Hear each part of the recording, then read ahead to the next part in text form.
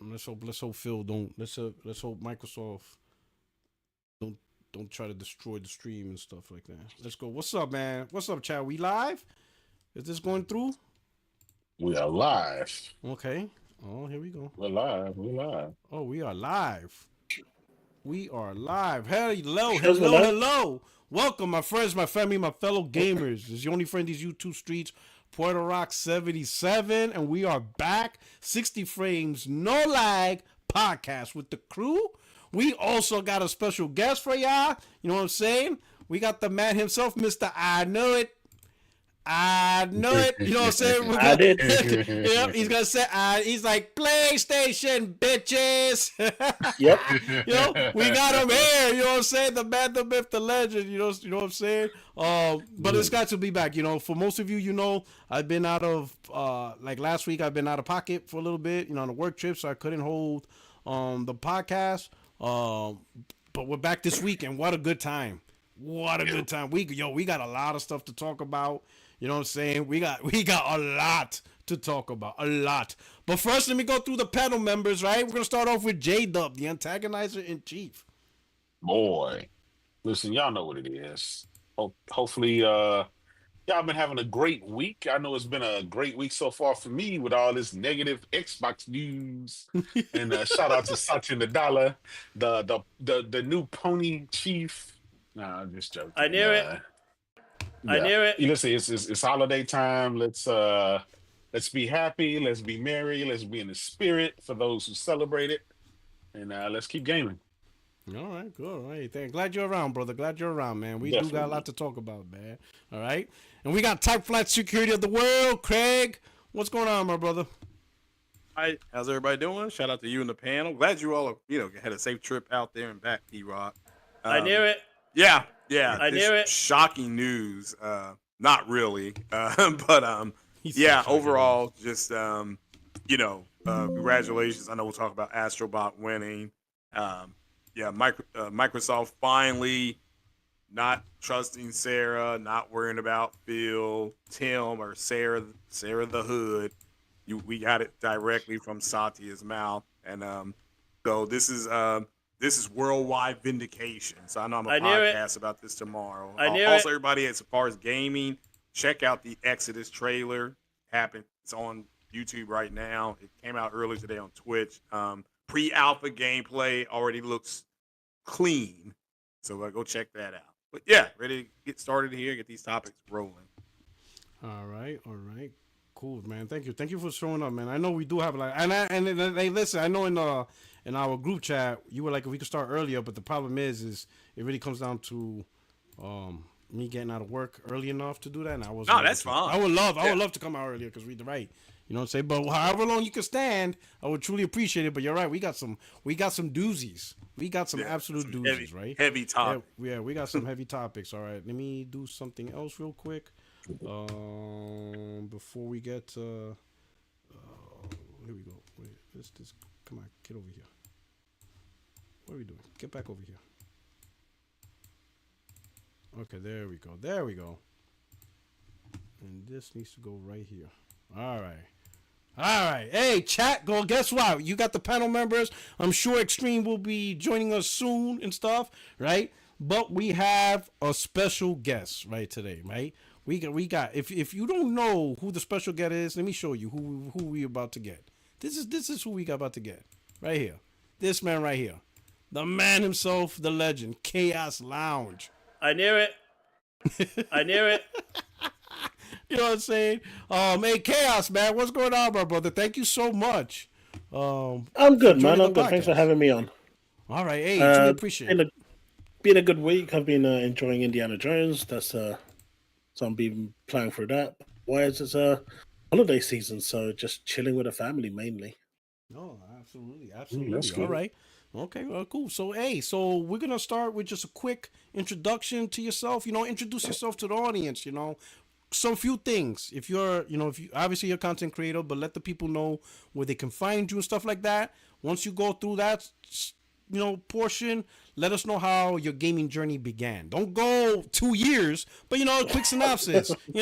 I first started gaming with this. You move on quickly, and then tell us how the hell you became an Xbox fanboy, because that's why we're really interested. We have to peer in the mind of Minolta. We got to see how you got infected with this disease. No, I'm just kidding. Infected? No. I'm just playing. Listen. I'm gonna be honest. Xbox was great when it first launched. I love the OG Xbox. Absolutely, one of my favorite consoles of all time. 360 was great, and then the one happened.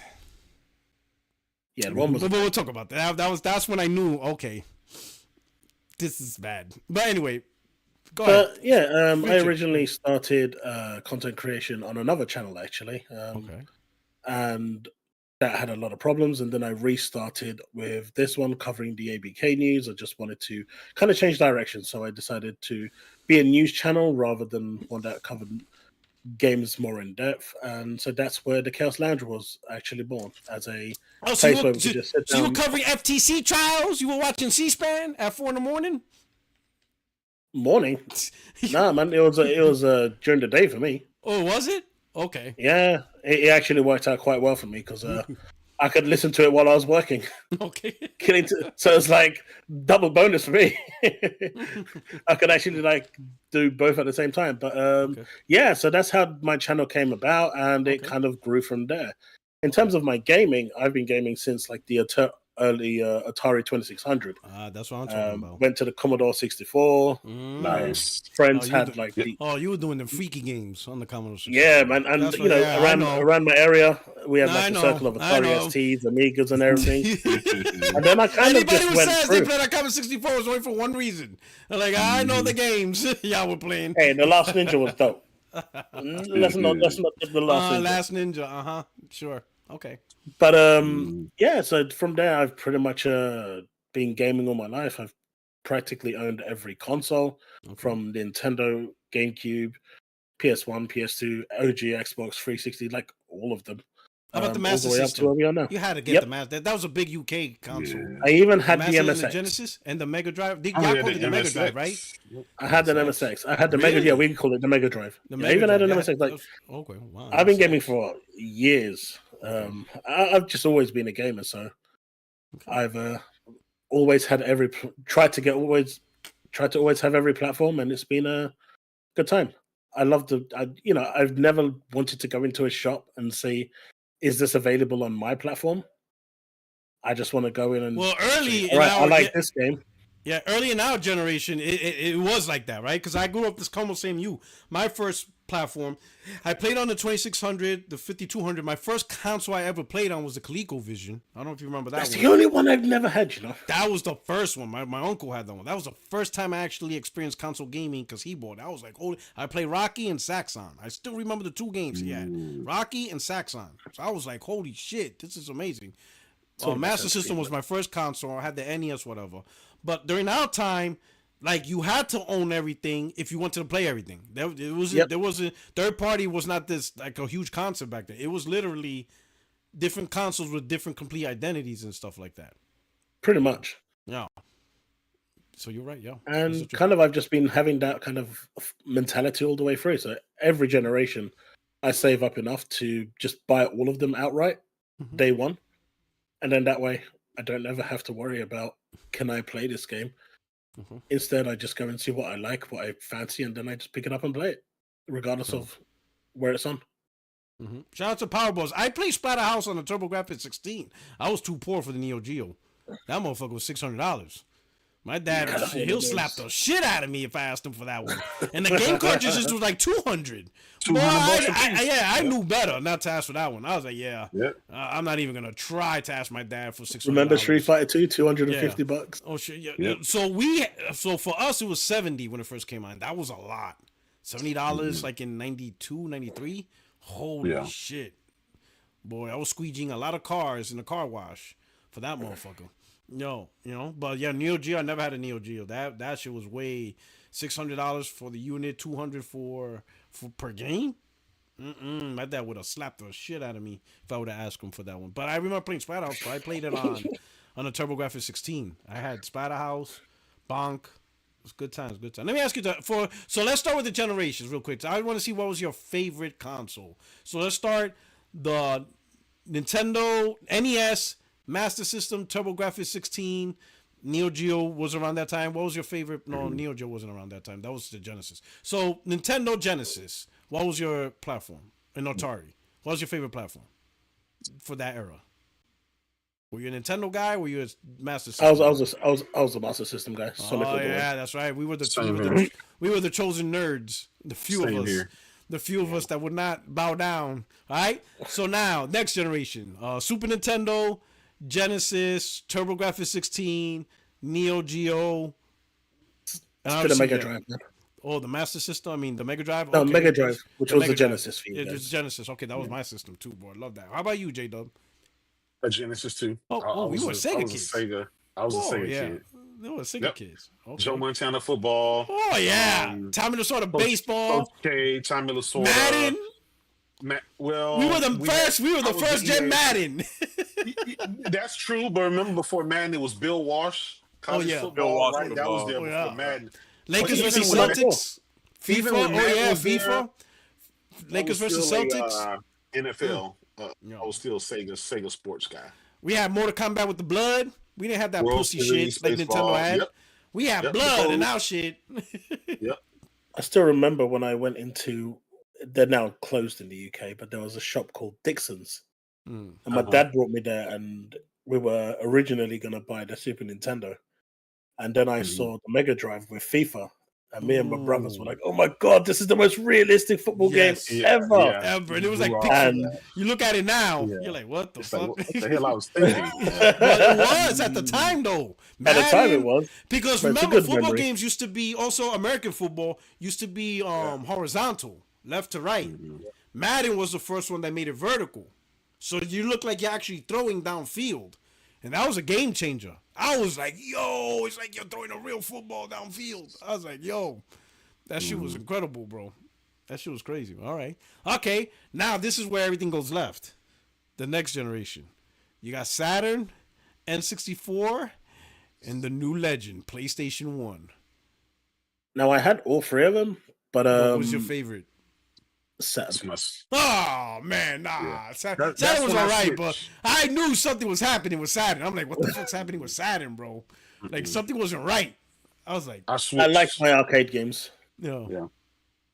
Now I switched. That's the generation I switched. Yeah, PlayStation 1. I'm like, man, I was playing Kane. I was playing Metal Gear Solid 1, Final Fantasy, Battle Arena to Shinden. I was like, yo, what is going on with this system? Soul Reaver. Woo. You two are like the third people I know that actually enjoy Battle Arena to Shinden. Me being the first. That shit was crazy. Resident Evil. When I played Resident Evil, I was like, yo. The spider, man, the spider jumped through the window. I mean, the dog jumped through the window. That dog, all that. The reason I said Battle Arena to Shinden is because back then, really couldn't afford a PlayStation, right? So my brother saved up. He had just enough with tax to either get the Saturn or get the PlayStation. We ended up getting the PlayStation, and luckily, the only reason we got it is because it came with a demo disc, the Saturn disc here in the States. So we said, well, it has a demo disc, so we would just rotate those games on the demo disc and play them until we could afford to actually buy a game for it. And we played that demo disc for, it feels to me, right? It felt like a year. Yeah. And the free discs I used to get from the magazine. Man, you get those demo discs from the magazines, man. Yeah. Everyone I used to play that shit out those. Yep. So that's basically the reason why I ended up switching, because we just really couldn't afford any games. In no sense of buying a console if you can't. But we played the shit out of the demo disc until we could buy a game for it. So, but that was one of the games that was on the demo disc that we just enjoyed. It's just every game on there. Jumping Flash. I'm trying to remember all the games that was on it. It was just fucking crazy. Yo, I'll be honest, I don't even remember the point of that game. I was playing that game, I'm like, what the fuck am I doing? It's like, I'm jumping on blocks, in 3D, you just jump. That's it. I don't know what the hell I was doing. I was like, what? Man, it's all about Warhawk. Don't forget Warhawk. Okay. Oh, yeah, Warhawk. Yes. Yeah. Warhawk. That was the You guys ever play Bubble Bubble? Okay. Bubble Bubble? Yeah, I know that one. Yeah. Yeah. All right. So next generation. Okay, here we go. The next generation: GameCube, Dreamcast, Xbox OG, and PlayStation 2. What was your favorite console? Where does the Dreamcast come into this? Well, Dreamcast was there. It started. It just it didn't was there. last long. Yeah, It was there for like it was there for like a good year and a half. It was the first. It was actually the first console to start the next generation. Yeah, It Dreamcast was released there in during the '99. PS2 era. It released in '99. PS2 released in 2000, and then GameCube and Xbox One released in 2001. Give or take, regions and stuff like that. Obviously, within that 3-year period. Yeah. Yeah, but it was all part of that generation. So I originally imported my Dreamcast from Japan. I remember my mum. Oh, so you had the black one? The did black you was the American one. I had the white one with the orange logo. I remember my mum working crazy just to get that for my birthday. Yeah, the black one was the sports one. Sega Sports Edition. Yeah. Oh, it was a Sega Sports, and then the Sonic they had a exclusive one was a Sonic. It was a blue. It was a Sonic blue. It came with Sonic. Okay. So I had the one with the original orange box. And after that, I picked up a PS2. Okay. And then I went Xbox because Sega and Microsoft were supposed to be doing a collaboration, and they were kind of supposed to make a console together. And so that was when I went Xbox, because I loved Sega, as you can see through Master System, Genesis, then going over to and that was really the reason why I entered into Xbox, because Shenmue was getting the upgraded version only on the Xbox, because it wasn't coming out on any other platform in the US. I remember, And that's when I went full Xbox. And I mean, don't get me wrong, I still really enjoyed my PS2, but that was when Xbox took me, and then I played Halo, and Halo blew me away. Yeah, Halo was just something that I had never seen on the console. So you say Xbox, OG Xbox was your favorite of that gen? I would say so. It's really hard. I'd say it's really close between PS2 and the Xbox. Okay, all right. I don't think I can. I don't think I can pick one or the other. They both were great, man. That was a great gen. That was a great. Even GameCube, I liked. Because PS2 had some greats like Zone of the Enders and stuff like that. There were some really, really good games. That was a really great both sides. PlayStation had the library. They just had all the games. They had a huge library, but there was a lot of great games on every platform. Every platform had great exclusives. Xbox looked better. I love Ninja Gaiden. Oh my god. Yeah. Ninja Gaiden Black. Oh shit, that was my shit. I also Jade Empire. Jade Empire, Yeah, and I played the Knights of the Old Republic on Xbox. Yeah, it was great. It was a great game. All right. I ended up got a PlayStation 2 the first day it came out, but I was a Dreamcast guy because of NBA 2K and all the sports. God, what? Sega Sports. Yo, Sega 2K? Yeah. God, that shit was good. It was the best looking thing ever. It's still to this day still the best thing ever. And but after a while, once the Xbox came out, at the time I'll never forget, I was in college. I had the PC that I had at the time was a Pentium 2 233 megahertz. Jeez, Pentium. They released this Xbox One that was a Pentium 3 733 megahertz, and it was like 3 times as powerful, right? And it had the SSC instruction set that the Pentium 2 didn't have, and blah blah blah, and all this stuff. And there was nowhere in the world I could not buy this console. Then I was able to rip my music, my CDs to the hard drive. It was crazy. Broadband, and stuff like that built in. It had the sports. I mean, Microsoft had the sports. They had the XSN line, so we had NFL Fever. Yeah, I remember. We had NBA. I'm trying to think of the name of the best. No, it wasn't Fast Break. It was the NBA game, but it was really good. Like they really had their shit together. Obviously Halo, right? Obviously Halo. Never seen anything like it. We just had a bunch of exclusives, and the games just looked better and ran better. Yeah, it's obviously part of chat. Being able to chat with your friends and stuff like that was unified system unheard of right then. Yeah. It was awesome. And That shit was crazy. and I was on, so I was officially a Xbox guy starting that generation. Okay. Oh, all right. Okay. Next generation, 360, PS3, 360 and the way. and the Wii.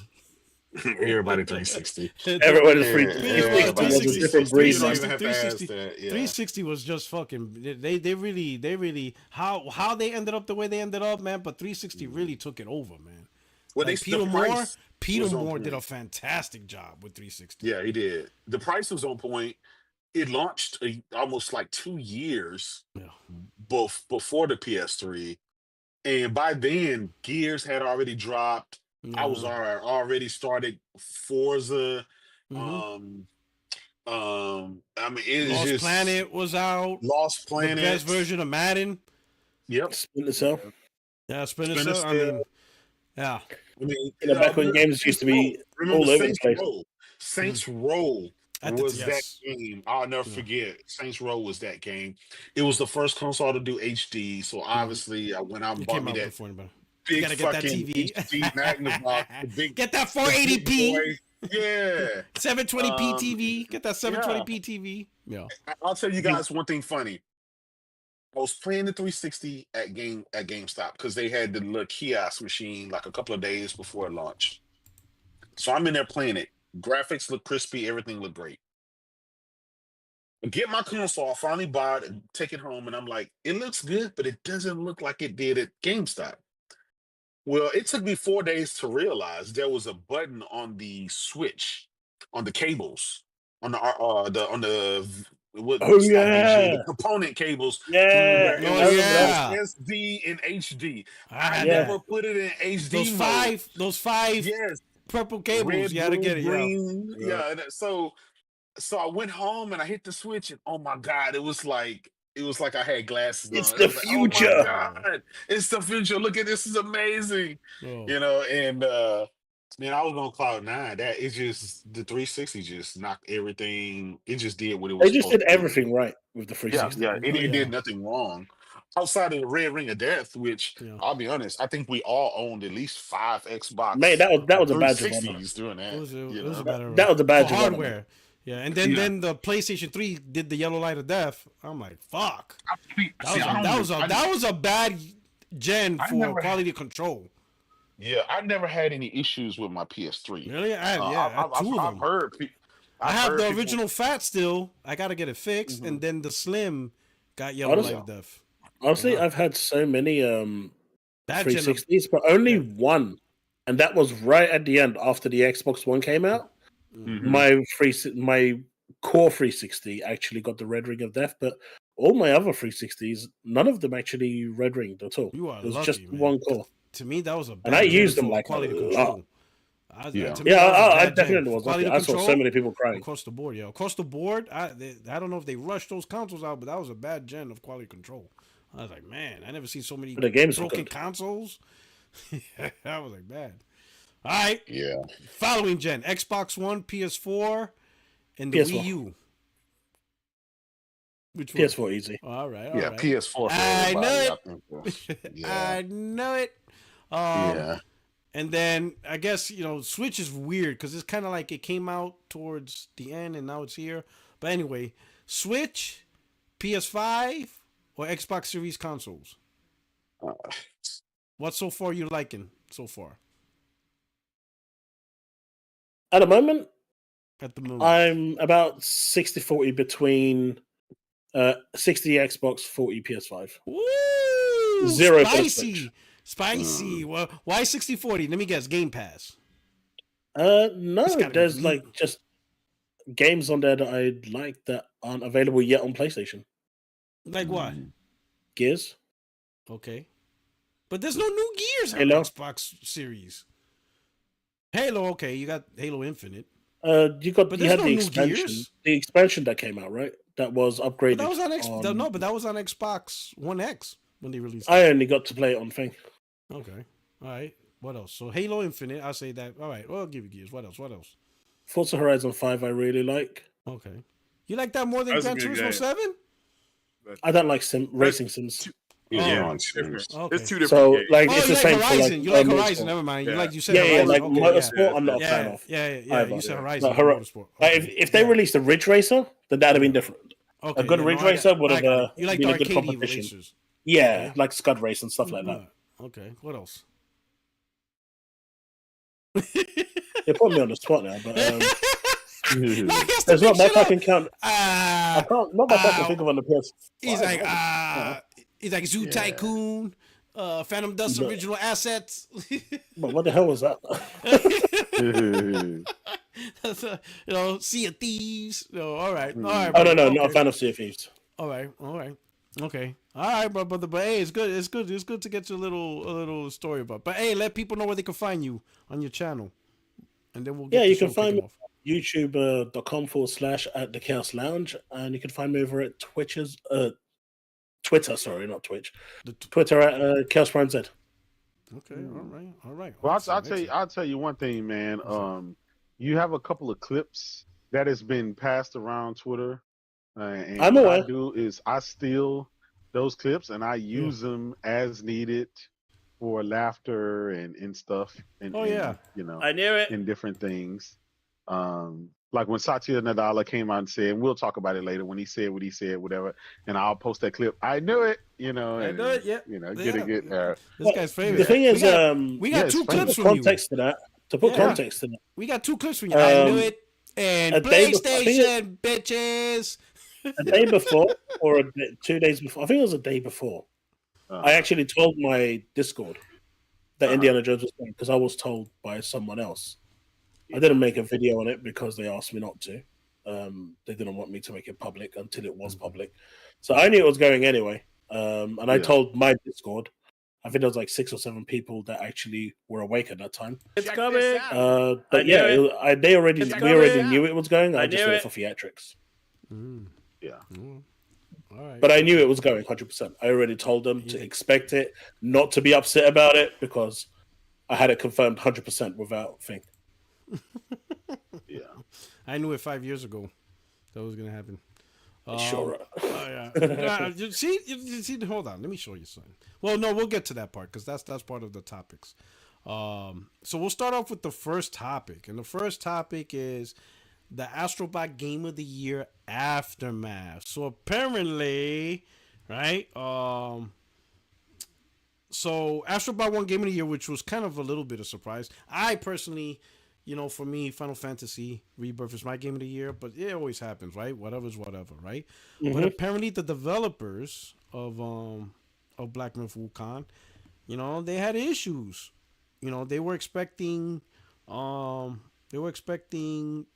for their game to win. And some of them anticipate, according to this article, that they thought they were going to win, 2 years ago. All right. So. Oh yeah, that was crazy. Yeah. So let me read this to everybody. Game Science CEO gives statement on Black Myth Wukong at the Game Awards, and this is the statement. This award ceremony coincided with the release of a relatively large update. For me personally, this project that took 7 years has officially come to an end. The 4 nominations for Black Myth Wukong, Best Action Game, Best Art Direction, Best Game Direction, and Game of the Year are all the first in China. In the end, it won the Best Action and Player's Voice, especially the Player's Voice, which is gratifying. But I must admit that there are disappointments and regrets. More of them are giving up illusions. The games nominated this year are all excellent, but I really don't understand the selection criteria for this year's Game of the Year. I came here for nothing. From yesterday to now, I have also seen strong dissatisfaction, unwillingness, and unhappiness in the comments of many players. Most of them expressed in a humorous and deconstructive way, which is hilarious.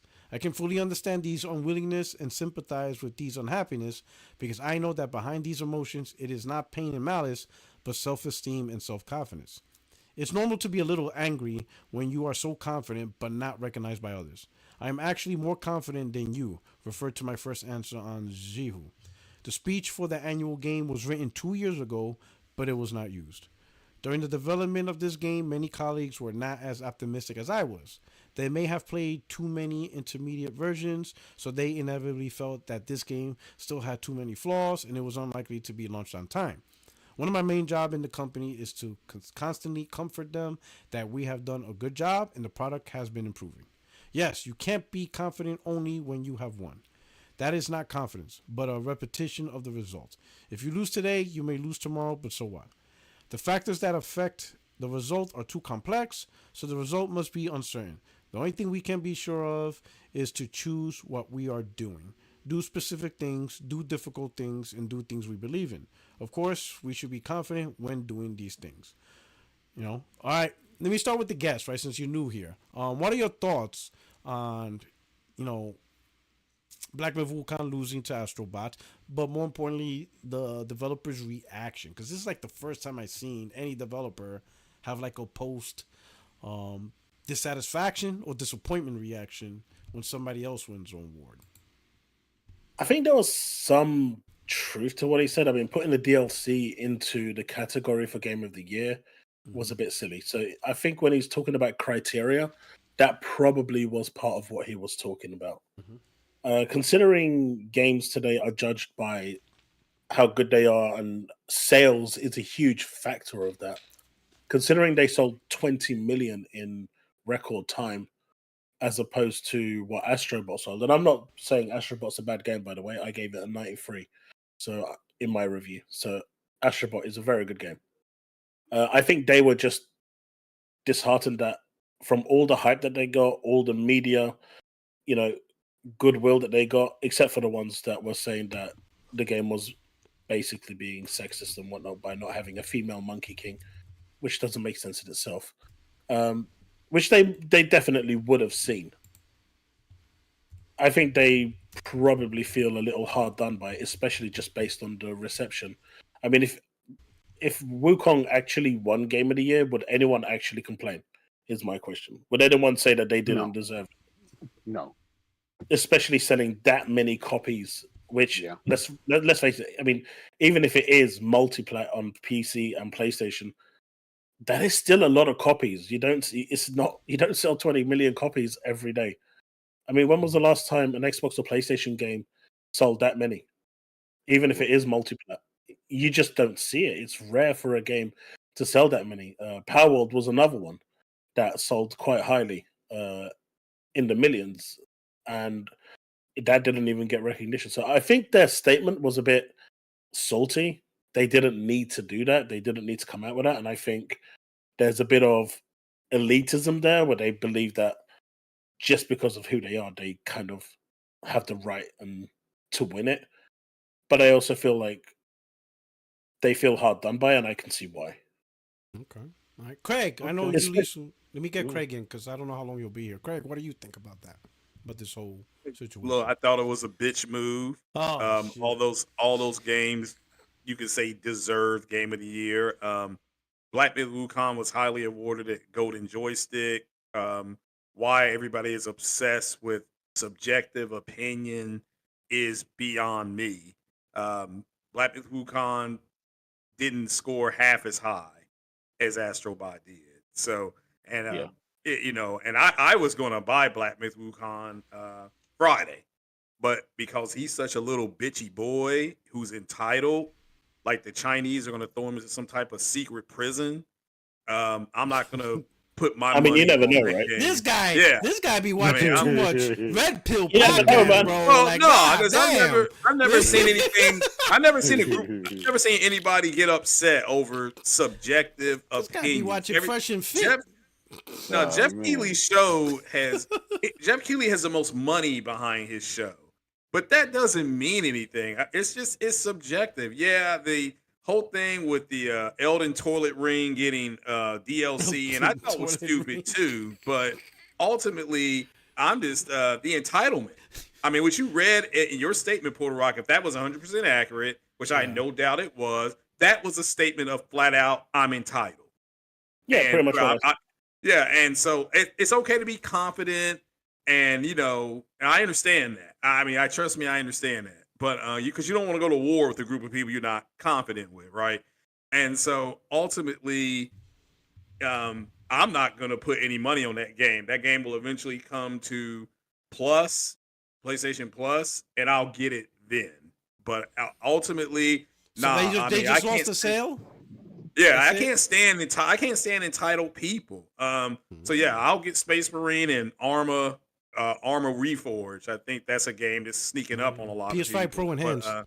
Yeah, so that's only $40, but yeah, the hell with him and matter of fact, just go ahead and spank your Monkey King. I'm sick and tired of people like shit. that. This guy always got to bring in. All right, J-Dub, what do you think? What's your view on this? I like what he said earlier. Listen, I bought Black Myth Wukong twice. I bought it on PC and I bought it on PlayStation. And so you it's bought a it on great game. Xbox and PlayStation. Oh man. Listen. Oh man, PC's and You know, Xbox. So you bought it on console Xbox and PlayStation. Well, listen, my PlayStation is an Xbox. Oh, so you bought an Xbox twice. Yeah. So here's the thing. So I bought the game twice. So I supported it. I played it. Great game. But here's the thing. To Craig's point, the game Metacritic score wise on PS5 was a 76 and on PC 81. So that Metacritic score is, I'm not going to say it's bad. It's low compared to the competition. Astrobot was like the high is.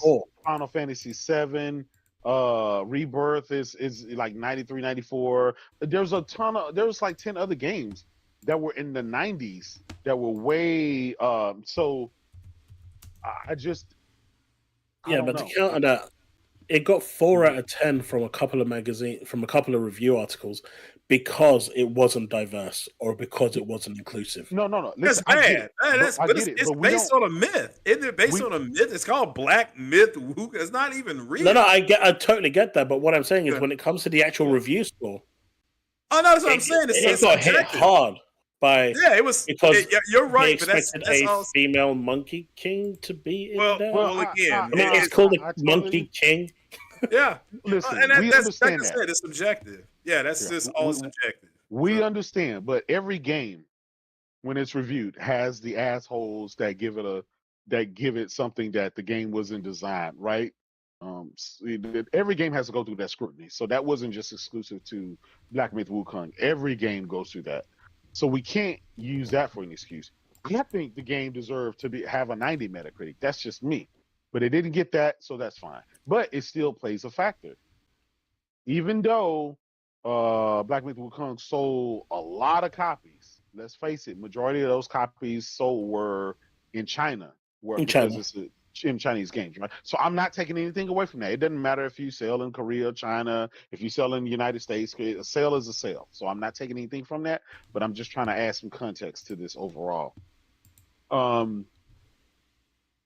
I thought Final Fantasy 7 Rebirth was my shoot-in for Game of the Year, but I said my secondary would be Astrobot because it's a everybody type game, right?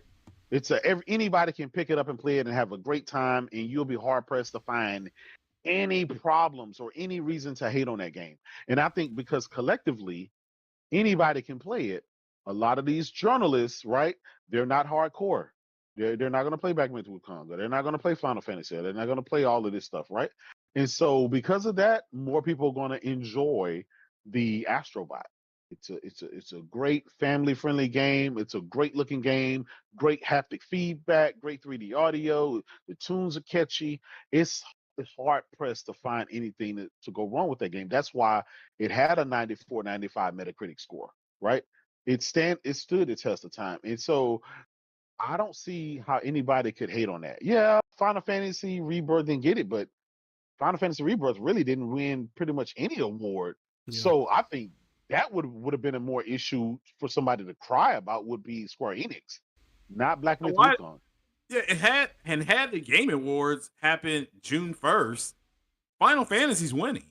That's what I'm saying. It's a subjective award. This is why I don't watch it. Because it's Game of the Year is whatever. My Game of the Year is Dragon Age. That's my Game of the Year. Now, it wasn't even nominated. Am I going to cry because it wasn't there? No. But there's just, when you're dealing with subjective issues, there's always somebody who's going to complain. It just is. And unfortunately, I mean, like you said, Jay, the Black Myth Wukong, not Black Myth, I'm sorry, the Final Fantasy Rebirth. Yeah.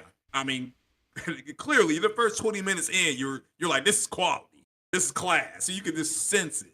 And it got totally shut out. So it just it's messed up either way it goes. But and I agree, had Square Enix released a statement, I would have been like, well, that's a little more telling because it had that game come out, and had the awards been in May or June, it wins. But at the end of the day, it's all subjective. That's why I'm just kind of like, I don't know why people complain about it. But Jeff Keighley loves that. That helps his show going into next year because controversy brings eyeballs, and eyeballs bring extra ad revenue, which brings Jeff Keighley more money. So that's work is a nice circle for him. Before I bring my point, let me go through the chat real quick. We got Fabros. Thank you. Welcome to the family. 60 Frames Don't Like family member. Shout out to you. Thank you so much for joining the family. Really, thank you. We got Juan Morillo with the super chat. Says, glad Rebirth didn't win. Ass of a game. J Barry, hold that L. Shout out to Astrobot PlayStation. I'm hurt, Juan. I'm hurt. I love Rebirth. I can't be hurt. I'm hurt. Shout out to Juan. He said ass of a game. I'm hurt. I'm hurt. I can't be hurt. Man. Oh, we got the braid. Oh, man. That's the judge right there. He said, sorry, fellas, can't make it tonight. PS5 all day. All right, man.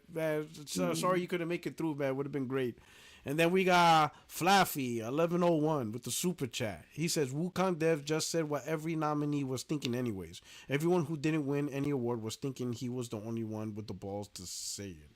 I mean, that's, so here's my thing. Would he have said that if he would have won? Probably not, Nope. right? Would he have judged? I mean, he had his acceptance speech from 2 years ago. You would have just read that. Yeah. So here, so I can understand the disappointment, right? And from his perspective, all right, they probably, like you said, it's a first for China. So it's more than just making a great game. He's probably trying national pride. National pride. He's trying to break ground for other future Chinese developers. So I get.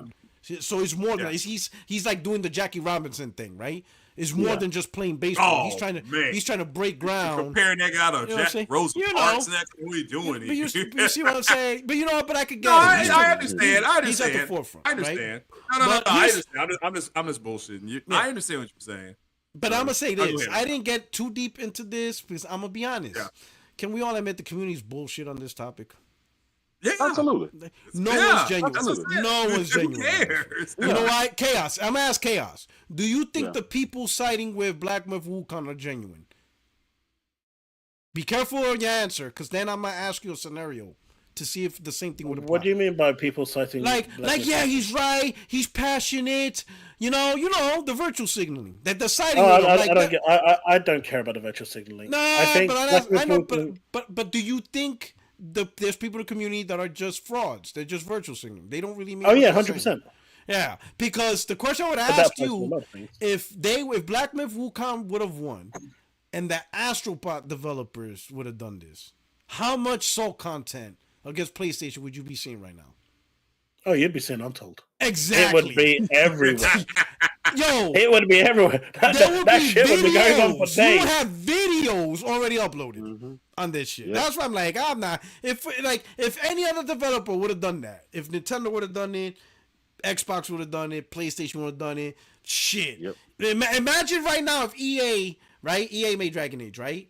Imagine if EA says, "Oh, we didn't even get nominated because people are with this anti-wokes." Oh my god, they would have gotten. I'll be honest with you. I think Jeff Keighley knew that if he nominated Dragon Age Vanguard, he would have sunk the show. No, but here's the thing. So, but that's the thing, though. So that's the thing. I know some people have this theory of, there's always going to be like the tinfoil hat theory. But if you understand how the whole judge selection, unless there's like that one guy who's manipulating the whole thing, the reality is, they select a panel of judges, like a whole bunch. I think it's like 100. It's like some insane number, right? Phil Spencer is on it. Well, he's not a voting member. He doesn't vote. He's part of the advisory board. So the advisory board are the ones who pick all the judges, and then that's it. Yeah. They back off of that, right? So, if you look at the panel, half of them don't even play games. Yeah. Yeah. Oh yeah, so I agree. It's like the CEO of Activision. Yeah, like they don't play games. And my biggest issue with the Game Awards is they that don't vote. They're not the voters. They do no, vote. 90% of the voters come. No, not the advisory. the panel that's chosen. Oh yeah. Yeah, It's they're the 90% industry people But it's like from the industry. They're like and other people. Yeah, the reviewers industry. from IGN, Yeah. the reviewers. But I think and what some they should start developers. doing is getting some of the more prominent, like really big YouTube gamers that that are actually out there. Skill Up is one of them. He's actually a voter in there. But I think they should get more gamers going into it than these pencil pushers to make it a little more focused. Don't forget the actual voting system. 90% of the vote comes from the panel. Yeah. The 10% that comes from the viewers has zero impact on the final decision. Yeah, because it's bullshit. Unless 10%, we don't matter at all. 10% is not big enough. If they gave us like 10%, 25%, yeah. 10% is like if it's like a slim margin between two games, and you just so happen that the majority picked that one game that's in a slim margin. It's a it's a useless thing. But here's the thing: if you was to select that, if you were to change that, you're gonna get a bunch of fans. You're gonna have Colt Eastwood having a vote, right? You think he's gonna vote for anything like everything Xbox? Microsoft? You know what I'm saying? Release is gonna be this is a 10 out of 10. It's kind of like What about someone like Angry Joe? Hold on, let me say this because it's important. But we gotta understand. This is how This is how it starts, right? We'll use the game of the year as the category. They tell whatever amount of panel there is. They'd be like, hey, between these dates, usually it's like from last year, like November 20th or whatever was the cutoff, the day after, up until this cutoff, pick 6 games that you think is game of the year. That's it. That's what they get told. So each of the panel writes their 6, right? They collect those numbers, and the top 6 among all the voters, those become the nominees. That's literally how they do it. Each individual person picks their own 6. So it's not like a pre-filled, like, hey, these are the 6 or 10. No, I mean, just write in your 6. I mean, at this point, that's all you can do to rely on it. I mean, I personally don't see why it isn't that way. I don't think it's as tinfoil as it is, because let's say some people be like, oh, Jeff Keighley's a PS guy. What does he really have to gain from being a PS guy on his own show? He doesn't have nothing to gain from that. There's nothing for him to gain from that. There's no logical reason to rig the show. It's not like it's Vegas betting. No one's betting on Astrobot. There's not a 10-1 odds. No. Let me counter what you're saying. Yeah. Back during the 360 days, who did the media support? The 360. Xbox 360 and Xbox could do no wrong, or were they supporting the failing PS3? No, they were always looking up. So right now, was getting slaughtered. Right. PS3 was getting slaughtered. The PS3 was getting slaughtered. Yeah. Yes. Yeah, exactly. So now that the PS5 is the market leader, which we can all agree on, the media is now reversed, right? The media can't say no bad. No. But listen, the PS2 was getting slaughtered, but that didn't stop. No, PS2 was getting slaughtered, but that didn't stop Uncharted 2 from winning Game of the Year. While PS2 was getting slaughtered, and The Last of Us, Yeah. Those were the two, probably one of but the those two were good games. That's how you know that those games. But what I'm saying is, think about it. If there's a system to rig, there's got to be a reason to rig it. Who's gaining from a rigged system? So let's say people think Jeff Keighley is rigging the system. Do you understand how much these institutions get from keeping companies happy? But that's everybody. Yeah. That's everybody. Think about it. Exactly. Think about it. No, but you understand. You can't rig the system for PlayStation because then you're not making the rest of the industry happy. But you're missing the point. You see what I'm saying? There's nothing to gain to make PlayStation happy. On a popular one. On what? It's not specific to PlayStation. It's not rigging it specific to PlayStation. See, that's the part you're not. So getting. rigging it. Okay, it's rigging it. The popular one. The popular. It doesn't matter if it was. It doesn't matter if it's Sony, but Nintendo, or Xbox. Whoever's number one at the time in terms of public opinion, they will get more favor.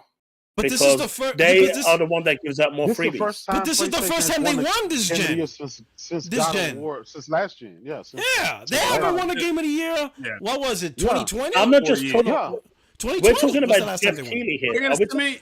No, me ask you- but Look, listen. they need another award in his show, They need- in his show, it takes 2 beat out a PlayStation game. Yeah. That shit was rigged. Overwatch. Well, again, this is- Overwatch. guys. beat out Horizon, right? So it takes 2. So when it takes 2 1, that was rigged. So That was rigged. what would be the point of rigging that then? Who gained?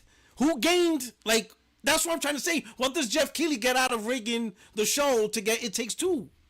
What does he I get think out the of that? easiest. Look, I don't think it was rigged or anything. I just don't think think it's when you rigged. go back.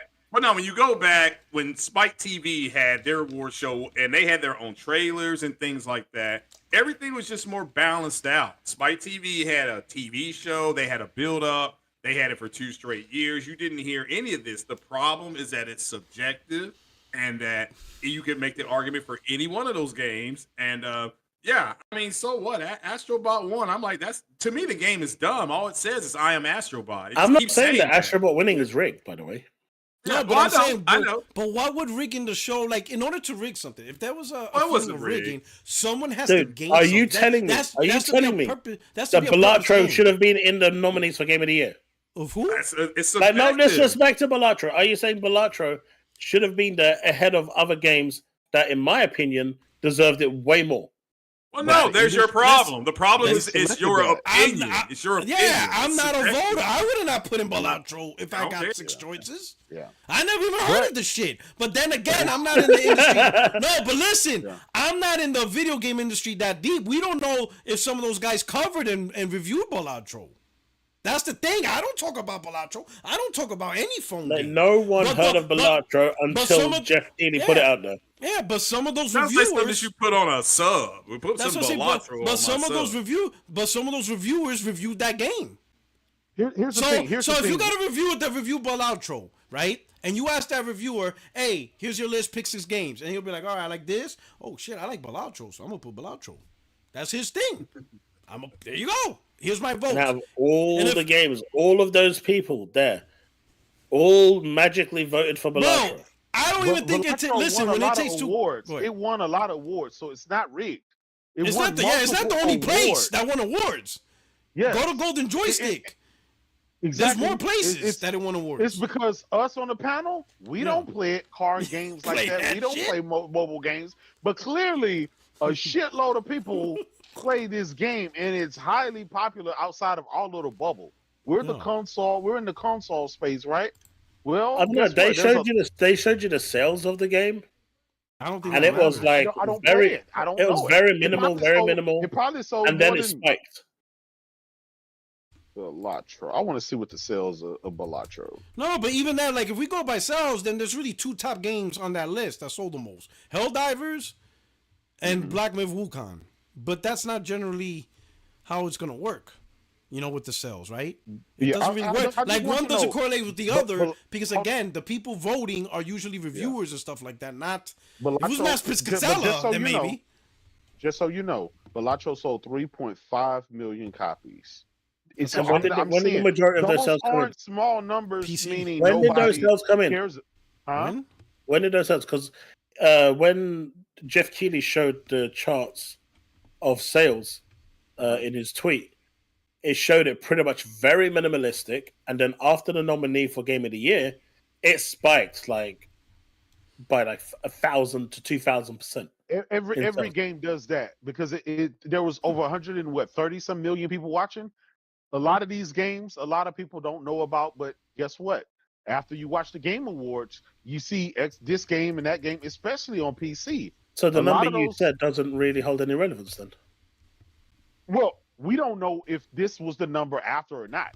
This right here says as of 6 days ago, Balatro has sold 3.5 million. Yeah, so it I'm was sure it didn't sell. after the announcement. You know, it only sold like 5 copies, and then after the Game Awards, it sold 3.5 million. Like, come on, we gotta. Look at this. we No, gotta no. be So I'll give you one objective. example. Outside of Jeff Keighley, poker-inspired video game Balatro hits big at the Golden Joystick Award, and that's a big Yeah. award in gaming. It says right here, the popular poker-based deck-building game Balatro has won 2 Golden Joystick Awards thanks to both the public vote and critics' choice.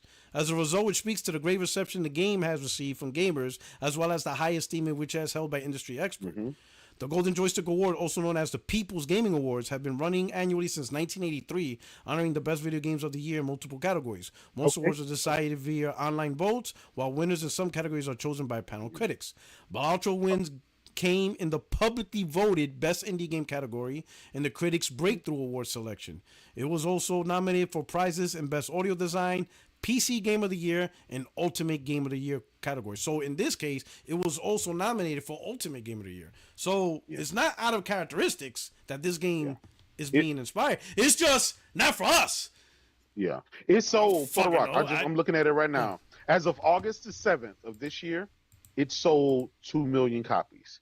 Back in March of this year, when it launched, it sold over 1 million copies in 10 days.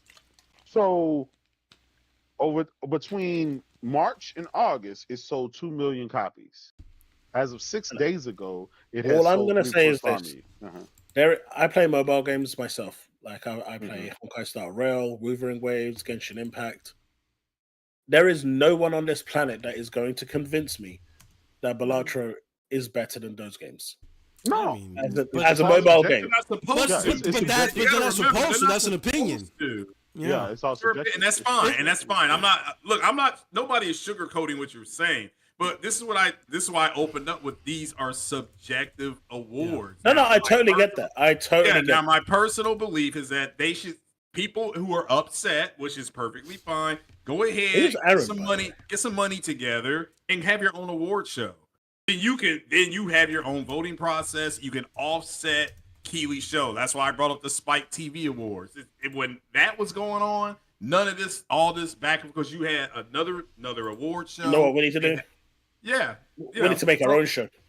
Yeah, that's what I just said. Our own Gamers Award show. Thrash does Then you'll that. see the shit show that's gonna happen. Reach out to Thrash. He does that. King Thrash, yeah. King Yeah, Thrash he does does his that. own show. He does it from the community, and everybody submits some votes. It's crazy. And you submit a vote. Yeah. It's actually a good. And he It's actually opens good. up the process. Yeah. It's a long process, but it's pretty good. And he gets anybody, Xbox guys, PC guys. He has guys to volunteer to present the award. It's crazy. Yeah. All right, Yeah. Puerto Rock. It's Puerto Rock. It's time for me to be messy. Oh shit! Xbox hasn't had a GOTY nominated game since Halo 3. Oh, that was the last time they shit. won or had a nominated They game. got Deathloop, dog. They got Deathloop. Oh man. They got Deathloop, dog. Oh, man. They got Deathloop. They got that one game counts. here. They got Deathloop. It still counts.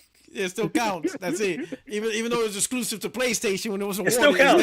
It's there now. They bought that championship. You see, what you're saying is if it wasn't They bought that exclusive to PlayStation, it wouldn't have won. They bought that. They bought that chat. They bought that shit. Yeah, they money had it. No, Their but money that had year I think Returnal came out. It should have been Returnal. Yeah. Returnal is a great game. Yeah, and that shit Deathloop beat it. I'm like, what? I'm like, all right. I still think that's one of the best PS5 games out there right now. Like that. Oh yeah, I love Returnal. That is one of. I think next gen people will look back at Returnal and be like, man, that was a great game. But it's one of those games that you have to be far out in retrospect and realize, damn, that was actually. Yeah. That is woke. Oh man! Before I go, shit. the Captain America game, the Captain America 1943 game. What are we doing? Xbox exclusive, right?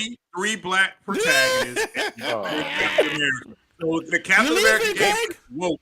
It is. Yeah, you have a Howling Commando that's black. You have Black Panther. You have not a Thor, but the don't bring this red pill shit, man. It's gonna be considered woke, and I love it. So. You out, Craig? Huh? We'll go to the next topic. Let's go to the next topic. Next topic. Yeah, all okay, right. go ahead. Next topic. So upcoming games. TGA announced. I think Jeff Keighley finally figured it out. He's like, you know what? We got to be done with this indie shit because no one really cares. Let's just get the big AAAs and make those announcements, and he did, right? So I want to know. I'm gonna put it up on the screen. All the games announced, but I'll start with you, Craig. What are some of your games that you saw from the award show that got you like, oh, right, okay, I'm really looking at this. I don't know if you remember or if you need to look at the screen. But was there anything? But was there anything in the Game Awards that got you like, oh shit? You like ball chicks? No, the Witcher game. The Witcher game definitely. Witcher, The and hold on, scroll down again. Oh yeah, and the Intergalactic games. I like space games. You like ball chicks. Split. Well, yeah, and the Mafia game. As far as what I've seen. So, but is it in the Mafia game? Things that looked interesting. Yeah, the Mafia Old Country game, and then Project Century looked like it had Project Century, meaning it is not a completely funded project. So yeah, that's the games that I saw. The games that I saw. Now I'm also excited for Death Stranding 2. Hopefully we get like I said, the Exodus trailer came out. Helldivers 2 I want to play. It's hard to set something up, and but yeah, overall, yeah, and of course, everybody wants to play Grand Theft Auto 6, but yeah, I would have liked to have seen a little bit more on Death Stranding, and I did think that as far as Jeff's show, I'll give a big shout out here as a fan of growing up as a kid watching Indiana Jones, seeing them all come out there, and I love what Harrison said, which was, had I known he would have done this, Troy would have done this good with it, I would have just done this myself. So because it's a solid entry into that series. But yeah, I'm interested in Intergalactic. To me, if you like Returnal, that's the vibe I got. Going to some isolated planet, and she's running around with some kind of stick. And didn't you do the same thing in Returnal? Run and jump and shoot and melee and all that kind of stuff. So to me, it looked like that. But I have to wait and see. It's early. No gameplay, but it looked interesting, and the ray tracing looked fantastic. Okay. Yeah, and we got a shout out to The Witcher 4 because we do have a canonized ending of Witcher 3. There's multiple endings. There is an ending where Ciri will become a Witcher. So it looks like that's what they're canonizing. Again, it's early. Have to wait and see. Okay. All right. What about you, J-Dub? From the stuff you seen at Game Awards, what caught your eye? I mean, obviously, Intergalactic. But The Witcher 4, like he said, the Old Country, the Mafia Old Country. Looking forward to playing that game. What else? Oh man, it was quite a few games. I also got it on the screen. I'm scrolling through it. All right, I see it. Yeah, let me see. I'll start from the top if you're looking at it. No, because it was a lot, man. I was like, oh, yeah, it was a Crimson Desert. That I'm super interested in that game. It looks good. I really hope it pans out for those guys. Obviously, Virtual Fighter. I'm like, come on, like who's not excited for that? Yeah. That's a good point. I forgot about there's a game called The Altars. I played the demo on Steam and PlayStation. I'm definitely, that's a day one. That's on my wish list. I did try that Steel Hunters, and not for me. What else? Screamer car game, obviously Game of Thrones day one. I saw the Screamer. When I saw that, I'm like, oh, this is you so already J-Dub. know. This is so J-Dub. Like this is literally made for him. Yep. The Game of Thrones. Yes. I'm a huge Game of Thrones fan, so that's right up my alley. And obviously the big guns, GTA 6, Death Stranding, Ghost of Yotai, Wolverine, all the big stuff for PlayStation. I'm excited for I was not disappointed. This was the best Game Awards show that we had in quite a long time. Okay. Yeah, that seems to be overwhelmingly odds. What people are saying is that even though you can argue about the awards, the actual pace of the show and the show itself, I've heard was really good. I didn't really watch the reviews were great. He got AAAs in there. That's all. We've been saying that for years. Like, you can't flood. Like, all right, you mix it in, but the majority of the show cannot be indies. Like, that's just ridiculous. Yeah, and then you got to finish off the show with a big bang. You always got to end it with a big bang.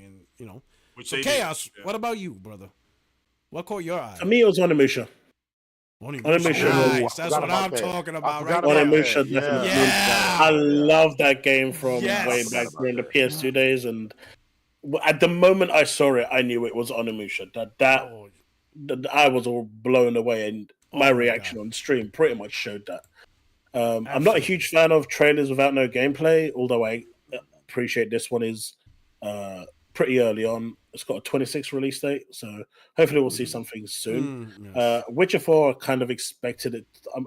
We didn't see any gameplay, so I'm expecting it to be pretty much in line with Witcher 3. They're just good. looking CD better. Projekt, I mean, they just had to slip with 2077. I think it's only because they try to make it for PS4. They just wouldn't dedicate to the next generation because it was early. But I think if they would have just said, nah, this is only Xbox Series, PS5, PC, I think they would have had a better launch. But in the end, they fixed it. They definitely fixed it. Oh yeah, they put the they work said into things it. right. They said things right. Which you gotta respect. Okami sequel. I know again we didn't see much. I didn't see that though. I didn't see that coming. I mean, I didn't see Onimusha coming over. That one was just such a shock to me. Those three definitely. I'm not as excited for Intergalactic mainly because I haven't seen any gameplay.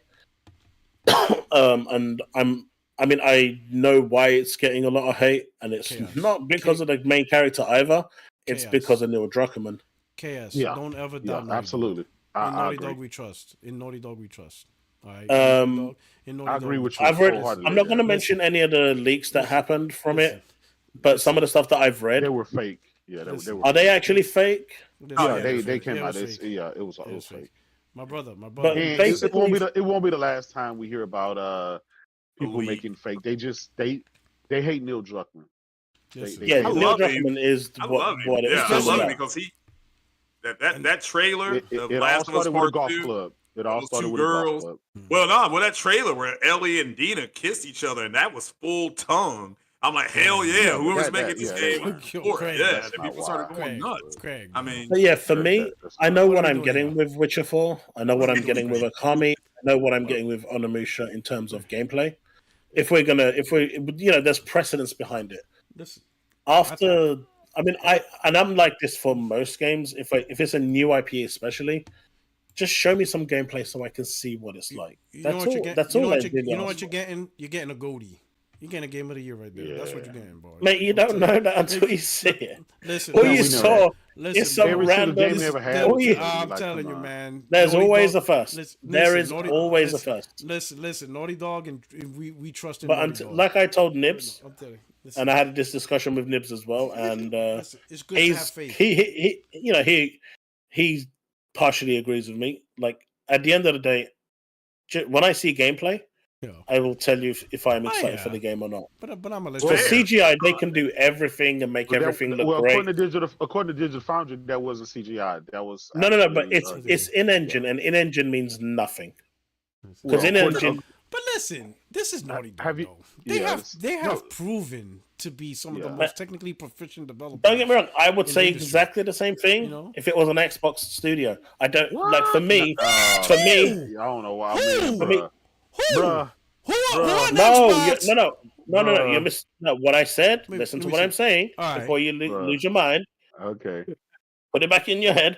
All I'm saying is, if it's an in-engine game, if it's an in-engine showing, I am not going to get excited, even if it's an Xbox game. So this isn't me, because it's a PlayStation game. I'm putting thing on it. So I just want to see actual gameplay because it's a new IP and no one knows what it's going to be. Can we admit, though, Naughty Dog has been consistent delivering some of the best technical.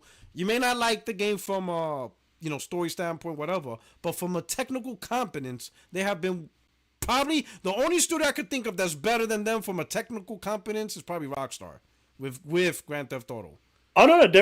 Uncharted 1 to 4, I've enjoyed. Legacy, I enjoyed. I'm talking about technical, not even enjoying or whatever. Just like 1 and when 2, they show, I'd love when they show you how a game looks, they deliver that. It comes out looking better. They deliver that shit. So from a technical, but they were showing gameplay. All you do is see gameplay. Yeah, just gameplay. Yeah, I can see you think the gameplay sucks. I get that. Right, I just want to see gameplay. I mean, what they showed, ain't nothing wrong with that. Looked cool. I just want to see gameplay, and because we've seen like loads of great trailers in the past of new IP, and when the game comes out, it's either nothing. Don't get me wrong, Naughty Dog has a pedigree, and I'm not saying it's PlayStation's first party studios. Naughty Dog has a pedigree, and all of their studios. so I am going to say that I'm happy to give them the benefit of the doubt. But I've seen a lot of games in the past where the trailers look great, but the game isn't for me when they show gameplay. Yeah. So We understand. Definitely. I'm all so for that's why gameplay. I'm more reserved with Intergalactic. But for that reason. So it's not that I'm saying it is going to be a bad game. I'm saying Witcher was the same I way, want to see more. Yeah, Witcher was the same way. Witcher was the same way. That was all CG. There was no. Yeah, but we've seen Witcher 3, and I don't think it's going to be that different from Witcher 3 in terms of style of game. I don't think they're going to change it, right? So, like I said, with Okami, Witcher, you've kind of got precedents from their previous games that they're going to lean on to create. Well, now, if they made a Returnal 2 and they Naughty showed... Dog has a presence too. That means GOTYs because all their games win GOTYs. Yeah, but not on the So you can. No. He's not saying. He's talking about gameplay. He may not like the gameplay. I'm talking gameplay. Yeah, he may not like the gameplay. I'm not saying that the game is going to be bad. Graphics, sound, whatever. They just hit on all fronts. But you don't know if they're going to do that on this one. On this one, They fair. will. I think that's fair. Over a 30-year span, they have delivered. That's true too. Yeah, there's no reason to think that now out of the blue they're gonna give us a Bleeding Edge or a Redfall. Let me remind you of a company called CD Projekt Red. Yeah. For so many years, they delivered banging games, and then came Cyberpunk, which was the most broken game since Anthem, and everyone their grandma shat on it. But it was always broken on the console. The PC was PC was buggy as well. I played it on PC and I had to stop. I was day one on the PC. It was, Me too. It worked. And I had so many problems. Not everyone's going to have problems. Not everyone had problems. But in my opinion, I think the reason why CD Projekt had the problem was because of multi-platform development. They made their main problem was they made the game. The game wasn't ready. The game just wasn't ready. They had to be slow. It was not, but beyond that, they shouldn't have made it for the Xbox One and the PS4. It should have never been for those platforms. Notice when they did the update. Anthem? No, remember when they did the update? They whatchamacallit. They didn't put it on the PS4 and Xbox One. Hear me out. They kept it next gen. So I knew one of the shareholders for Anthem. Yeah. May he rest in peace. But he was telling me about basically what happened with Anthem. And essentially what happened was they wanted like another 6 months to a year to work on the game. Yeah. And the shareholders turned around and told them, you either release the game now in its current state or we pull funding. We want to see a return on investment. And I'm pretty sure something along those lines happened at CDPR. Probably so. I don't think those developers or those producers are that stupid enough to actually release the game in that state. No, so we know. It's in all fact, the pencil pushers. The corporate guy actually apologized. He said, "Don't blame the developers," because the developers told them that this game can't be released. So that we already know. But here's the thing: those two examples don't apply to Naughty Dog, because Naughty Dog, if they tell Sony this game's not ready, Sony's like, "All right, you let us know." Naughty Dog has delayed their games. I think they delayed the games. I think one of them was like delayed twice. Naughty Dog goes, well, you just saw what Naughty Dog did. Naughty Dog said, we're not releasing. Naughty Dog just said, we're not releasing this live service game. We're shutting this shit down. Who knows how many millions was invested in that strategy? And Naughty Dog said, yeah, we're not doing it. Shut it all down. We don't care. We're not confident. Naughty Dog. That's not what Neil Druckmann said, right? Neil Druckmann was disappointed that he couldn't finish the game because he said it was the best, the most fun Last of Us experience that he's had the pleasure of building, and is disappointed that he couldn't finish it. I was one of the people that was actually looking forward to Factions, genuinely looking forward. But they made the decision to shut it down. Sony didn't tell him to shut it down. He made that decision. And his family. Naughty Dog didn't make that decision. Yes, they did.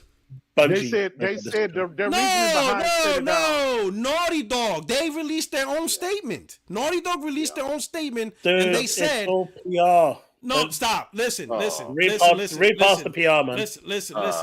Listen. You can't go there. We can't talk what we think. Naughty Dog's official statement was they had a choice. They came to a crossroad.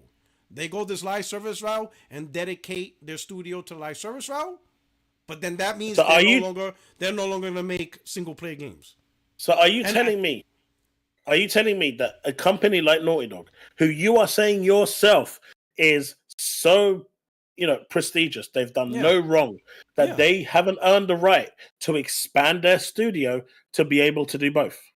What are you talking about? You're telling me that they... No, listen. not- That's but two instead- different. listen, I listen hear. to what he says. I hear But your instead- conversation. Listen, I hear your conversation, but that has nothing to do with the quality studio. This comes down to two roads because of how big they are. Right? They have to dedicate their studio for this game, and that's all they're gonna do. That means the entire studio, all of them, all hands on deck. If we go this route, all 800. They could have done it. Okay. Look at Bungie. I think Bungie has this huge studio. They don't do 10, 15 games. They dedicated the last 10 years of their existence just to Destiny 2. One game. actually, technically, they did, but none of them came out. Bruh. You see what I'm saying? None of them came out. So Naughty Dog came to a crossroad. We got They to make a had decision. They made 6 incubation projects. Listen, We're not talking about, we're not talking about stuff behind the scenes that we heard or somebody said. We're talking about stuff that either released or didn't release. That's what we're talking about, right? There's always stuff. Joe Bloden heard this or that could be. We don't know. Yeah, the factual thing. Yeah. Naughty Dog released a statement. This is what we gotta do. This project was huge, but to continue on, they have to forego single player games, and they didn't want to do that. They didn't want to be a live service studio, so they said, you know what, we're no longer And seeking a live service they studio. actually shrunk. And they're going, not shrunk. Well, they reduced some of the multiplayer guys, but the studio's still huge. Remember, we just saw Intergalactic. We just saw Intergalactic. They're also working on another. They're working on 2 single player games.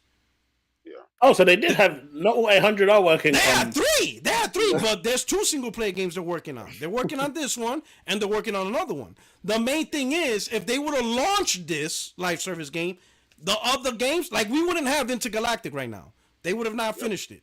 They would have moved on. And whatever other game they're working on, they would have canceled it. Because they don't have nobody. I don't believe that, but you're welcome to believe that. It would have turned into Bungie. Listen. You don't have to believe it, but unless you have factual information to counter it, it's just a personal opinion that you don't want to believe it. I personally believe it because when studios goes live service, they don't tend to keep making a lot of games. Look at Rockstar. Rockstar got 4,000 people. Yep. So why did this information come out after news came out that Bungie went and reviewed these games because of their expertise, and they said that Factions wasn't in a good place to release because it didn't have a future? And then only after that statement that Bungie made, Factions suddenly disappeared. Listen, I believe that happened, right? Let's say Bungie's been doing this for 10 years, right? So they go in, they ask for my advice. Like, if I've been doing something for 10 years and I'm successful at it, hey, Bungie's the master for you. I'm just saying, you wouldn't want my advice on the project? Would you go to Bungie for advice? You know what I'm saying? Why not? They still have one of the most successful games. Look how many people are failing. Suicide Squad fell. Defiant fell. Destiny's still here. Have you seen the state of Destiny 2? Listen, bro, there's still people playing that. They had Destiny one came. Listen, DLC Destiny came. That wasn't popular. It wasn't the end of the. Then they released another DLC. I mean, not DLC, but another season. I played it all the way up. What are you I talking played about?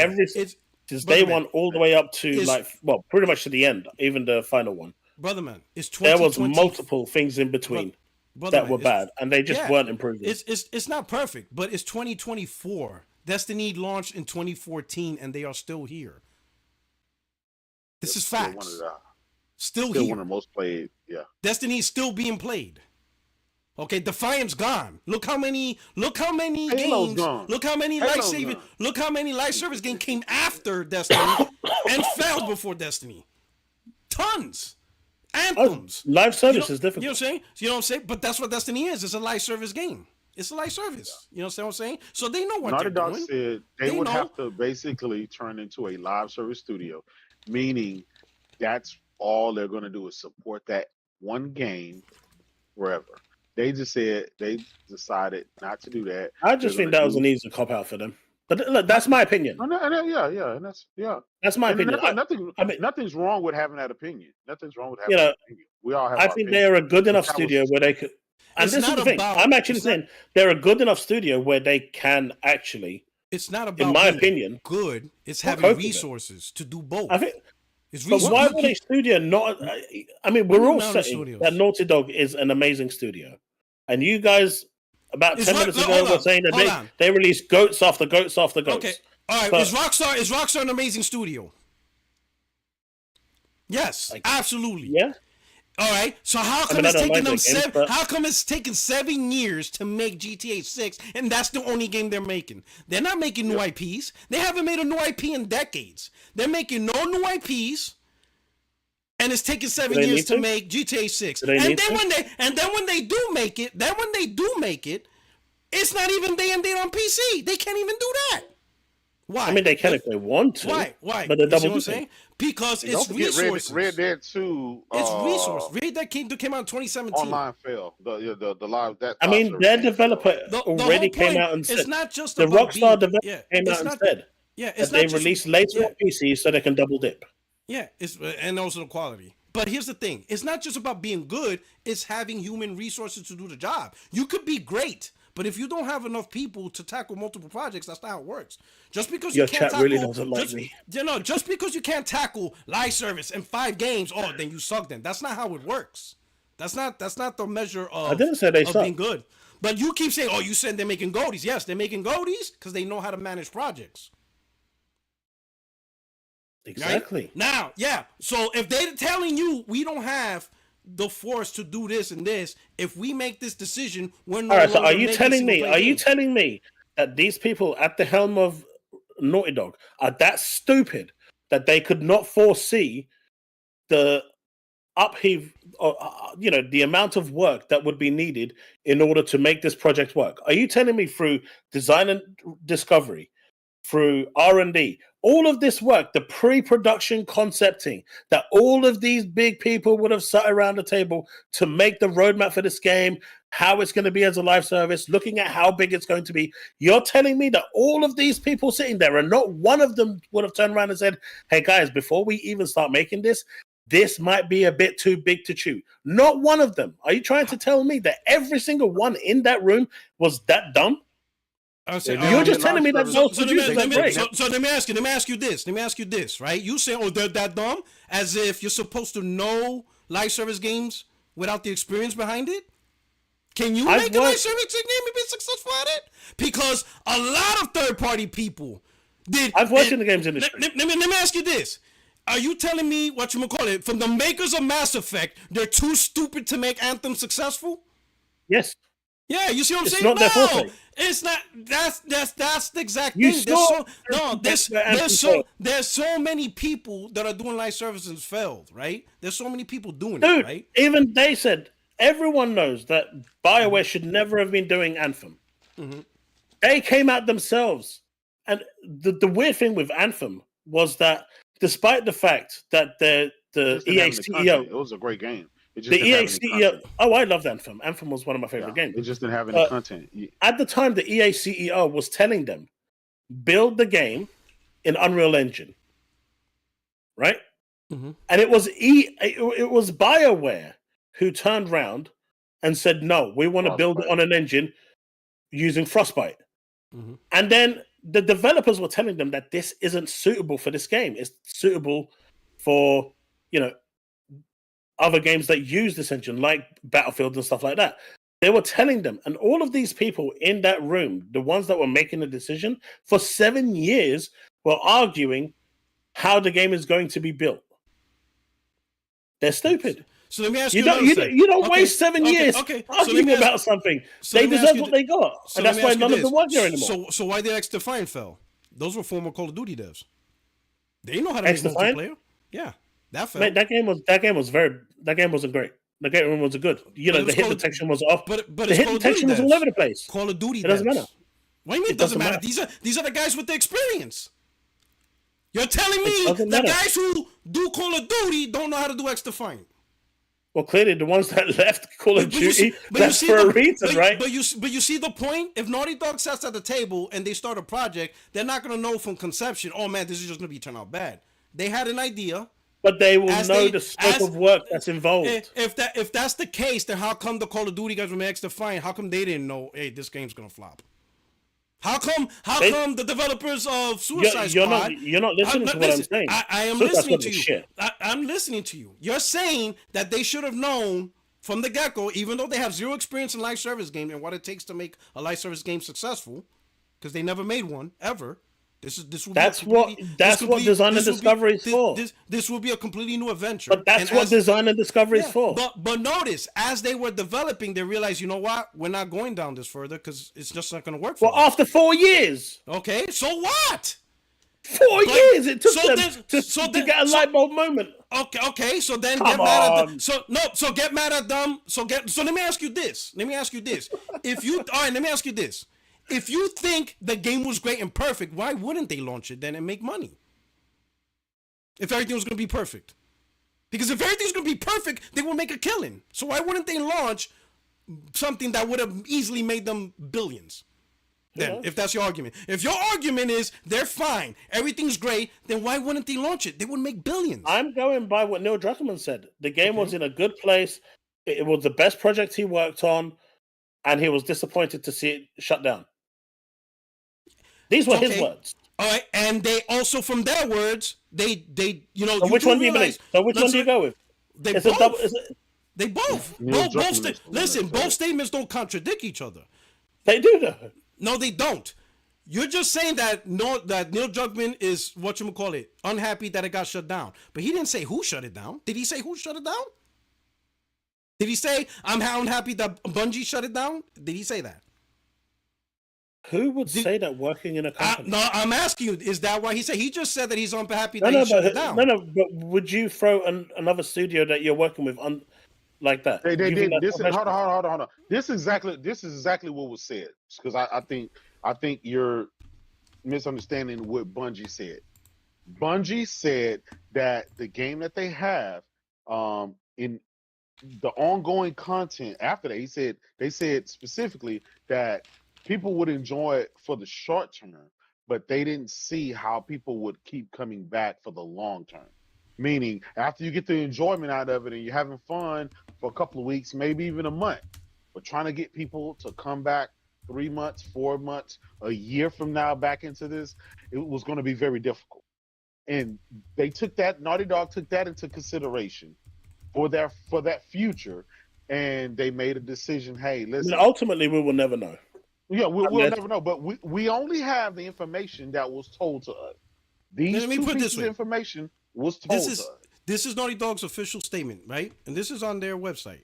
We realize many of you have been anticipating news around the project that we've been calling The Last of Us Online. There's no easy way to say this. We made the incredibly difficult decision to stop development on that game. We know this news will be tough for many, especially our dedicated The Last of Us factions community who have been following our multiplayer ambitions ardently. We're equally crushed at the studio as we are looking forward to putting it in your hands. We wanted to share with you some background of how we came to this decision.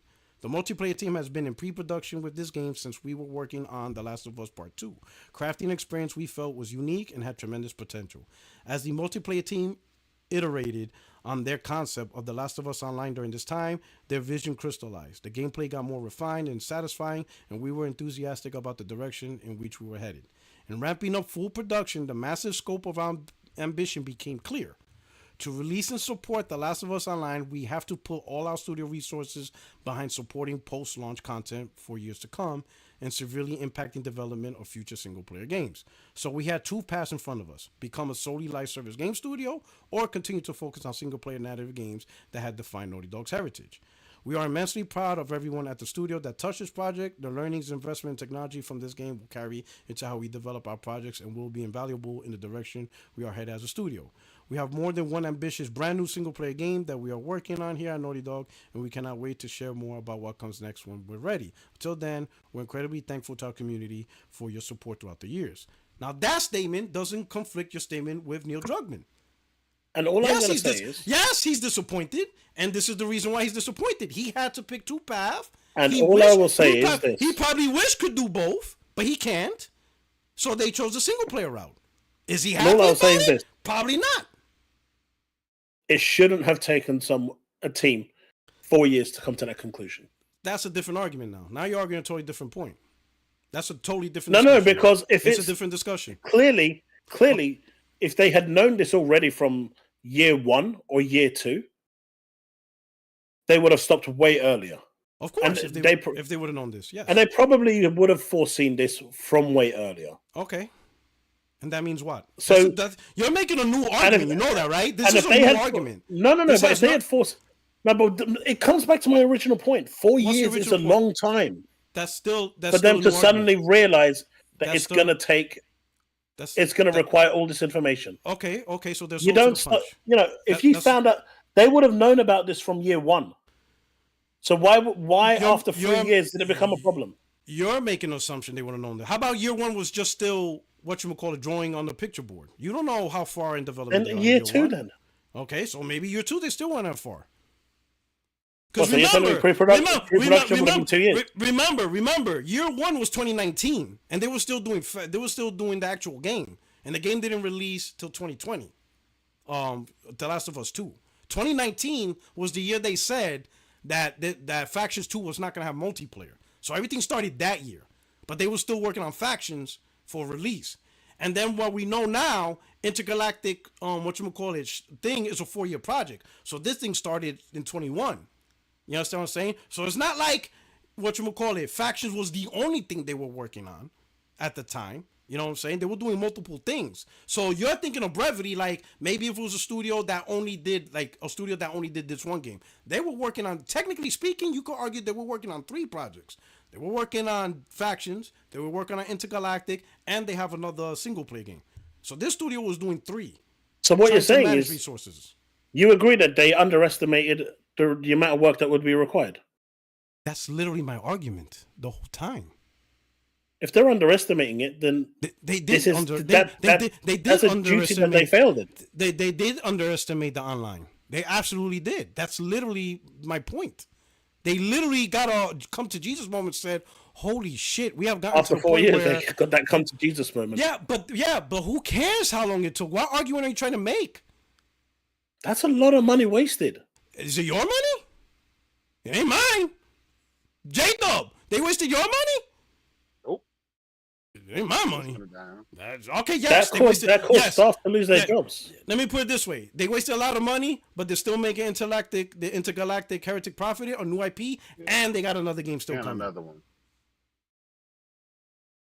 So clearly... Either way, we can agree to disagree on this. But I don't know what you're disagreeing with anymore. You created a new argument, which was they should have known. All better. I'm saying is they should have known. Let me put it this way. I absolutely agree. They should have known better. Now what? Okay. But they should have known better. That still doesn't change the fact that they realized they're not going to be able to handle being a single-player studio and a live service studio. After 4 years. Yeah. It took them 4 years to come to that conclusion. You're right. They're terrible. It took them too long to come to that conclusion. But they came to that conclusion nonetheless. The conclusion's still the same. They made a choice, and they chose something happened during that time for them to come to that conclusion. Yes, they realized, holy shit, we can't keep this up. What else? Unless you think the game was garbage, that's the only conclusion. I was actually really looking forward to it. No. I'm not saying that you're looking forward to it. The only other if you don't believe that reason, then the only other reason to cancel the game is that it's actually garbage. And they're like, yeah, we're not releasing this. We fucked up. There's no fixing this. Shut this shit down. Or we're gonna get another Concord. Or they'll be the first Concord. No one wants another Concord. But you see what I'm saying? So let's say if you don't believe Naughty Dog in their system saying that they don't have the resources to manage 2 projects, then the only logical reason is Factions was garbage. And they're like, yeah, we're not releasing this bullshit. Do you think that was it? Do you think Factions was garbage? And Naughty Dog's like, yeah. I do not. But to answer C-Fresh 2180. So why do you think they didn't release it? I did enjoy. Why do you think they didn't release it? What's the logical sense of you thinking Naughty Dog said, yeah, we're not releasing online? What would be your reason? What do you think happened? Why do you think it came from high up? A mandate came from high up for them to stop production. Why? Why would they stop production? Sony let fucking Concord happen. They ain't stopping Fair Games. That was their Star Wars, isn't it? So why would they stop? Why would they stop Factions? Why would Sony? What would be the logical reason of Sony and the high up saying, "Yeah, just shut it down"? Because, yeah, shut this shit down. We don't want you to release it. Why would they tell Naughty Dog not to release it? I think personally, Bungie had a big say in it. Why would That's Bungie why tell they them were to brought release in it? after all. Why would Bungie tell them to not release it? Why would Bungie say don't release this game? But yet they will allow Concord to be released. Because the new Concord was failed. Helldivers. Wait. Oh, man. Give me a break. So why would they allow Helldivers to be released? Come on, let's be realistic. Who expected Helldivers to be the instant So you success that it think was? Bungie sabotaging Sony from the inside? So that way they could be the only premiere. So that's what you think. You think 100%. Bungie's constantly... Yo, wild, bro. You think Bungie's trying to cancel the games like, oh, this game's going to be successful, cancel it. This game's going to be successful, cancel it. Oh, yeah, that looks like shit. Yeah, Sony, release it. That's exactly what I said about 3 hours ago. Yeah. Get out of here. You're bugging now. That's some wild shit right there. That is some wild shit. I didn't think you would do that. That's some Twitter shit right there, bro. Leave that shit on Twitter. Don't put that shit on the podcast. You think Bungie sabotaging Sony? Bro, I mean, after 3.6 million failure, yeah. Pretty, no. That's not it. That's not it at all. That's absolutely insane. That's absolutely insane that you think Bungie's purposely sabotaging Sony from the inside. That they're trying to be the only fucking good studio among them. That's crazy. But that's wild. Considering the amount of shit that's come out from Bungie, That's do you wild. That's really wild. see it that far-fetched? Yes. That like You're why would delusional. you why You are delusional. why would you screw over other people? That doesn't make sense. Yeah, that It's not doesn't like it's gonna gain make your Bungie game any- better. Because it makes them look worse. It doesn't make them look better. Like what? Bruh. Like, But dude, Bruh. I am seriously running short on time. If there's any other topics that we need to get through, okay, yo, that's a good one. it's Anyway. like it's 3:30 in the That's morning. funny. Yo, all right, let's go to the next one. This is people are gonna clip the shit out of you on that one, bro. All right, next game, Intergalactic Grift. So there are people that having an issue with the main character of Intergalactic. What is it? Intergalactic, the heretic The prophet. heretic. Yeah. The heretic prophet, right? So let me show something Black Bond did. I was like, all right, I seen a lot of stuff, but I didn't expect this from Black Bond. Right? Black Bond's been around. He's old school. He's one of the old school guys of content creation, right? And Black Bond said, if you're confused why men don't prefer to play as a bald, ugly, irregular, you're purposely missing the point. You like men or you like girls look like a man. Ain't no way you holla at the Renaissance Mocha if you've seen her in the real. And yes, both men and women like appealing designs. So I'm like, all right, I'll say this, man. I understand people like good looking characters. I got that, right? But at what point does the ridiculousness come into play when we're trying to align just like for example, I don't care, fine, she's bald, whatever character. Stellar Blade, girl looks sexy, but when I play Stellar Blade, I wasn't like zooming in on her ass and tits or whatever. I just played the game. Same thing I'm gonna do Intergalactic, Heretic. Yeah. I don't look at any of these Honestly, games as a reflection of real life. Because I'm gonna tell you, I'm married to a half Puerto Rican, half Dominican woman. There are no half Puerto Rican, half Dominican women in video games as a starring character. So clearly, To me, my real life preference has nothing to do with what you've I got see the in games. Grums community that's going to Yeah. come in and start Yep. doing all that woke shit and whatnot. Sorry, I don't mean to Yep. swear on this. Yeah, sorry, no, that's fine. But ultimately, I think it's Struckerman. I think his political views is what's being the main focus here. People just don't like him after he made some political statements, and that's it. I mean, we were having this discussion earlier in my podcast, and even with even with 'Cause he's Tilu too, Jewish. He's Jewish. Even with He Tilu supports too, Israel. right? Yeah. All the even way. with Tilu too, it Yeah. goes back to that. It's Yeah, all about his political statements. So anything that he touches is going to be radioactive. Oh man. That's my opinion. Yeah, I mean, that's it a could be good literally point. the best game in the world, right? Yeah. I'm talking absolutely flawless and pristine and have everything you want on it, best looking chick, whatever. The fact that it's got his stamp on it will mean that it's radioactive and it is going to get hate. That's my opinion. I mean, I mean, I I get that. don't You make- know what? I agree. No, go ahead. Go ahead. you don't I make agree. political claims Go like ahead. You go ahead. Go ahead, Kay. I'll finish your story and then J Dub. like you're in a position of respect, of power. So you've got to kind of be careful of what you're saying. and he just decided that he wants to make some really political posts on Twitter, and it backfired. I mean, I'm not saying for him, what he believes in, he can believe in whatever he likes, but at the end of the day, he's representing Sony here, and that's going to have repercussions. And video games aren't immune to that. We've seen that in anything, in sports, in movies, music. You make the wrong political statement, they're gonna go after you. 100%. And I think that's why Intergalactic is getting the hate it's getting right now. It's because of Neil Druckmann, not because of the character or anything else. And I mean, I've actually people have been posting like how they're fixing the character, and it's looked absolutely horrible. Like when they say hire the fans, they look absolutely horrible. I don't agree with it at all. Yeah, the whatever fixes, the character I'm like, is, leave it. They use AI. Trash. I'm like, this shit looks like trash now. You It use that does, bullshit but AI generated underneath shit. all of that crap, it's Neil Druckmann. All right, Jada, what do you think? I agree with him wholeheartedly. Yes, because of Neil Druckmann, and him saying he support Israel. Obviously, he's Jewish, so he's gonna So is that, but they stopped liking Neil Druckmann when Joel got the golf treatment. That was the start. That was it. They was a huge hated start.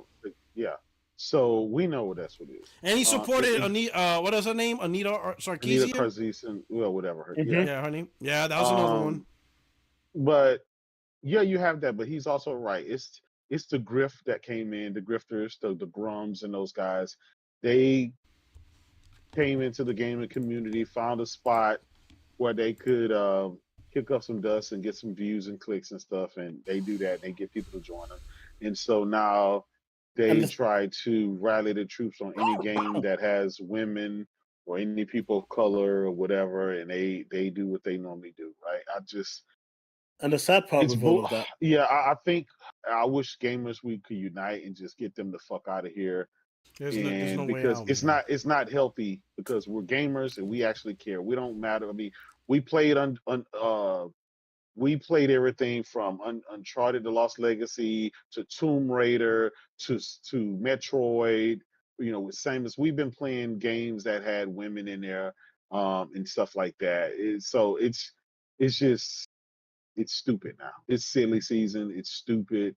And but the worst part is it's allowed the door to open for the really extremist racists and like me personally, just the other day I turned around and said that for me, like Nathan Drake and Joel are really well written characters.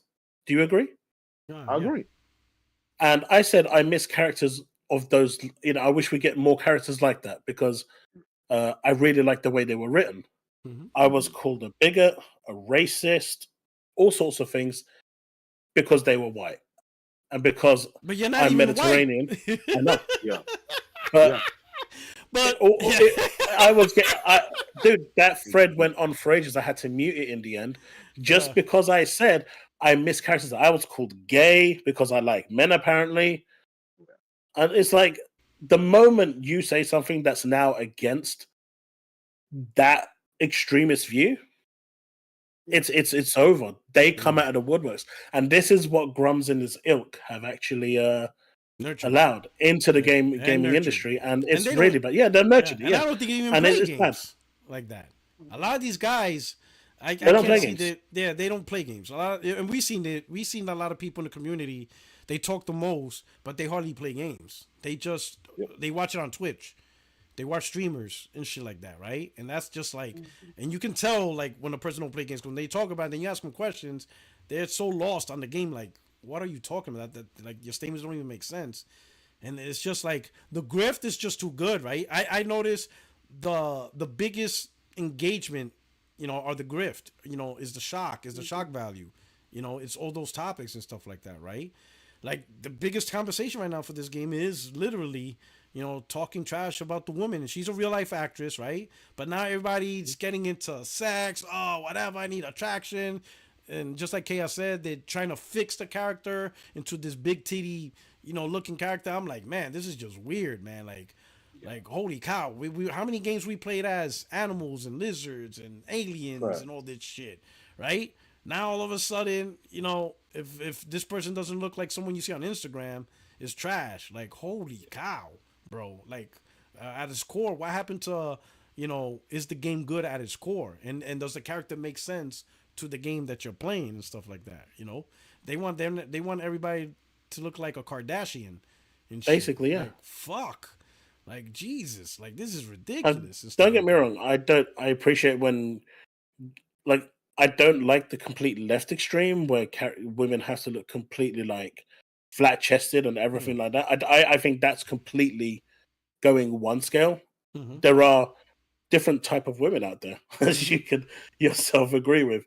This whole ideology on the Western market where every woman has to appear flat chested in a certain way, I think is also wrong. When you try to be inclusive, the one thing, I mean, and I've said this multiple times, by trying to be inclusive, you are being exclusive. Yeah. Rather than just getting everyone involved naturally, whether they're black, white, Asian, whatever, by just trying to focus on one thing is always going to create division. But, at the end of the day, when it comes to that game, Grunz's crew have managed to get the worst out of gaming. And unfortunately, that's absolutely. not going to change for a very long time. And the crazy part I is, agree.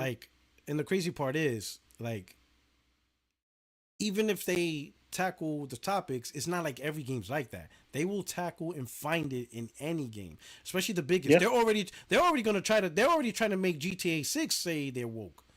When that franchise has been they're not known trying, to be, they are. yeah, when that franchise has been known to be crazy in everything, that game makes fun of everybody.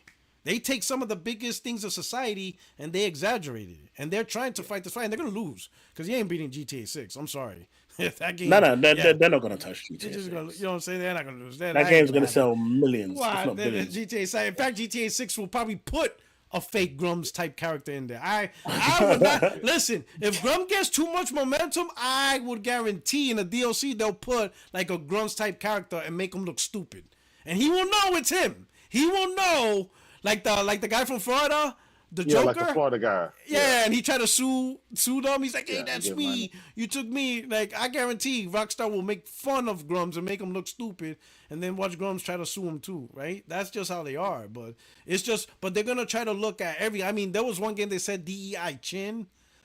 I was like, yo, even the chin. They're going after chins. They're going after everything, man. Yo, like anything, guys, they're going after. It's 3:30 in the morning, and I have to be up in like 3 hours, so I'm gonna have to call it here. Being All from right, the my UK, brother. that's the drawbacks of me. But thank you so much for having me on, and Okay. thanks to your community for not being too rough with me. You were fine until you came up with that bungee thing. Hey, that's my belief. I will believe that forever. But yeah, in regards to the intergalactic stuff, it is just Neil Druckmann. All right. That's it. All right, my brother. Thank you. But thanks for having me on, guys. And Take it easy, man. if you ever want to have me on again, just reach out. Absolutely. No. See, that's the thing now. Now you could come on anytime. You have All right. access to the pocket. So now, no more invites. You Okay, want to cool. hop on, rock out with us, same time, same place. You just jump in now. You could jump in directly halfway into the podcast. I know it's late, and believe me, I feel your pain because I went through it while I was living in Germany. I know exactly what you're going through. But again, you're more than welcome to hop onto the podcast anytime, man. Now you have keys to the All right, house. man. Pull up to the fridge, grab yourself a pint, and just rock Cheers. out. All right, check here. Cheers. Take it easy, man. All Take right. it easy, chat. I'm All out. right. All right, Jay. So Jay, we're the last two here, right?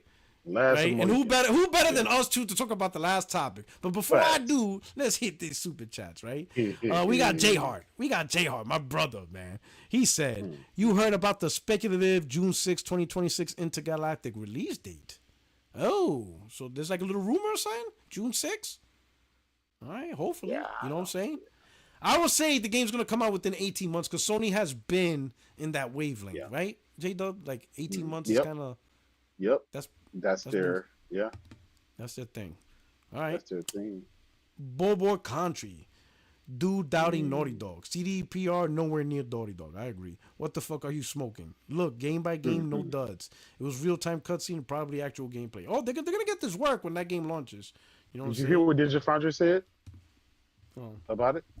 what happened? What did he say? Yeah, Digifoundry. They said that was gameplay. They did their whole analysis and everything on it. That was and that was ray tracing that we saw, and it was running on the PS5. That's what they said. So I got the clip. I can send it to you or whatever. Yes. But I watched it, and Naughty Dog. Those are one of those studios. They push the medium forward. They always push the hardware forward. They nobody in their right mind can look at anything they do and say, nah, that's unbelievable. Remember, they had games where you remember in our group, all the Xbox dudes were talking about, nah, that's the next that's the That was PS5 the version. PS5 dev kit. Yeah, that's the PS5 dev kit. That was running. There was nowhere in the world. And to the point, Microsoft even came out and talked about The Last of Us 2 and said that they have never seen anything like that they wouldn't be able to do it, or anything on PC wouldn't be able to do it. So that when Microsoft themselves said we could never create something like this, that spoke volumes. So yeah. Absolutely. That's what I'm saying, man. Naughty Dog, I mean, you're talking about look at their reputation. And we got Ramon here. My brother. But Ramon. But you know the good thing for The Rock? Yo, The good thing about it, for The Rock, we can say that about any of Sony's first party studios. Yeah. They always deliver in the graphics and games. I mean, I can't name one that has failed in that, where they advertised something and it came out worse, or it was like fake advertising. The game doesn't look the way. All of them have delivered, and that says a lot. That says talent. That says quality control. That says that they care about the artistry in the craft, in scheduling and everything else. So I mean, that says a lot. And at the end of the day, that's what gamers care about. I'm reminded of Killzone 2 when they got a lot of heat because people were saying that, Killzone 2, there's no way it would look like that. And it looked almost identical to that reveal trailer. Yeah. So, I mean, they've been, technically the curve for so long and been doubted for it for so long. So, I mean, I got to give them their flowers for that, man. Like, they pushed this stuff forward. Yep. Hey, Ramon, I want to ask you a question after I read the super chat real quick. Yeah. Right? Let me read this. I'm going to ask you a question. I'm glad you showed up. All right. Bobo Country, another super chat. Thank you so much. Says, only God of War sniffs The Last of Us 2 gameplay. Not even FromSoft. Oh, snap. Bobo Country's like, yo, don't be touching Naughty Dog. We're not playing that slander here. J Hart says, she looks like the actress and she's attractive. And that's the question I'm going to ask Ramon real quick. And then we got Glassdoor Gamer. Thank you for the super chat. Chaos has been an Xbox content creator too long. They live in conspiracy land. Roadmaps, gaming succession. I don't blame him. All right. Thank you for the super chats. There's some good stuff. So here, Ramon, here's my question. Because I know you be rubbing. I know you be rubbing Hollywood elbows. You know this girl, bro? You know that girl? No. Come on, don't lie. The Uncharted movie. We need her number, the bad bro. guy in the Uncharted movie. I'm playing. I'm messing with Unfortunately not. Y'all Facebook friends? Y'all Facebook? You got Insta? You got her Instagram? He said, unfortunately not. If I was based in LA, I probably would. But, shit! He's like, unfortunately not. Like, oh, snap. But how do you think about the reaction of Intergalactic, the whole anti-woke, people looking at her, insulting her, whatever, and everybody's like, yo, she's like a real actress. Like, what are y'all talking? Like, she's literally modeled off a real woman. Like, what do you think about this whole thing, man? And I know maybe not. I'm only making assumptions. I just want your thought because I know you're an actor, Hollywood performance and all that stuff. So how do you feel when you see your fellow peers? Who knows what she's going through now? She might be like, man, these gamers are fucking weirdos. I should have never done this shit. Right? Dude, it's between with all of the Hollywood crap you deal with in general, especially the bigger name you are, you get people saying crazy shit. I mean, people, judging you on your looks, telling man, man, he need to hit the gym because blah blah blah. Man, look at that forehead, blah blah blah. Man, look at this, look at that, blah blah blah. And you get like I haven't reached the level where I get picked apart like that badly, but I mean, you just in a lot of ways it's kind of like being it's like being a professional level athlete where they have to put all of the the stuff and compartmentalize it because they got to focus on what they're doing, and it's kind of like that. I mean, there's no telling what she's heard up to now, and as far as what I think about it, I really don't. I really don't because it's expected. There's people out there that all they do is complain. They're unhappy people because happy people don't do this. Happy people don't spread unhappiness. So it's they've established themselves that they're unhappy people, and they want to make everyone else unhappy. So I mean, anything else is just giving them energy. So I mean, whenever I see people who are being disingenuous, like a certain individual who pretends to be a chibi online and his name starts with a G, like that was like instant block. The only time I ever saw his content was when people kept screenshotting it. But I literally completely erased those people from my online experience because all it is poison. It's like slowly poisoning yourself, dude. And why subject yourself to that?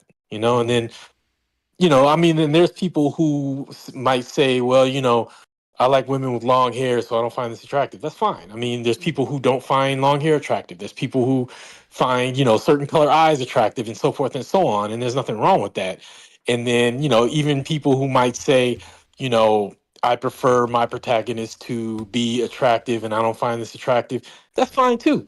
It's just when, you know what I mean? Like me personally, like I don't, it's how a main character looks doesn't really factor into my experience. I mean, unless they like look grotesque or something and they have like, pustules coming out of their face or something like that, where it's hard to look at.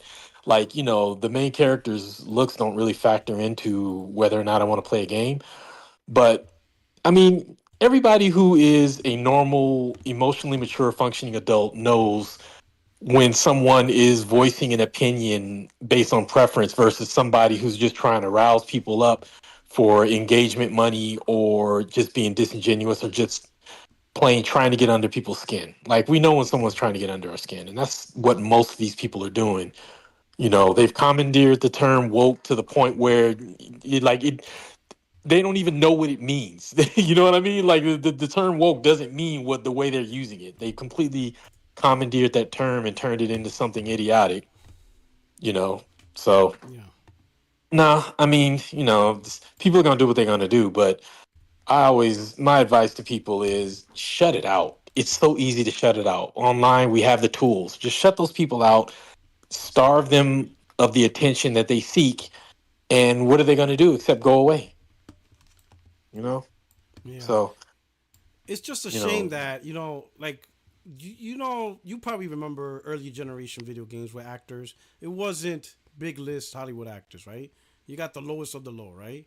But now you're seeing more yeah. and more A-list actors, B-list actors participating, right? But at what point would a B-list actor look at gaming and be like, "Oh, nah, I'm not doing that game because have you seen that audience? Fuck no, them gamers are like I think we progressed pretty far into not being the weirdos, only to make it feel like we're about to go back to that. You know what I mean? Like I, at I this get point, I know what you you, mean, you know but what I I've mean? yet Like to meet an it's like actor who would make weird. that choice though. I haven't I have yet to meet an actor who would pass on work unless unless it was like a personal experience that was so bad. Yeah, Like I know there's we've heard the stories of actors who won't they did Star Trek films and then they have no desire to do it again because of the fandom.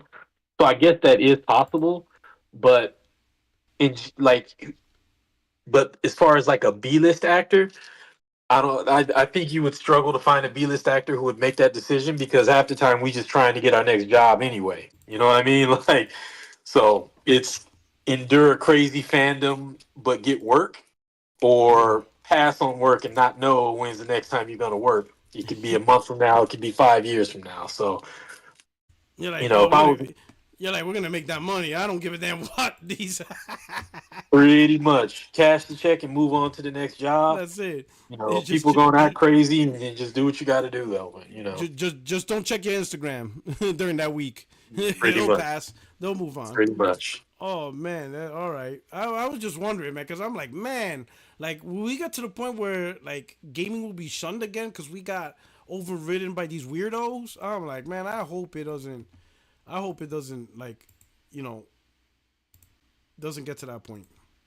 I don't think it will because it's the biggest. It's the biggest medium now. I mean, you know, so it's more actors, like you say, like A-list actors and so forth, have come to the medium now. Which, I mean, you know, it's good for the medium. It kind of sucks for those of us who, you know, might have had more work at one time because they weren't targeting it, but now that they come, you know, it's like, you know, they're obviously going to go for the big name because that's going to sell the game versus an unknown actor who you might have gotten that work before. So, I mean, you know, so it's almost like a seniority thing where the A-listers go, they kind of like, you know, push the others aside, which, I mean, it's just part of it. But I don't think the whole shun thing and he's like, oh my God, you know, gamer, blah, blah, blah. Like, I don't think it's going to get to that degree because it's just too big now. And, you know, those checks are also big. So, yeah, I don't really see a return to those days like that, you know, Okay. personally. Anyway. All right, okay. I'm just hoping that that's the only thing. Like, there's a lot of weirdos, man. It as something for kids because they're not familiar with the medium, you know. Yeah, but I'm fine with that. I just don't want people thinking that when I play Stellar Blade, that I'm jerking off to a sock. I don't want people looking at me like that. Like, I'd rather have people think I'm lazy or I'm not mature or like, oh, you're wasting time. You could do better things in life. I don't give a shit about that, right? But I don't want people to be like, oh, your video game? Oh, you're one of those guys. Like, you know what I mean? That's And then we understandable. both That's know, understandable. and then we both know what that means. But like, yo, I don't. No, listen, I'm married to a real woman. Like, I got a real woman. I do my natural obligations. Like the guy said, I perform the natural obligations. Right? I don't want people to think I don't perform the natural obligations. You know what I'm saying? That's the only thing. Like, because I don't know how to handle that. Like, you know, yo, I would bug out like, like, you know, somehow, whatever, I'm in a party or dinner or just friends, whatever, and then it just comes up and they be like, oh, you play video games? I'm like, yeah. Oh, so you watch that hentai weird shit? I wouldn't know what to do, bro. I'll be like, oh fuck, like no. Well, like, just like, no, ask like, them, no, ask them why they would think that. Be like, why where would you got think that? Like, oh yeah, I had a roommate in college. He would like jerk off to a sock and watch cartoon porn. So I'm thinking all you gamers do that. I'll be like, oh, I would be Like, like, you know you what? realize that's just I'll one be person, like, right? I'll be like, I'm not a gamer. Never heard of it. Never heard of Sega. Not me. Nope. I read books. You know. You ever heard of this great author Ramon Terrell? My favorite author. You should check out his books. Buy all his books. That's all I do. I read his books. That's how I wouldn't admit I'm a gamer. No, I'll be like, yo, like hell nah. There's no way I'm gonna be compared to sexual deviants. Like I wouldn't know what to do. Like nerds, lazy. Oh, I could compete with that. I could be like lazy. I'm a Marine, 20 plus years, 2 wars in Iraq. I got my bachelor's degree. Oh, I could fight that. I can't fight somebody thinking I'm a sexual deviant with cartoon porn. I have no comeback for that. I have no comeback for that. I would just deny. I'll be like Peter denying Jesus. I never heard of J-Dub. I don't know PlayStation. Never heard of that brand. I never heard of that. Like, yo, but we got you on the podcast. That's not me. That's Doc Dark. That's him. That ain't me. That's Dark 1985. Levels to this shit. I have nothing to do with that. I wouldn't know what to do. I'd be like, I don't know. That's just bugging out. But yo, J-Dub, whatchamacallit? Let's talk about the last topic. And Ramon's gonna be like, oh man, I jumped at the wrong time. And I'm getting one more member, like Powerboss is trying to jump in. Hey, Powerboss, man, jump into the 60FNL waiting room. I sent you the link to the Discord. So hop onto the Discord. You know what I'm saying? Don't be going on Discord on your Switch and shit. Don't be doing that. You know what I'm playing. But hop in the waiting room right now so I can pull you in. But so right now, Xbox is being redefined. So let me play the video real quick. I know J Dub is salivating right now. He's like, this is my moment. J Dub's like, this is my moment. He's like, this is my moment. Let's listen. Chat, let me know if everything's good and you can hear. Here we go. I'm about to play it. And the love for gaming. If I think about it, right, we chose the secular growth category in entertainment, which we think is gaming, and said, let's double down on it.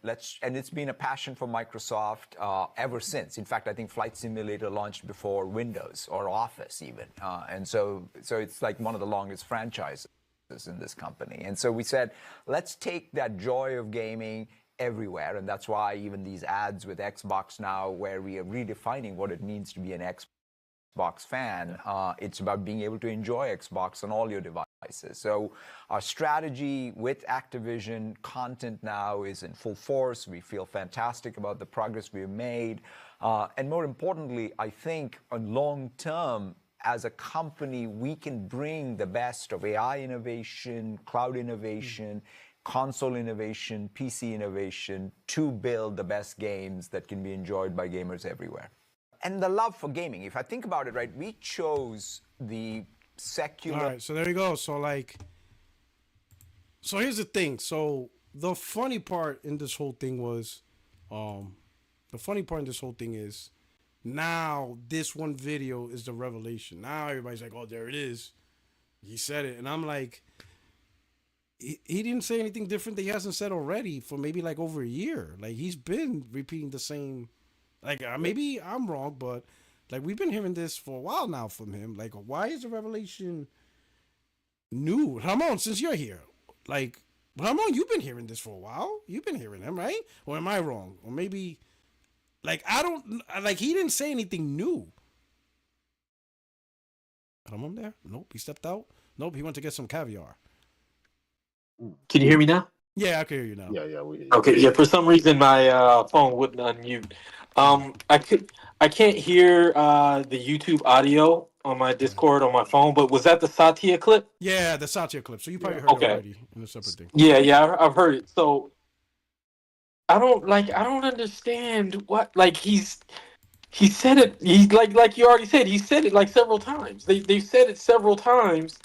I don't know why this soundbite suddenly is the one that drives it home. Like maybe people just needed to hear it a few times, or maybe what he was saying before was there was room to wiggle through and say, well, they don't mean everything. I don't know. Like it's just weird to me. Like I mean, they've been saying it like for I don't know how long now. So maybe him saying this after Phil saying there's no red line is kind of like, there was no more ability to deny it. Maybe that's what it is or something. But yeah, I just kind of find it a little bit confusing that this particular interview is what finally got people to realize the direction they're moving in. J-Dub, I know you've been trumping, blurring the horns, letting Xbox know to abandon ship. Why they want to jump out now? Why are they worried about now that the Titanic and iceberg already hit? Again, they're running out of places to hide.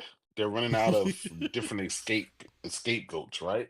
Like before, it was it's just 4 games.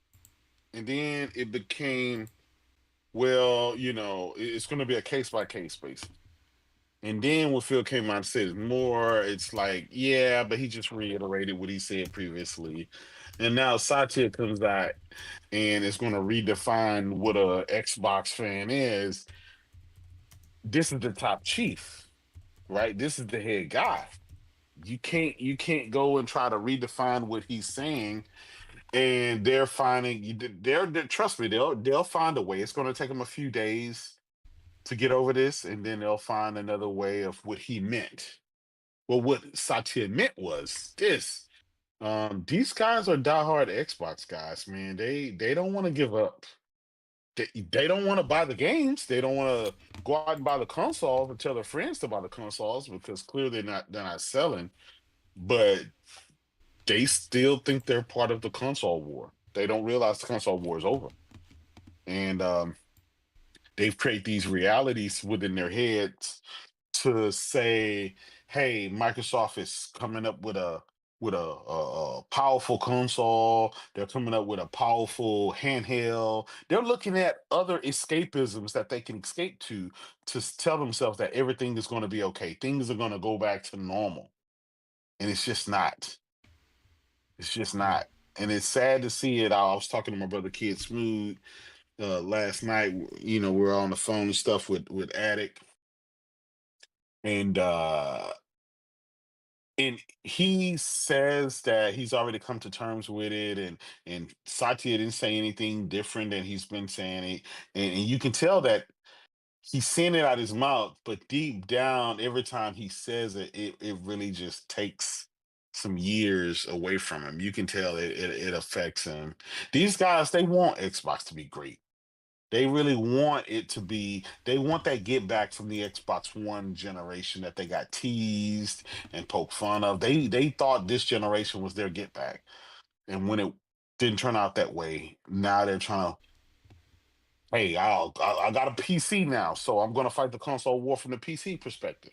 Your games are coming to my platform, right? They're trying to use the okey doke. And I call them Xbox refugees. They aren't PC gamers. They're just guys that they got tired of being poked fun of from the Xbox side with their console, and so they bought a PC, and they're gonna try to blend in and be part of PC master race. Right. And Okay. and it's there's no solace there, but yeah, Satya's been saying this. I mean, Phil has been finding ways to say this stuff, but yeah, eventually they're gonna wake up one day and their console is just not gonna be there. Right. I want to do for the super chat. Shout out to Now Sings. Now Sings says, "Happy people don't spread unhappiness" is huge. Yeah, no doubt. Mm-hmm. No doubt. Absolutely. Absolutely. So we got a new competitor coming from the chat. Din, din, din, right? Shout out to Power Boss. Hey, yo, Power Boss. What's going on, my brother? What's up, P-Rock? Oh, shit. Here we go. Hey, we're going to do a quick intro. You know, I love it when people jump out the chat. You know, we had Extreme do that. We had whatchamacallit, the Brain do that. We you know, we had a couple of people. Now we got another one. I'm glad you're willing to step up, man. I've been in your chat before. Yeah, I know, but I'm glad you jumped out the chat to come live. Okay. I really appreciate that. Yeah. You know what I'm saying? So do a quick intro. Give us your synopsis. You know, Well, console first, gamer, shout PC out to master you, race. Semper Fi. Hoorah, Semper Fi, devil. I did 8 years myself. Kill. That's what I'm talking about. Oh, I like 2 this tours dude in Iraq. that's what I'm talking. I like this. Now, dude already. see, you say that, but then you tried to call me out. Yeah, but listen. To be fair, you never told me you were a Marine. That's No. fair. I'm talking about with the whole What's up? PS5 Pro stuff. Oh, the pros are fantastic. It's chef's kiss. But you were trying to say about the whole you can't $700. make a $700 console I or a don't PC think for the so. console. And you Listen. tried to call me out when I posted something in response to that. Yeah, I think you posted some bullshit. Yeah. Listen, to be fair, we use parts. bro, and all I that seen shit. so many. No. people post It bullshit. wasn't used parts. Okay. It's It not- was a pre-built PC. Why? And the only thing that was bad about it was the fact that it only had a 1 terabyte instead of a 2. Oh, I need Okay, two. go to I 2 need terabyte two. here I need then. 2 terabytes. You can't chip. But it You was can't about chip me. 200. It was $200 less. Okay, so do you put in those 2 terabytes? Put it in I 2 need my terabytes. 2 terabytes. Yeah. It was pre-built. I need my 2 terabytes. I That's need fine. my 2 terabytes. But anyway, I that got aside. it. Okay. Yeah. You know, I'm on Podcast with Chaos. All right. With Uh, chaos, here really? show- Yeah. Nice. You know, I'm in. Oh no, it's Alex. I knew it.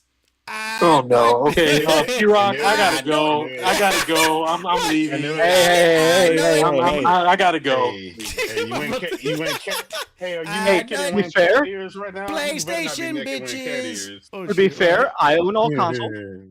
Oh, I have my Yeah. PlayStation 5 down there. I've got my Xbox Series X. I have a nice PC.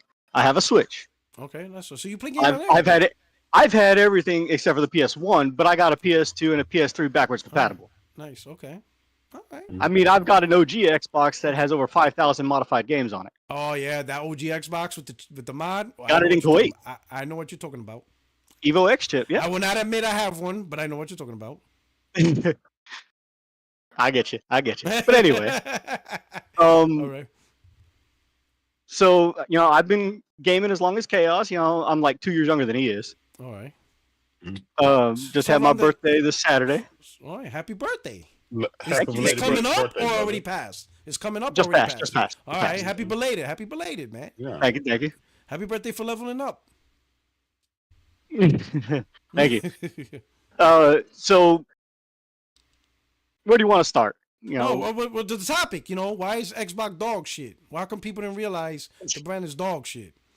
No, I'm playing. I'm being too rough. No, but the truth, like now, people are now knowing like, okay, the brand is changing. But like my question was, I agree. Nothing's new. Like Satya didn't say anything new that hasn't been said a year ago. So like, what happened? I mean, he even reiterated it this past February in that 4-panel interview with Phil Spencer, Sarah Bond, and Satya was on, and I forget who the fourth person was, and then the interviewer person. What do you see people are so slow to the punch? Was it just resisting because they're hoping it's not happening, or like is this the final straw? Like now, like it feels like the Titanic. Like they see the iceberg, but they don't realize you're gonna hit it. Like we might miss it. I think that people are jumping the gun to the extreme. Please expound on your point. Okay, so we know that the multi-platform strategy going forward, whether you want to call it Project Latitude or just whatever, okay, it's happening. Microsoft likes money. Okay, absolutely. Okay, so why is the point where PlayStation is doing the same thing now, starting to put like The Last of Us 2 remastered on PC, not the same thing as what Xbox has been doing for the past 10 years? I think the shocker is Xbox is putting games on PlayStation, and everybody knows PlayStation's not going to return the favor. And so what about the rumor that Lego Horizon might be coming to the Xbox next year? It's come from Jez Gordon. It's already been debunked. It's come from Jez Gordon. Okay. So I would just be like, if it does, but that's the difference between a possibility, because remember, these guys for the last 7 months saying Helldivers is coming for the last 7 months, right? True. But we can't argue a possibility with what is actually already happening. PlayStation is getting Xbox games. That's no longer Here's where I get in agreement with Oh No, It's Alex. It's a thing. Every game should be on every platform. That's a different argument, but okay. Now know that's a different. I want to make sure we realize that's a totally different conversation. Yes. Yeah, Yes. okay. All right. Okay. But just as PlayStation still has whatever they have console exclusive, Bloodborne, certain Demon Souls games, right? That they still have theirs. The Astrobot just came out. Xbox still has their exclusives too. Don't make me the mistake. Yes, it's on PC and Steam. They're putting it day one, and they have their Game Pass. Sorry if you can hear my TV in the background. But we have no official announcement from Halo, Gears, Starfield coming to PlayStation. So Xbox still does have theirs. So there is still an exclusive argument to be made, just not as strongly for Xbox. I think so to be fair, right? I think it's one of those. Let's put it this way. I think the barrier that broke everything, where people need to realize, is Sea of Thieves, and I will say why Sea of Thieves is the game changer, right? Not because I think it's the greatest game, or whatever. It's simply because that game was made by a studio that never made a PlayStation game, even when they were under Nintendo. So that which one? Sea of Thieves. Okay. Yeah. So Rare has no association, history, or legacy to PlayStation ever. Agreed. Like nothing, right? So when I saw, Microsoft put Sea of Thieves on PlayStation, so that way that game could be more successful, especially when you got a company that never worked on PlayStation ever. Even when they were under Nintendo, they were either exclusively for Nintendo. Then when Xbox bought them out, Microsoft, they were exclusively Xbox. At that point, now you have to ask yourself, okay, Microsoft just put Sea of Thieves. Then they put Pentiment. Right? Then they put, Grounded, whatever. The first four, right? The original four. Now, Doom is day and date. Indiana Jones is already now been announced, and they announced it at their show at Gamescom, right? Yeah. Now the talk of Fable and all this stuff, right? I remember when the first 4 was announced, I was on Crossfire with I remember, I saw it. So D-Bash didn't believe, kind of like what you're saying. Now he's fully believed. And the main reason I asked was this. I'm not saying I don't believe. No, I know. But what I'm saying is, what strategy makes sense to keep some exclusives? Like a partial exclusives. Like, all right, you can have Indiana Jones, you can have Doom, you can have Sea of Thieves, you can have this. But Halo, yeah, we're just gonna keep Halo because in terms of like Halo and Forza, well, we know Forza has the PS5 port ready. Yeah, but let's assume it's not. Let's assume Halo, let's say the core Halo, 3, Gears Forza. games that haven't come yet. Okay, yes. Games that haven't come yet. Yeah, what would be the argument to keep Halo, Gears, and Starfield? Okay, use that. What would be the argument to keep console exclusive? Argument would probably be because it is their brand identity. Okay. When it comes to brand identity, PlayStation has their traditional mascots. Okay. The Last of Us, yeah.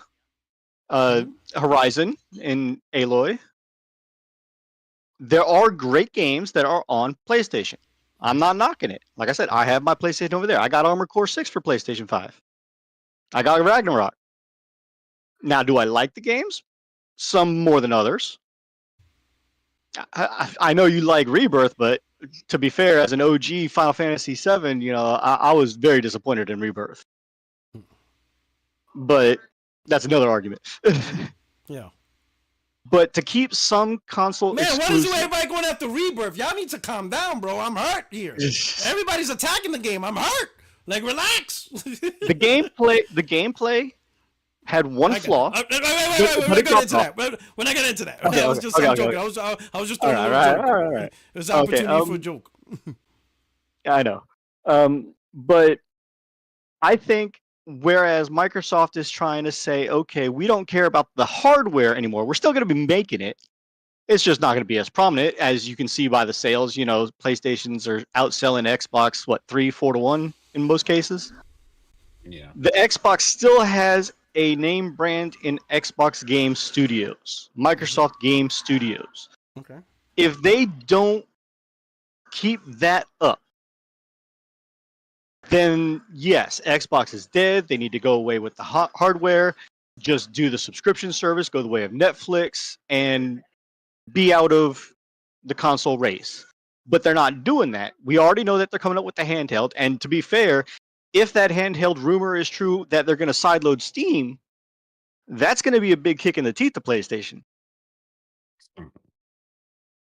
Because sideloading Steam will allow the Xbox handheld to play PlayStation games. What, do you think PlayStation will allow it?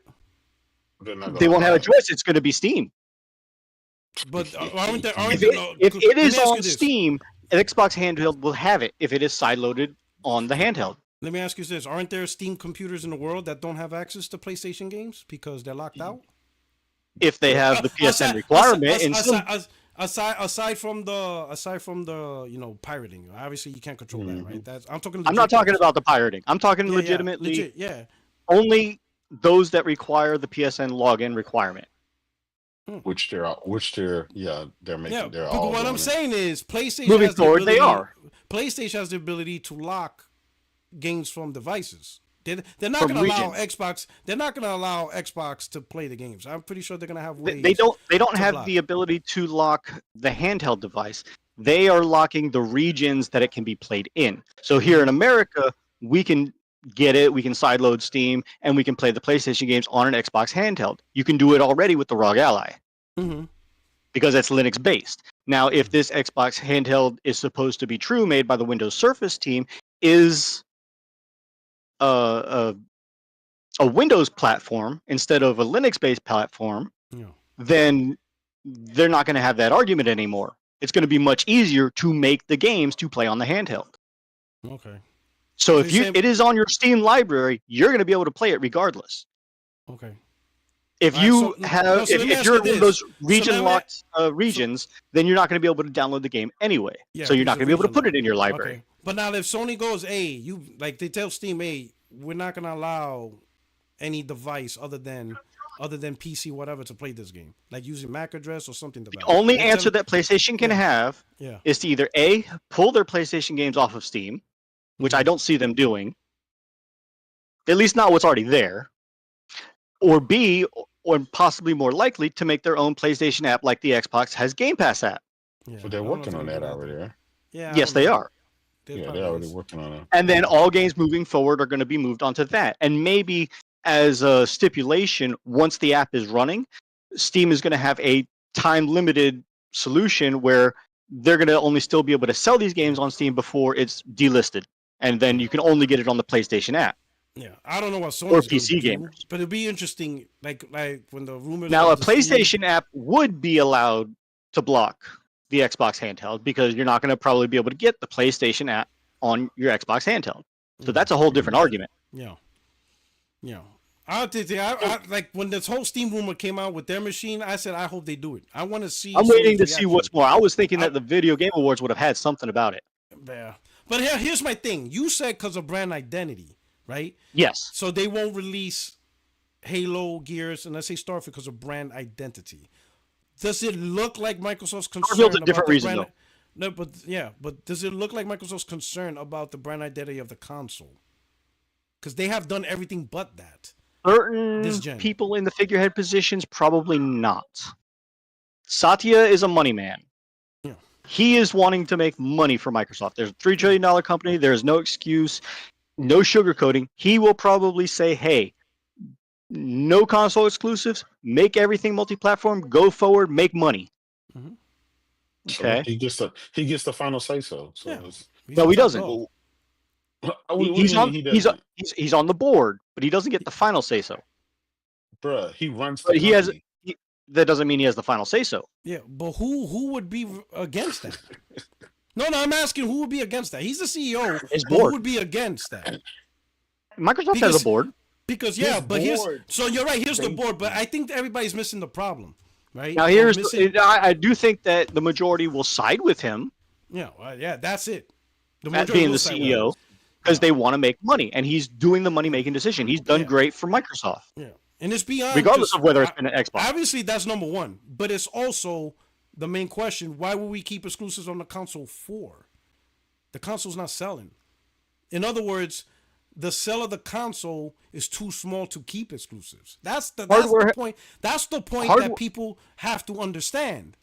Console sell of the hardware has console. always sold at a loss, except for in very rare cases where what was it? The PS4 only just now broke even, No, like last year, the only No, console, the the only console, PS5 the only console, or was it the Within the PS5? first Okay. 6 months. Within the first 6 months. The it only made a profit. console, the only console Became Sony profitable. could that stood in a permanent loss was the PS3. PS3. PS1, PS2, everything else. has been PS4, profitable. PS5. But it's not the sell of the console. Everybody keeps losing this point. Everybody keep thinking console sells. It's the console sell. It's the not games and the sell- services. It's the market the console establishes. It has nothing to do with the margin of console they make on profit is like $20, Okay. $50. There's no huge Yeah, margin. true. They don't make $200 off the console. They don't.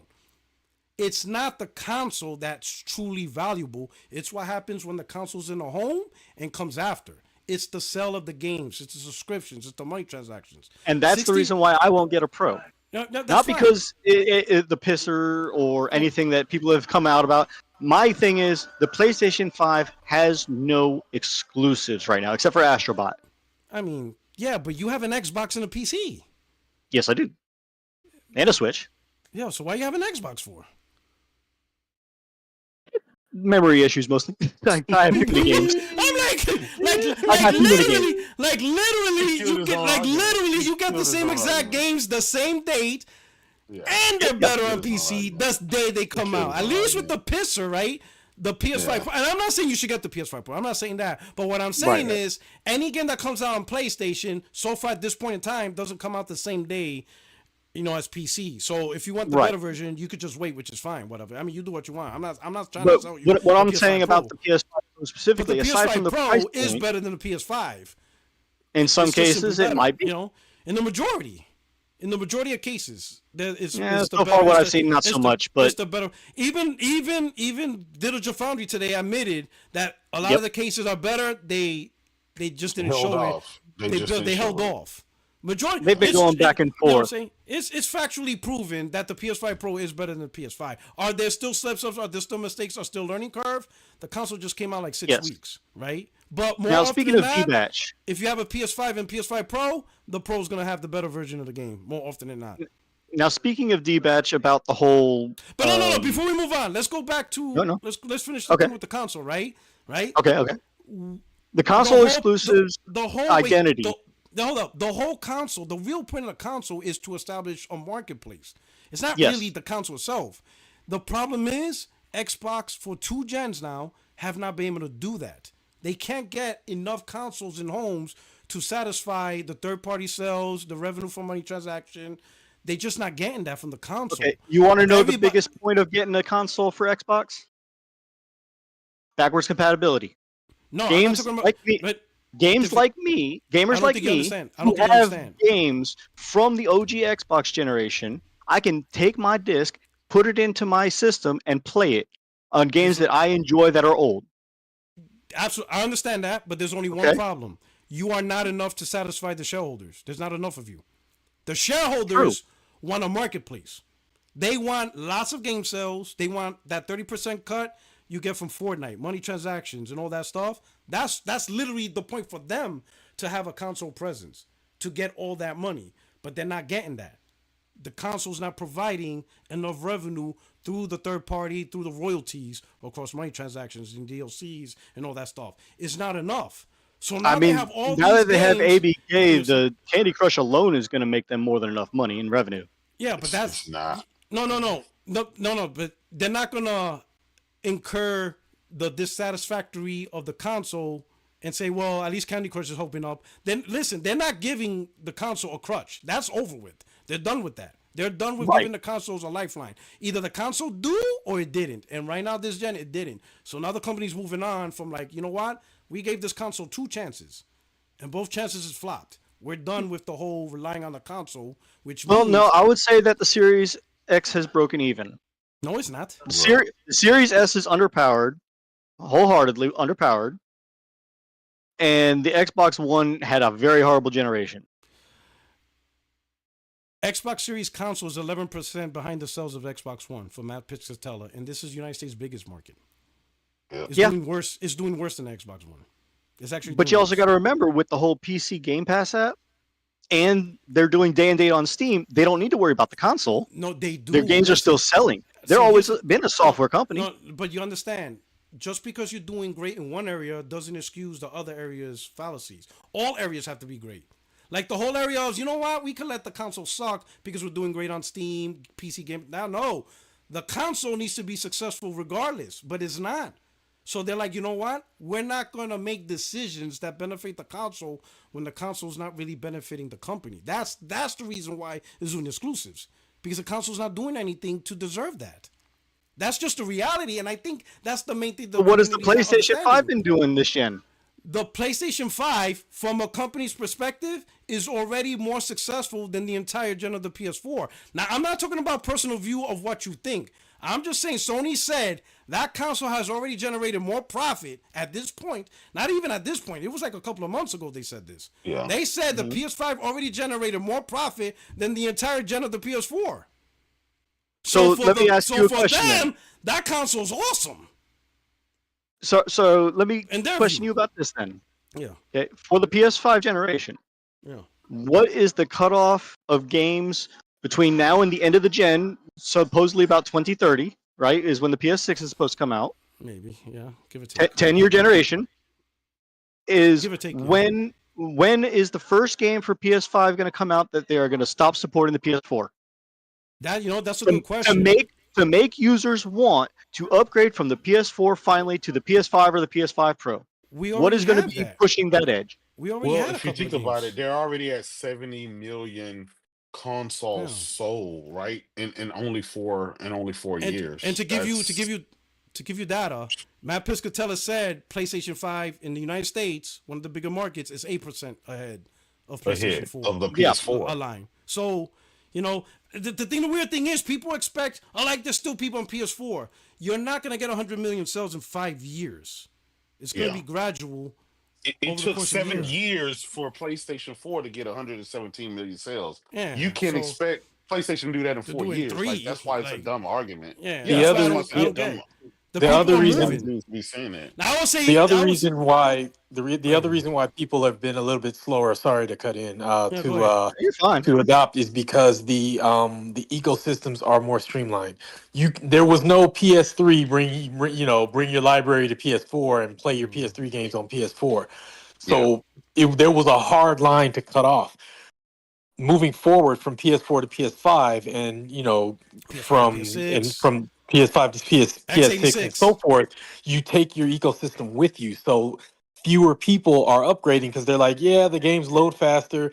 Yeah, those games do look better. They do perform better. But the average casual person doesn't even know what a frame per second is. That is true. And the average gamer doesn't know what VRR is and has no idea whether or not their TV has VRR. And a lot of those people, some of them are getting OLED TVs if they're enthusiasts, but a lot of them are getting 4K and don't know what OLED is. Yeah. So That is also true. the vast majority of those people are thinking like that. So that's why the adoption rate may not be as fast as it could be, even though it is fast and it's outperforming the PS4. Here's another thing that people gotta understand. So there's a ever since the decision was to go x86 for consoles, there's a stark difference between going from PS1 to PS2, PS2 to PS3, PS3, PS4, and now PS4 to PS5 is the first generation of going from x86 to x86. With every PC, power consoles used to be power PC, right? So backwards compatibility wasn't as easy as people make it. Like, for example, people praise the PS3 for its backwards compatibility when it's launched. That's because it had the Gen 1 and PS2 Gen 2. built in it. It wasn't the native power of the PS3. Well, they took a it out PS2 in the Gen 3 PS3s. to make it cheaper, to make the console cheaper. But it had backwards compatibility because all they did There was also a licensing thing that was going on with that too. But the main thing is they took the PS2 and put it in the PS3 to get that done. Now PS4 dual laser PS5, eyes, PS4 and PS5 is the first generation of x86 going from one console to another. Guess what? That stayed means the for same industry. architecture. Yeah, and now the industry's like, we don't really have to cut PS4 off, really, because it's x86. Right? And this is going to be the curse of x86. We're always going to have long-term cross-gens because now a lot of companies be like, why do I have to cut off 100 million consoles for this 10 million one when it's x86 architecture? I could just make it for both and it'll be fine. And this is why this gen is the first gen where we have a very long... Hell, Call of Duty's still on PS4, isn't it? Yep. Look at that shit! It's 2024. We're 4 years away from launch, and we still got one of the biggest games in the industry. And I still agree. made on PS4. Xbox needs to do the same thing. You know They need to cut off the Xbox One generation. But right now, that's true, right? But here's the main thing. The main thing in the conversation is the console is a marketplace. Xbox console for 2 gens failed. And I don't think Microsoft is interested in trying to really fight for console marketplace. They're just done with that. They're not going to give it a third chance. They just moved on from that. Satya's probably moved on. And we all heard Phil. Phil even said it last year. They have to do things different. Yeah. To him, the Xbox One gen was the worst gen to lose. And I don't think Microsoft has the fight to think that they could come back. I think they're just done with it. And in their mind, and this is why they're saying they're trying to get Xbox identity rebranded pretty much as a publisher of games. It's funny that you bring up Call of Duty. Yeah. Because Call of Duty not only tweeted out that they were the number one in hours played, number one selling of all this, that, and the other, right? Don't forget that even though Matt Piscatella was saying that 60% year over year for Steam and PlayStation, excluding Xbox, that means that over the Modern Warfare 3 launch in the same first week time span, that Call of Duty Black Ops 6 was at 6.5 million players on PlayStation and PC. Right? Something like that, yeah. So that means that when the next week came out, that I think it was Activision themselves that said, 53% of the player base is on Xbox. Mm-hmm. So Game Whether Pass. it's Xbox PC, Game Pass, whatever. It's Game No, Pass, no, yeah. before Game Pass, because the game hadn't launched yet, so they had to buy into it. Yeah. Okay, so they had to at least get the $20 for the Game Pass Ultimate, and then they had to pay the $30 for the Vault upgrade. So that's $50 still. Okay, and then on PlayStation you're paying the full 100. So 70 to 100, whatever it is, yeah. that means that between Xbox and PlayStation and PC, Black Ops 6 had over 10.8 million players before launch day. Yeah. Which is wild. Yeah, it's Call of Duty. So the it's thing, hard. That's not out of line with what they do every year. They've been doing it for the last 20 years. exactly. But to say that they're bleeding money, they're not. No. They're That's a only different bleeding argument. money on the I am console. saying, no, that's what I'm saying. I'm saying Right. the console is not doing enough to establish a marketplace to get that revenue like the way the PlayStation 5 console is. Microsoft is giving up on that. Majority of the third-party sales is going onto the platform. Majority of the Fortnite guys, the Maddens, they're all going on PlayStation. Microsoft. Now just we know doesn't they're have- still making hardware. Okay, they probably What are. that entails, we don't know yet. They haven't said anything about it except for the fact that it's coming. It's supposed to be the biggest leap in generational gaming computing It console. could also be canceled. It can, yes, absolutely. It could also be canceled. Let's say they could also Absolutely. change their mind. They could also completely change their mind. I will say this: if they do release a console, number one requirement of that console, they cannot take a loss on it. I think they're done with that.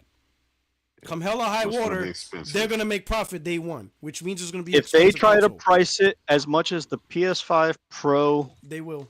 or any more than what the Series X is currently, They will. $600 or less is probably the bar.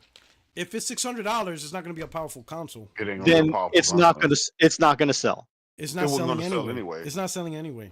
It don't matter. They That's can make the a point. $2,000. That's literally the console. It point. don't It's not matter. selling anyway. They'll still make some money off of it because there will be enthusiasts for Xbox who buy it. Absolutely, and you're gonna pay $600 or But the $7 R&D, at the profit. R&D. The question I is, don't say what spending is the R&D internal is- hardware going to have? That It is the doesn't kicker. matter. Yeah, It doesn't matter. I don't know. They can have 40. All I'm saying is, if they do make a console, you're paying a high price because they will make money day one. They're not gonna take a money loss on hardware no more. That's over with. Satya, shit, he will fire anybody who brings up that idea to him. If anybody comes up and Probably. says, "Yeah, we're making up another console. Yeah, it's gonna be $100 revenue loss per sell," he's like, "You're fired." The only way that I see them doing that is if they say, okay, we're only going to make 10 million of these consoles, we're going to sell it dirt cheap, and we're going to expect a certain amount of percentage loss. And then they're not going to make any more consoles. Like, what do you mean? Like, say that again? They're sell going to dirt cheap? they're going to make pre-made amounts, like 10 million copies of the console. But why to would sell they do that? at like No. 400 or 500 million, and Why then they're would they going to do stop that? making the generation of the console because they're play anywhere, PCs, PlayStation, multi-platform strategy. They're going to get rid of catering to the console. Let me hit up some super chats. There's a lot of people doing some good stuff. Shout out to Glassdoor. He said Satya spoke more about Flight Sim than Halo. Oh shit. Man Overboard just gave us $1 super chat. Thank you so much. I truly appreciate it. John Baptiste, did he just say when PlayStation is going to put out the PS5 games? That Returnal, Ratchet and Clank Rift Apart, Stellar Blade, Rise of Ronin. PlayStation came out with a current gen game first. That is true. Think like is on PC. Okay, what? No, but your argument is he's not saying exclusive. He's saying is when they're gonna move on from you made a comment of when they're gonna move on right, from when they're PS4. cutting off from PS4. And then the conversation went so fast, but that is true. Right, In right, fact, right. PlayStation was the first to cut off to make games exclusively for the PS5. Before Xbox. Glassdoor Gamer. Satya mentioned consoles in the sense that they will take advantage of new tech from consoles. Never said theirs. Listen to him slowly, Xbox. So saying. I think the main thing is people have to understand. I think if people understand that Xbox console, Microsoft does no longer believe that could be a market penetrating console that they could take advantage of the market, and because that product isn't that product, it's not going to sell a lot. it's not Now going to take the line here's to shares your of point. third party. You might as well not worry about exclusives for that console. Because what's Now here's to your point about Mhm. what I think is going to happen. Now this is my personal take. I don't know my ass from an elbow. All right. What I think is one of the other rumors that has come out is that the Xbox next console in 2026 is what I'm saying it's going to be. Is going to be a modular console. The first time that they're going to ever do it. It's going to be cheaper than a Series X and maybe slightly less in specs. However, you're going to be able to buy accessories to make it much more beyond for a console. So they're going to get you cheap in the beginning, like the Series S, but you're going to be able to, instead of paying for a whole new console, be able to pay for a piece-by-piece incremental upgrade that'll go well beyond the Series X. Mhm. And that is where I think the difference is going to be, because it's going to be cheap to get into the ecosystem. They can sell you accessories and keep making multiple revenues off of one console SKU. Plus, they're coming out with the handheld, supposedly, if it's not canceled. But we also know that's not going to be coming till 27 or 28 at the earliest, possibly. It's a few years out. And then it's going to eventually be able to have so many upgrades, especially for enthusiasts, that it's going to be well beyond even what the Series X is capable of, even though it's still going to be probably 3 to 4 generations behind the latest PCs on the market. Let me ask you Can, this. can I? Go ahead, No, JJ. go ahead. No, you go ahead. No, I was just going to ask him this, right? Let's say they come with this monstrosity or whatever, this Modular console, okay. this modular PC in a console box. Let's just say they come out with that, right? Okay. It's All right. Frankenstein. Yeah. Who's the target audience for that? Because right now they got, prior to the Pro, they had the world's most powerful console, and then they had the world's cheapest console, right? And gamers Oh no, collectively. because even Hold on, the let me, hold on, Series hold on, hold S on. was Let me equal finish. to Let the me finish. Switch. Hold on, let me finish. Let me finish, right? Okay. Because gamers collectively for the last 4 years have said we don't want either of those consoles. We just don't want what Xbox is cooking. Um, so now they come up with this box where you can have it as weak as the Series S or as powerful as whatever, whatever. The power of four titans. Who's why wouldn't a person who's into that, why wouldn't they just go ahead and spend their money and buy a PC and move on with their life? Why would they want to get caught in the whole, that's the whole purpose of a console, is to not have to tinker and change and do all of this crazy shit. That's a Even PC's. PlayStation did it, mind you. PlayStation already had modular consoles. In terms of what? Like when? what are you talking about? PS2 generation. You could take off the entire side panel of the right side of your PlayStation, and you could put an external hard drive in an internal case, and that was your new hard drive to increase your storage Yeah, capacity on a that's not the PS2 and same. PS3 Bro, generation. That's not the same. yeah, if That's It's not not the the yeah, same. same. the PS2 came, right? Like you could literally, when you bought Final Fantasy, it came with It a little came with the hard hard drive. drive. You could buy Yeah. that, right? Okay, so what That about the was for that. PS5? What What did the about PS5 just come out with? it? I know what you're Came out talking about. with a full console that had a port on it where you can They add Extend the some changed the more memory. motherboard SSD. on the internals so that you could finally replace the memory chip, the memory Motherboard battery, chip. the memory battery. That's the The CMOS battery. CMOS? That's to Yeah, fix a problem. That's to fix a problem for the future That's that for people could repairs. That's could more but it's for have. the Yeah, repairs. it's the first time they've done it. but Yeah. that's not, that doesn't That, make it modular. yeah. That's more You like could, But they're like, right repairs. changing now, up the way they're working too. Yeah, bruh, let that me it's get to two this totally. point. Do you know what a Let me get. CMOS Yeah. battery Let is me. for, Yes, Let me right? get to this. Let me get All to it's a right, this watch point. battery. Let Memory. me go get to ahead. this point. Let me get to this point.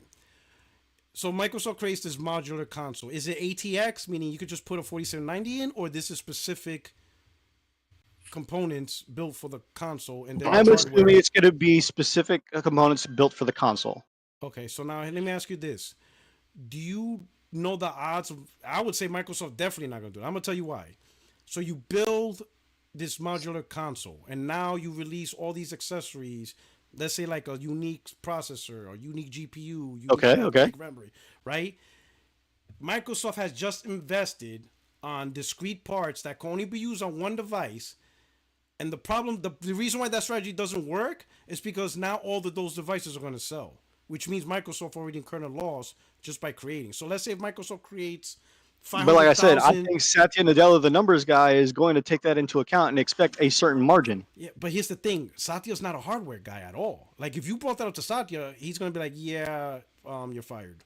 He's not a hardware. Yeah, he's guy. a cloud. He's a cloud and At services all. guy. That's it. He's not a hardware guy at all. He does not like hardware. But Sarah Bond is. What was he's her not a profession hardware before thing, she right? became the head of Yeah. Xbox? She was a cell phone. She was part of putting things everywhere. Exactly. But her thing, She's a but yeah, cell but phone. her thing, the reason why they hired her is to push a product everywhere. And that's why, like 2 weeks ago, people already started blaming her instead of Phil. And I'm like, wait a minute, Phil and Satya hired her for that reason. Now she's getting the blame for something, right? The problem with modular hardware, think about it, the logistics behind it. That means Microsoft is allocating funds to create devices that could potentially just stay on the shelf because not everybody's going to upgrade. That's why now, Microsoft is going to be like, your point, that's a bad business practice. To your point, I think hold up, real quick. The reason why you think it works is because PCs like that. Did he freeze? Real quick. The reason why you probably think it works because PCs like that. But the problem is, or did I freeze? It like ATX, anybody could use it. It's not locked to one specific PC. You understand what I'm saying? It's so open, like, and it's not even limited to gamers. Like anybody could buy a 4070. It doesn't have to be a gamer. It's a GPU. You understand what I'm saying? So anybody really could buy. Anybody, be a graphic designer or an artist, a model maker, whatever. There's no to answer your reason to buy question. 4070. To So answer that's your why question, it's good business. whether the accessories for these modular parts are going to be exclusive to the Xbox, or can you take aftermarket parts like regular NVIDIA GPUs, right? Yeah. If they go the modular route and do outside external source parts and allow other source competitors to be able to make parts for third-party hardware, I think it'll be a much bigger success. There's another underlying problem with this is the more you start moving in a direction like that, the farther you move away from the very audience who You might as games well get a on PC. console for simplicity. Exactly. You might as well get a PC. And here's the other thing. People who have a PC are not going to bother with a modular console because we have a Again, it's all a matter of pricing. that doesn't service any part of the market. It doesn't service Yeah, that's why the modular thing ain't gonna work because you're not a It's console. all a matter of price. It's all a matter of pricing. But I think I it's don't not care just what the no. price Look at the Series S was $300. Hell, it's not pricing, it's simplicity. It's simplicity. And the more you start getting modular and talking about adding this and attaching that, the more and more you get away from the point of the console. The point of the console is simplicity and value for dollar. And although, obviously, the higher end PCs can, well outperform anything a console can do, what they can't do is offer you the power for dollar that you get. Oh, shut up, Hags. What's that? Sorry, chat. Oh, chat. Yeah, So when you start getting away from the simplicity of it, that's when you start crossing into PC territory. And console gamers don't want to game on PC. PC gamers that are strictly PC gamers, they're not going to be paying attention to that. If anything, they're going to be laughing at it. So Now, see, here's the thing, though. I think the target market audience is people that own PlayStations that refuse to get PCs or Xboxes or Switches. Hell no. Hell no.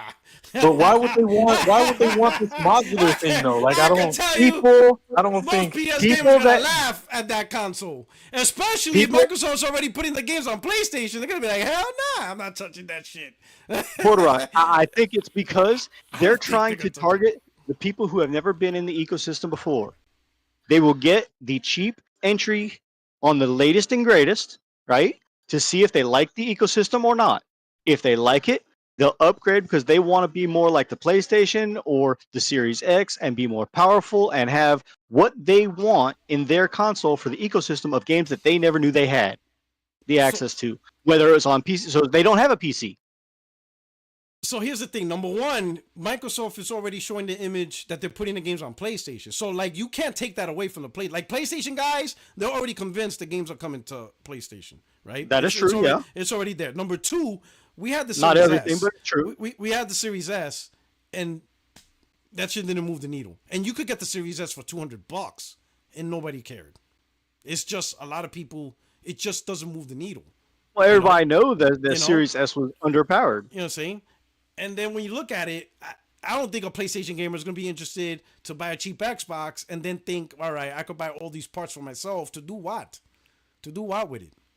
And to piggyback off of that, also, for those who own, like, say, both consoles, and I use myself as an example, I used to own both consoles, and then I eventually built a PC, and my Xbox financed my GPU. Yeah.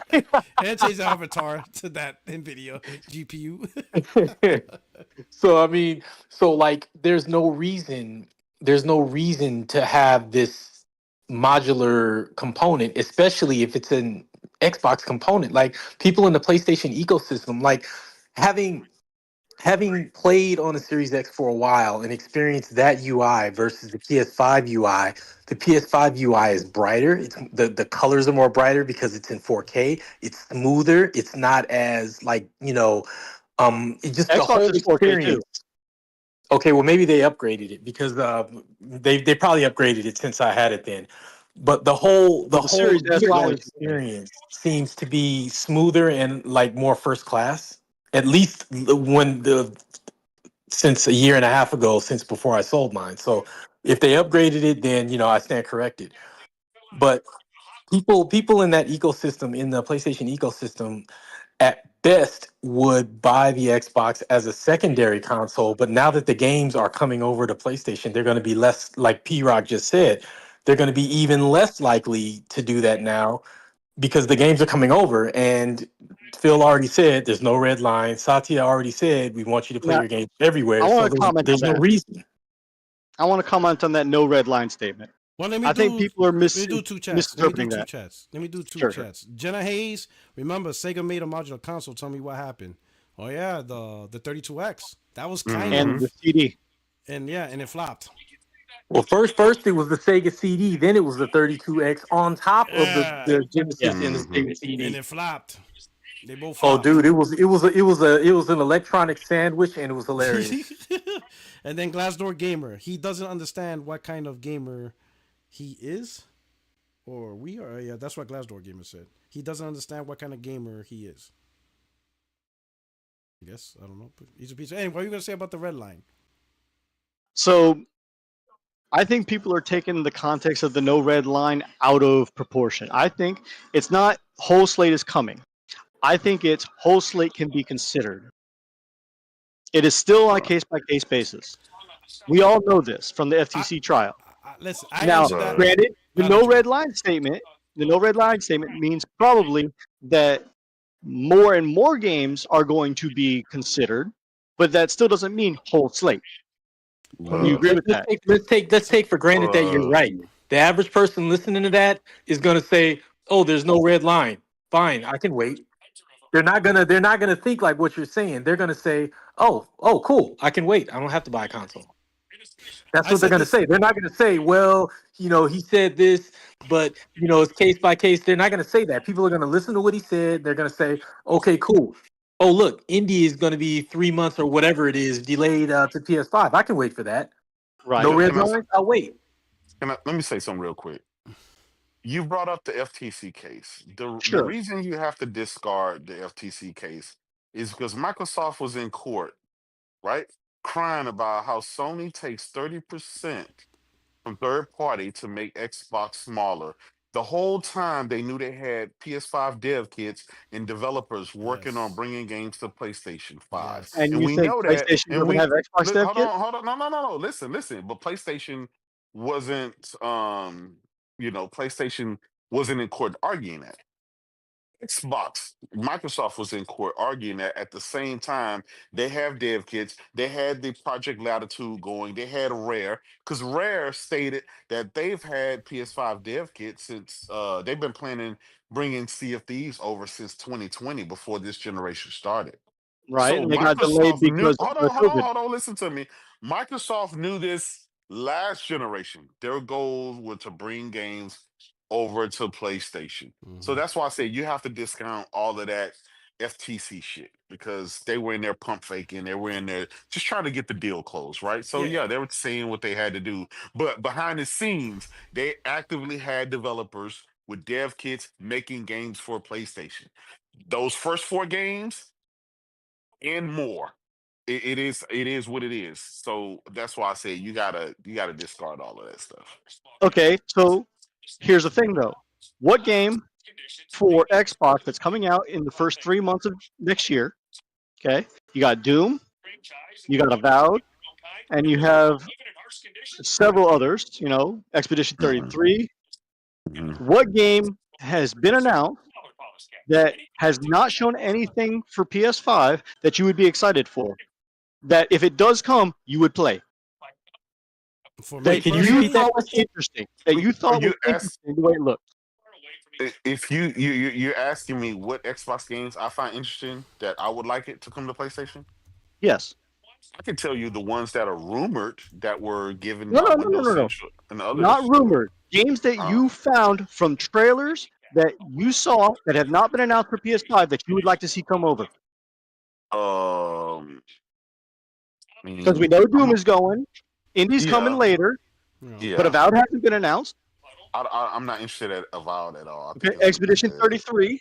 I think Expedition That's not a 33 that's a because I had multiplayer. a That's a look at it. multi- I think Expedition That's a 33. that's coming out It's on everything. Is multi-blast. it multiplayer? Yeah, that's a multiplayer. It's a multiplayer That's a anyway. Yeah, it's a multiplayer. multiplayer That's not anyway, even yeah. by Microsoft. No, Yeah, no, that's no, a no. multiplayer. Wrong one. You're thinking Immortal 33. No, No, Expedition Expedition 33 is a multi-platform game. Yeah, that's not by Microsoft. Oh, multi-platform. Yeah, yeah, yeah. Oh yeah, so Yeah, it's coming to that's- PS5. Yeah, it's a Kepler. Yeah, it's Kepler coming Interactive. everywhere. That's not Microsoft. Let me What ask you. about let me- Perfect Dark? Let me. Fable. The rumor is Fable's coming to PS5. Well, that's supposed to be on the list. Those games are all on the list. That's Here's the coming thing. Day one. To make this point, because I made this point a year ago when this whole started back in the days, and then the first 4 came out. The decision to release a game on PlayStation 5 day and day or later on, whatever, it really comes down to logistics, right? Some studios, they can't work on the PS5 while they're making the PS5. I mean, the Xbox and PC will always be the priority. They're going to get first dibs. If they can release the PS5 at the same time, like Doom, cool. Notice Indiana Jones is not coming out at the same time they release. Maybe they needed more time for the PS5. So, like, you know what? Don't worry about it. Focus on Xbox and PC. Release from the PS5 you can. They'd be like, hey, we could get that out in about 3-4 months. They'd be like, fine, do that, right? Outer Worlds 2 is going to be interesting because it's Outer already Worlds 2 announced did. for PS5. Yeah, PS5 that came out of nowhere. enhanced. And they said that was I'm exclusive. salty about Outer Worlds 2, but not But for what they you said, said. but that's a good thing. And They they originally said, said that was exclusive. Yes. I got And it was the- right there, and they had the PS5 logo along with all the other And logos. they changed their mind. So that very well could be day one. Yep. We don't know You see? yet. Yes, but you see what I'm saying? I'm mad about PlayStation's official YouTube on that one. But no, why? I don't know why. Man. But think Yeah. about Because it though. when they showed the But- trailer on the but- official YouTube, they took out all the other consoles and Yeah. platforms and just left the PS5 logo. But this Well, is yeah, why. that's- But that's the point. That's the why Xbox gamers are mad. Why would you They- advertise for somebody else? Beyond that, obviously Sony's not gonna advertise. Listen, make no mistake. Xbox's channel has it on everywhere. But listen, Sony's gonna crush Xbox console down to the last silicon. Yep. And that's the point, you know, guys like Tim Dog and everybody's mad Exactly. at Tim Dog, but he's trying to tell you something. He's like, Sony is not going to put their games. They are going to crush Xbox down to the last silicon. They're going to keep getting third-party games off the platform. Any game they could buy out, they're going to keep doing it. So while Xbox is going to give all these games, there's like, hey, here's Blade. Sony's going to be like, fuck you. We're keeping Spider-Man, Wolverine, and X-Men. But thanks for Blade. So now we can advertise to everybody. We got Exactly. Blade, we got Wolverine, we got X-Men, we got Spider-Man, and Xbox is like, hey, we're good. And that's Just why because some people are Xbox doesn't see mad. PlayStation as competition doesn't mean PlayStation Listen, doesn't see make no Xbox. mistake. I'm telling you, Sony's gonna crush Okay, Xbox okay. down to the last silicon until So the here's the last button is here's gone. my question. They're Here's not my giving serious up. question for you. Mhm. Okay, here's my serious question for all three of you. Mhm. What would PlayStation do that would fuck it up completely? That would make them close shop? So they know that's, you know what? When people ask what would really make PlayStation go day and way across everything, I'm like, somehow. No. Whatever, I'm not talking about listen, going day and day across everything. I'm talking about closing up the console. the what console has to in stop your- selling. Stop making No, great quality games. No. One, quality. I don't know what it is, but what would make them close up the console is they can't sell the console no more for whatever they did. Whatever they did, if people ain't buying that console no more, and people are like, fuck On this the way. console. Maybe the world, maybe 20 years from now, everybody just buys handhelds. Who the fuck knows what the world would be? Maybe cloud gaming takes over, and less people are interested in console. But when the console gets to the point where they can't sell enough and they can't have those third-party sales anymore, 60% of PlayStation revenue is just money transactions. So you're thinking by the same token, where Xbox is putting games on PlayStation and making money, right? Because that's what they're doing. They're They're third-party publishers now. through exclusivity, get money. Okay. Why is it different for PlayStation putting their games on PC and eventually the Switch, which we already have with Lego Horizon, and supposedly on the Xbox? What is stopping PlayStation from trying to make more money to also come onto Xbox? Because they don't have the same business strategies. They have two different business strategies. Their strategy is still console-centric. Xbox is out of necessity. PlayStation doesn't. Sony cares about selling you a console. Because it's a store. Microsoft is a store. The more consoles you have, gotta remember, the more games you're gonna sell, the more services, the more subscriptions, the more PSVR, the more portals, the more DualSense Edge controllers, the more all of the stuff that they sell. That's why they keep putting out all this hardware, because they And the want you PS5 this generation has more accessories than they have games. well, I mean, that's whatever. That's a disingenuous statement, but okay. That's subjective. That's subjective, but it is what it doesn't matter. It's a night and day difference from what Microsoft is offering. Right now, Microsoft. You gotta look at PlayStation 5 like Steam. When you look at Steam, Valve is making more money than they ever did, and they used to make games. How? They don't make games no more. They don't make games. There's no Half-Life 3. Well, they have Deadlock. They got nothing. Why? So why are they making so much money? Because everybody's buying their games through Steam, and that 30% cut they get from every game they sell on Steam, that's where the real money is. That's why there's a rumor of Steam making a console. Steam wants some of that money. You think they're gonna leave all that money on the table just for PlayStation? They're gonna be like, fuck no, that's billions of dollars. PlayStation fiscal year 2023, right? They made $27.5 billion in that 1 year. More than anybody else, even more than Tencent. They surpassed Tencent. Tencent made like 25 or 26 billion. Out of that 27.5 billion, 27.5 billion they made, 700 million came from the software sales of Xbox, PC, and Nintendo. Because remember, Xbox got Destiny and MLB, Nintendo got MLB, PC got pretty much a lot of games, plus Helldivers, because the quarter included Helldivers. 700 million. Now think about it. 700 million versus 27 billion. That third-party royalties they get from console is insane all around the world. Because remember, PlayStation is global. Xbox is not even global. You can't even call Xbox global. It's really a U.S. product. UK, they fell off. The rest of Europe, never heard of it.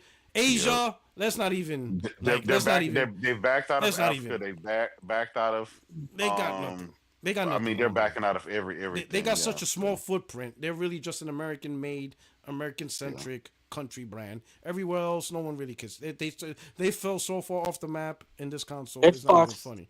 Xbox had a following in South Korea, and they were begging them to better localize their consoles and their the ports of their games, and they weren't doing it. And people in those countries were like, dude, like, we don't speak English, we don't read English, localize your games properly. They weren't properly translated, all kinds of things. And these are people over there that were an audience. That's the Xbox Korea account. The Xbox South Korea account. Yeah, but that was happening with PlayStation 2. Okay. bruh. Okay, dude, but come on, like no, internationally, even they the localize their games better, even if even the Xbox like Korea even if account they admitted that, stumble. saying that PlayStation with Stellar Blade and the That's investment in Korean depending on the devs, voice actors that they do it got though. better. Yeah. Now let me do some super chat. Mountain Cash, $10 super chat. They literally just tried to cheap entry tactic. To see OG, they like the ecosystem with the Series S, even with Game Pass, xCloud on your phone, not even needing to buy another device. No one wanted. Glassdoor Gamer says, console low sales ABK cost too much. Game Pass subs low. No one's gonna buy new hardware. They have to go third party or never get a return on investment on ABK. That damned them. That was like the deal with the devil, and they didn't realize, you know. Gordo Yep. P23, thank you for the super chat.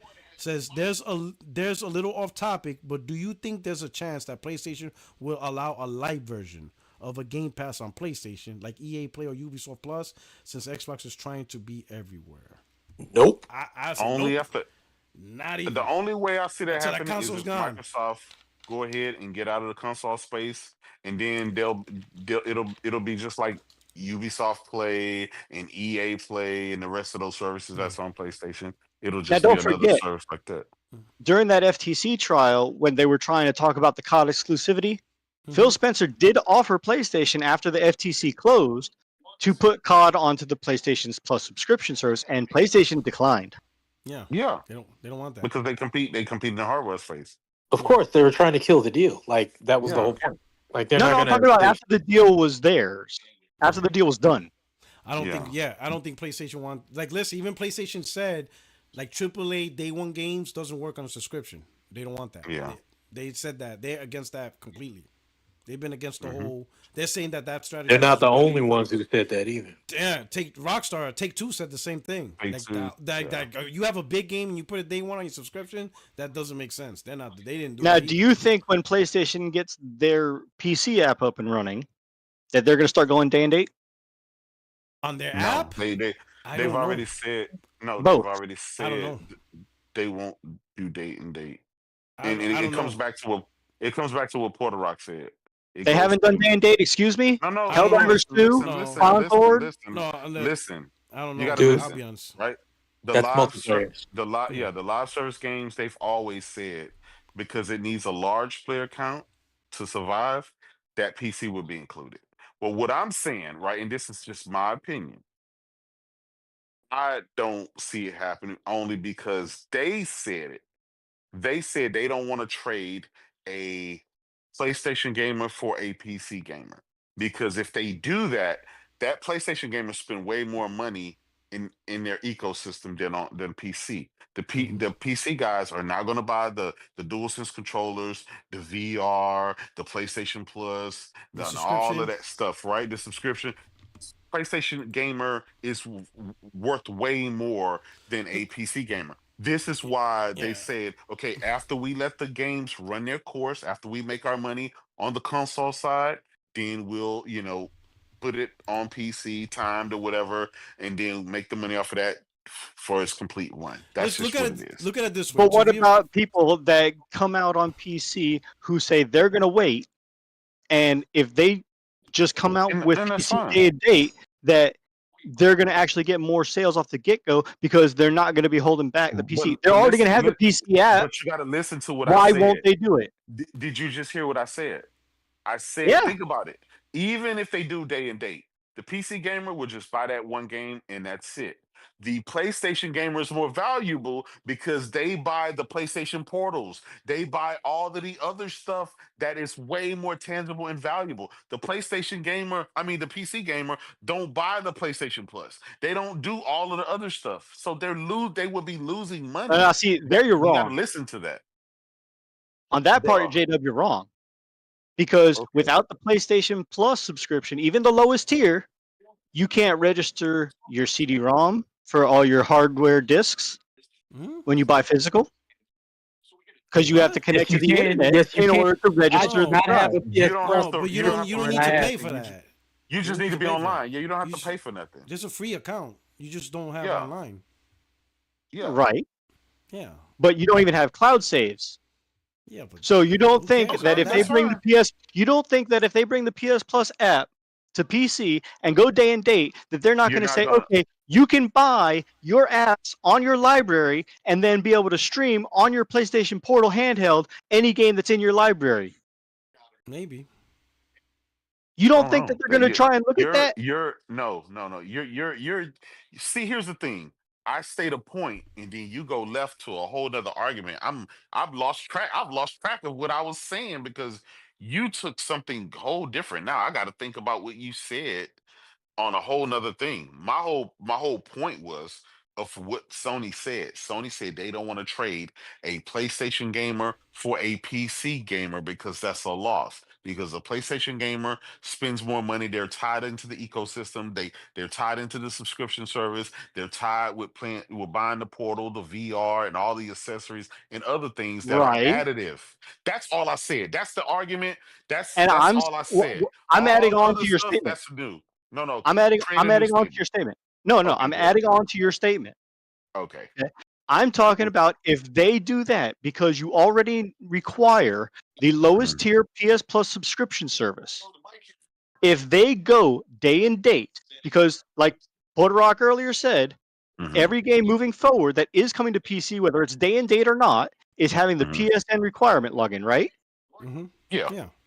So if That way you they have define it, yeah. if you have to log in and they go PC day and date and they do cross saves, cross progression,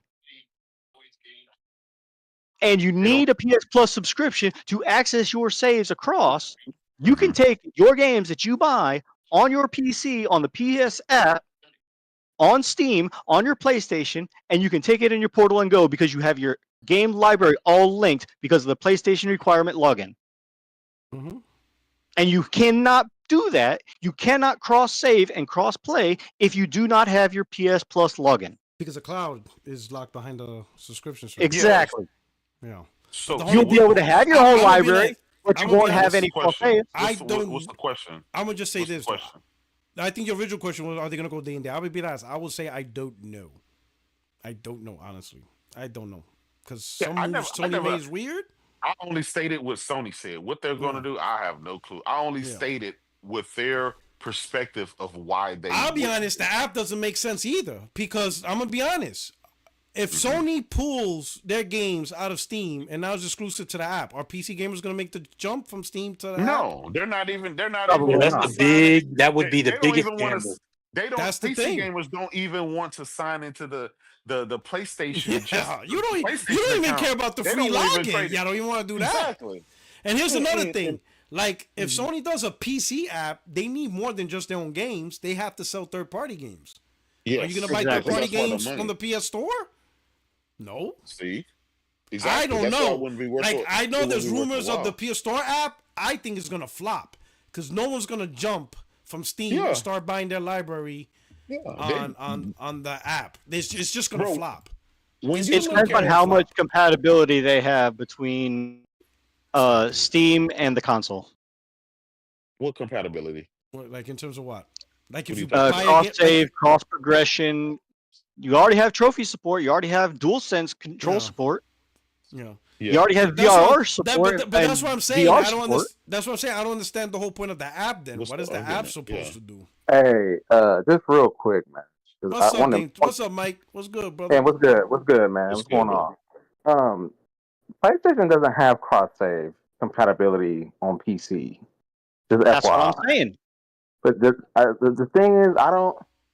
This whole thing with them doing all that, I don't even think they're gonna do a whole the PC app. I don't think they're gonna do that. I don't think either. It doesn't make sense to me. Yeah, I don't think it doesn't make sense, especially when they already putting their games on Steam anyway. PC app means storefront, like Epic Game Store. Yeah, exactly.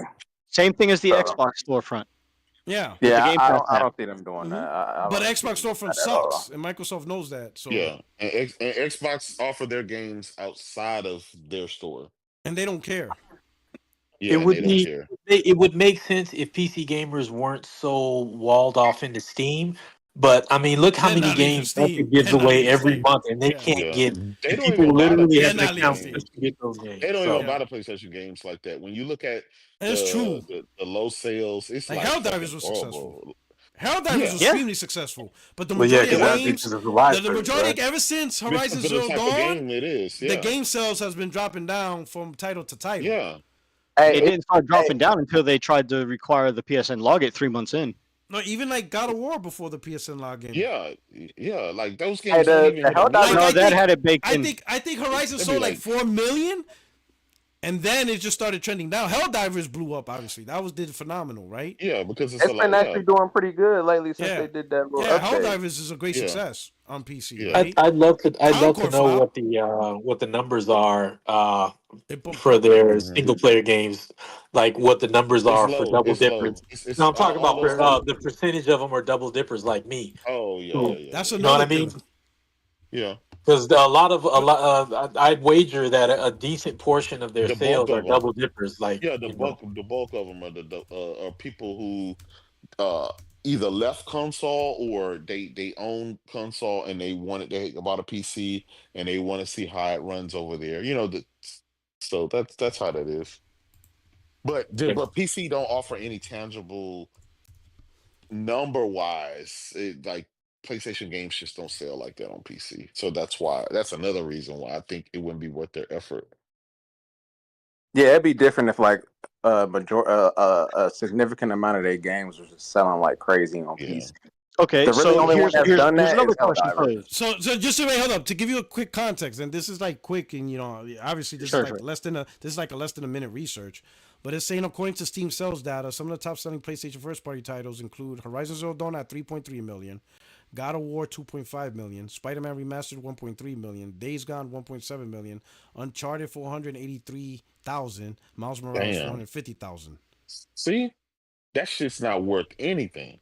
Yeah, and I think At the same Arrowhead on time, I Twitter. wonder how going much out. of that is profit because the Now cost they probably to make a port lot the of game. profit, but it's Yeah, not the like cost to all port the the games is a lot yeah. less, right? Yeah, but it's not they like all they these already games spent are the money to selling make the 5, 6, game. 7 million Yeah. a piece. They're not Exactly. like the highest is still outside of Helldivers, to be fair. But from the single player family, they haven't seen true. over 3 million Yeah. since Zero Dawn. Zero Dawn hit 3 million, and in my opinion, I think the reason why that game sold so much because it was the first PlayStation game Yeah. on PC. First. So I think the excitement just got everybody. Everybody's Yeah, like, I'm not "Oh gonna- shit! Oh shit!" I'm not gonna lie. And I'm then not gonna after lie. that, Like I'm nervous. I'm nervous about them sales because I don't want PlayStation to stop porting their games to yeah, PC. but I'm saying I think Horizon Zero Dawn is leading the pack outside of Helldivers, to be fair, but Yeah. among the single players, because that was the first game where it was like shocking. Everybody's like, "Oh shit, Horizon Zero Dawn, not cloud, See- not streaming straight up." Everybody Yeah. just the excitement, and then after now is waning. Now See, Porter Rock, that's It kind of my waned. point, right? What you just said, those small number of sales, and the fact that PC gamers don't have to buy into the subscription service, which is PlayStation Plus, the fact that they don't buy accessories and stuff, is not even worth Sony's time to give it an effort to do all that crazy shit that he was talking about doing. It's just So literally what do there's you no- think know. about Last of Us 2 Remastered coming to PC? I think it's If they're right in making line so with low what they said, sales, right? why are they still doing it? if they're working what? I think listen, I think If they are PC still doing the sales of those low numbers of 1.5 million, 3 million and less, why are they still doing it because it's if they're not profitable. making enough money? No, I think Go- I don't think he's saying that. I think it's just profitable. That's not what I'm saying. You think about it. The bulk of when you make a game, right? They make it for PlayStation. Once they make the PlayStation, that's it. They've made all the money. They don't have to go and reinvent the wheel. All they have to do is spend a few bucks, get some developers, a port Do studio. you even know how much it just costs to port? Hold on. No, hold on, brother. Let me finish first, right? To port that, I'm pretty sure it costs nowhere near as much money to port a game than to actually create the game from scratch. You see what I'm saying? So Yeah. I'm assuming I did the research, but I'm going to assume you already have the game there. You already have a finished product. Now you need to translate this game from this platform over to PC, right? So the bulk of the money, if this game costs $300 million to make, it may cost 10 million, 5 million. I don't know, right? I didn't Google it or whatever, but I gotta And assume virtually it's no a marketing lot. budget. It's a I got it lot pulled up right less. here. Mhm. So to answer your question, It costs between 20,000 and 100,000 to make a port if it is not made in tandem. Oh shit, Okay. that's nothing. So- That's peanuts. that's nothing. So that So you can that sell makes five, it very you can much sell, worse. you can sell You 100,000 answered your copies at you $50 answered your bucks. question right there. Exactly. You If make they were profit able to sell, if they're able to sell 1 million copies, at 50 all of that is bucks. straight profit. Yeah. All of Like, that- that's really that worth makes it. sense. That's an That makes insane sense. ROI. Yeah, I you mean, proved honestly- your point why they keep doing it. It's Like, profitable. yo, for I'll them be to do. honest. I didn't think it was that low. That Hey, shit look, is honestly, low. I think Now, to be fair, I honestly thought ports was like in the millions, not like 100 million, but maybe Yeah. 15 million. they probably paid developers like Nixus that Sony bought a little bit, Yeah. around the million mark because it's an Yeah. in-house Yeah. studio doing But it. I didn't think it was Yeah. that low. Like, But holy I mean, shit. look, 'Cause I think think about That's got it. nothing to do so. Even let's say even if it's $1 million to port, right? Because even to me that's low. But let's say $1 That's million to cheap, port, right? Yeah. You could sell what? I mean, fuck, 1 million copies is like 50 million. At $50, is $50 Yep. million dollars. $50 million bucks. So the nothing. It is. ROI. But that's why I say, like for PC, the ROI is great, but day and Yeah. date's a whole different ballgame now. Now Yeah. what you're doing is you're putting two platforms on the same Level. foothold. Like you Same can game, use- multi-platform. Yeah, I get same you. thing. Yeah. So now, listen, we see it happening to Xbox. People are living for Xbox for PC, but the difference is Xbox is cool with that because their console strategy is not working. But They're with still in the PlayStation- subscription service. Yeah, but the PlayStation, the console's working. So imagine if they go day and date on PC. And again, I don't know what they're gonna do, but picture They this lose scenario. people like me. They lose people like Ramon. If you go day and date, people will be like, you know what? And it may not be everybody. You're still gonna get people buy consoles. That's true, right? But let's say 1 million people leave. That's 1 million less people on PlayStation that subscribe, play Yep. Fortnite, buy Buy Madden, all the because they're not accessories. gonna buy those games on PC on the PC store. It's So gonna be just- Steam. It's gonna be Just Steam to that give you gets perspective, all those sales. Day and- Whatever. day and date is a few $100,000 to just over $1 million for a port. Day and date. Mhm. So something like Helldivers 2 that was successful when it came out on both PlayStation and on PC, Yeah. day and date, The live service is not the same thing. Yeah, they- it was built from the ground But up. no, for but they that said that from the strategy. start. They said the But reason so far- why. They said the but reason so why far they we do don't it have a day and date. single player day and date. They said Yeah. all. No, they said well, the all, remasters, right? They did that day and day, right? Remasters, I Yeah. think. No. Yeah, and those no. are remasters of existing games that were already out, though. Yeah, Brand yeah. new games. You just can't shouldn't use the do that. remasters and remakes and stuff. Yeah, No, and but I'm saying remasters- that's the only example. Like there's no single player. No, like those Wolverine's not day and remasters date. weren't day and date. Right. They came Wolverine out wasn't day later. and date. Astrobot's not day and date. Yeah, yeah, You know. yeah. I I'm mean, sure honestly, they're. I'm sure they're very closely watching what. Trying to figure out what the cannibalization effect would be if they did That's do the day word. one. And Because- that's And not Microsoft has been us. doing this for 10 years, so they've Here's already the done thing. it. Here's the thing. That's not us talking about it because the last two, even the last one, the quarterly meeting that Sony Yes. had this Yeah. year, 2 quarterly meetings, investors, because when they do their Q&A, Ask they the break it budget, up. yeah. They break it I up. remember that. They break it up in 2 parts. They have like the news outlets and journalists, and they have the investors. investor The questions, investors, one of the investors asked that, is there any concern with cannibalization? So that's not a fanboy thing. Even the investors are like, hey, this PC strategy, is there any cannibalization? Of course, because they're It's the- just it's- like it's the Microsoft, Sony they're a execs. company, they're a Yeah. corporation. It's the Sony execs trying to calm the investors down, saying, "Hey, even this past one, when you probably seen it, recently over the last week, saying Sony doesn't see PC as a threat." The reason Yeah. why that article came out is because in this past quarterly meeting, the question was asked again. An investor asked, "Do they see PC potentially cannibalizing PlayStation console?" And once again, Sony had to respond like, "Hey, we don't see any data that shows PC Yeah. is a threat to our console." So I it's mean, not hey, just us. PlayStation. It's not just us talking about it. The actual investors Yeah. are Yeah. also looking at cannibalization because Hey, they that's know true. It's the money They the only crunch. put- main money is they not only the put first their party games on there. sales. Yeah, the main money is not the first party sales. It's the It's that third party. 30% royalty. Yep. So that's they know coming where the from money's third coming parties, from, too. and it isn't from Spider-Man and Thor, Spider-Man and Yeah. Last of Us. It's those Call of Duties, it's the Maddens, it's the Hogwarts, it's the Fortnites. all of those games is 75% what's- of card, yeah. card sales were on PlayStation 5. Yeah, that's So that's crazy. what they're concerned Oh, about. no. They don't want to That- lose the gamers to PC, and now they're buying Hogwarts Part 2 on Steam and Do not on you PlayStation. understand how much of an asinine statement that is, J-Dub? Of what? What do you mean? That 70% of physical sales were on the PlayStation. I said 75% of Call of Duty sales were on PlayStation. Yeah. Do you know how much of an according to- asinine statement that is? I don't The know, overall brother. I'm sales, just saying or what the I'm just saying what the Aside analysts. from the fact that it's on Game Pass, and most of the physical or digital sales on Even Xbox before and COD was on PC Game Pass, it are was the always Vault like Edition that. upgrade.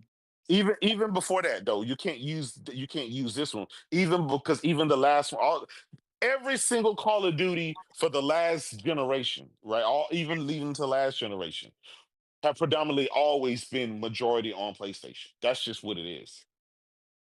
And I just So proved you wrong earlier because 60% Steam and PlayStation year over year from Modern Warfare 3, Xbox still had 53% of the player base. yeah, that, which one? but you're counting no, but Xbox with yeah. PC. You can't do that. We're No, no, talking no. The phones. statement that you're talking about is that Okay. people on PlayStation bought the game Yeah. physically. Yes. Well, but or digitally. He didn't say Physically or physically. He digital, just it said doesn't matter. sales. Yeah, Okay. just Yeah, I'm sales. trying to figure out why you And combining of PC course, for Xbox. that is asinine of a statement, considering the Why? fact that it is on Game Pass. It is still going to sell on Xbox. It is still bought on Xbox and Steam. We listen, know, But it doesn't listen. but at the That doesn't same change the time, number. But it That doesn't doesn't matter change because what the number is. even before Call of Duty was on Game Pass, Game the Pass. majority of sales were still on PlayStation. That's why he added that statement. Yeah. Call of Duty sold better on PlayStation last year. The but year it was before, also The the year highest before then, priced the Game year Pass before sale. the then, year the year before, before then, the year the before year. then. It's I mean, throughout- Activision Yeah. did come out with the numbers before Yeah. during the Yeah. acquisition deal. They came Yeah. out with the numbers. Exactly. Even during the Yeah. PS4, Xbox One, Jim, majority of the sales of They Call were of Duty was on actually PlayStation. considering weren't they considering putting their games on Xbox Yeah. at one point Yeah. because the Microsoft sales had to, were so low? matter of fact, Microsoft had to pay a bigger cut of the pie. They had to receive a lesser cut of the pie than PlayStation because PlayStation had a larger install base. Okay, so So moving on topic, next one. Okay, There's no more yeah, topic. but you said my statement was asinine, but I'm it trying to is understand how. because people on Xbox ecosystem, Mhm, whether it's on Xbox console or Xbox PC Game Pass, mhm. didn't have to completely buy the game, Oh, we know that. and We know they that. still did. Okay. And they We know okay. that. Now, PlayStation made more sales because that was the only way on PlayStation to get it was to physically buy it. Well, But yeah. if you combine all the Xbox, sales, no, 75% of them still. Xbox didn't buy the game, but there are still people, 53% of the player base, who paid for the $30 upgrade for the Vault Edition. That doesn't include the purchase of the game, because if you get rid of your Game Pass, But, you lose Call of Duty. Yeah, but is that also Even including if you the got PC? the Vault Is Edition. that also including the PC guys? Yes. Of Well, course, yeah, see, so but that's PC gamers. Like, that's PC, yeah. bruh. Ain't nobody on Xbox buying shit, Yeah. bruh. You it know, is what it is. That's the PC Now, numbers that's an as well. asinine statement. You know what I'm saying? You know, I thought you were just talking about the console user base by itself. Yeah. But if you include the PC, then yeah, Well, PC Game Pass. especially Not Steam. Especially PC gamers, they will still buy games. They really like they sign on to Game Pass and there was a huge growth, but PC gamers have no issues buying games. They've done it all the time. They bought Starfield. They don't care. I bought Starfield. And I think you could also agree. I think it's mostly attributed because, and maybe you could answer it because Ramon told me the Xbox app sucks compared to Steam. That's why. Oh, absolutely. It's shit. So they're like, there's like, so even on Game Pass, the gamers are like, the app sucks so bad. It's getting better. I will admit, it is getting better. It is not there yet. So PC gamers have no problem buying games, especially on Steam. They'd be like Game Pass or not, whether it's day and date on Game Pass. Some of them might double dip, like they have it on Game Pass, but they're still buying on Steam because Steam's the end all be all. You know what I'm saying? Let me do 2 more super chats. We got Glassdoor Gamer. Shout out to Glassdoor. PC is a segmented market. Sony won't kill their golden goose for that. Microsoft won't even do well there unless they force it on Windows users. Right? And SNK says, my bad, I couldn't make it to your show. I got a virus. Oh, man. You work in a hospital, dog. The dude working in a hospital got sick? Oh, Sorry to hear that. man. Oh, Feel man. better, man. But Feel better. no jokes aside, man. Yeah, you know what I'm saying? Speedy recovery, my brother. Speedy recovery. You know, you can show up any Tuesday and stuff like that. All right? You know? All right. So I think we all in agreement. Xbox consoles, dog shit, and it's going away. Yeah, Yep. right? Hey, B-Rock, can I say something real quick? Go ahead. I just want to say that I was wrong, and the mid-gen refresh is an absolutely beautiful thing, and I'm glad I did. Why? What do you mean? Why you say that? Why you say so? Talking about the Pro? The Pro? Oh no, I'm not talking about Pro. I'm talking about my personal your mid-gen your refresh. 4080? Your 40 Or from from 4070 to 4080 Super. I am now a fan of mid-gen refreshes. he did his own mid-gen refresh with a 4080 Super, and you're loving it. It's beautiful. Oh, dude, I am freaking loving life. Like I'm playing Horizon Zero Dawn Remastered. Dude, freaking 4K 90 frames per second, everything maxed out. I can't even like the textures on like maxed out everything. Like I can't even tell you what the flex. My man's flexing. He's like I can't help it, dude. I'm trying not to be insufferable to all my friends. I think I'm doing a good job. My man's like Rick James, fuck your couch. he just walked, yo, J-Dub, he just walked in our house. He's like, fuck your couch. Fuck your PSSR. No, see, I didn't say all that now. He's like, fuck your couch. Oh shit, my man's loving his 4080 Super. Oh shit. Oh, nice. Shit. All right, man. All right. Hey, Power Boss, man. Hey, I pretty appreciate it, man. Thank you for coming. Hey, anytime you want to have me on, man. Okay. What you call it? I'm gonna give you podcast guest rights. Hold on, let me do that now before I forget, and then you can hop on anytime, man. You might piss off the chat and shit, but as long as you don't come up with like I game everywhere. As long as you don't come up with weird, conspiracy theories like Bungie's trying to sabotage PlayStation. Shout out to Chaos. Shout out to Chaos. I did say something about that when Chaos was covering it live. That was hilarious. That was wild. Shout out to my boy Chaos. My man said Bunny just like, oh no, that's terrible. That's terrible. Concord? Yeah. Release that shit day one. I really don't know what went on behind the scenes between Bungie, Concord, Naughty Dog, and whatever else. I just remember Persona's face when Factions 2 got canceled and he was like screaming into the microphone and hanging his head. There was some disappointment. There was a lot of gamers disappointed. Agreed. And from what I understand, Factions 2 was highly anticipated and loved by the beta testers. I'm gonna be like this. I'm gonna be honest. I was fucking doing backflips. I'm like, fuck live service. Hey, if I had to choose between them making multiplayer games or single player games, give me the single player games. Yeah, I was like, listen, I'm team single player. Everybody should know that right now. Yeah. There's a new war. There's a new war. Team single player versus team multiplayer on PlayStation, because that's a different story. And I think at the end of the day, that's what they recognize. And we winning. We win. Hey, J-Dog, we got single player got another GOTY. Where the multiplayer GOTYs at? You're right, man. Hey, I'm gonna tell Sony, get good, man. Get good. Yeah. J-Dub, he's team multiplayer to the point he doesn't give a shit if the console collapses. You will get good or just fucking die. Listen, you can't. Listen, my motto is, you've mastered. You're the GOAT. You're the GOAT when it comes to single player games. You're unmatched. But like, you can't be number one in gaming, but then be afraid to tackle spaces. Other spaces. Now you got to be number one in everything. I agree. Go for I it. agree. So that's just my motto, right? I actually agree.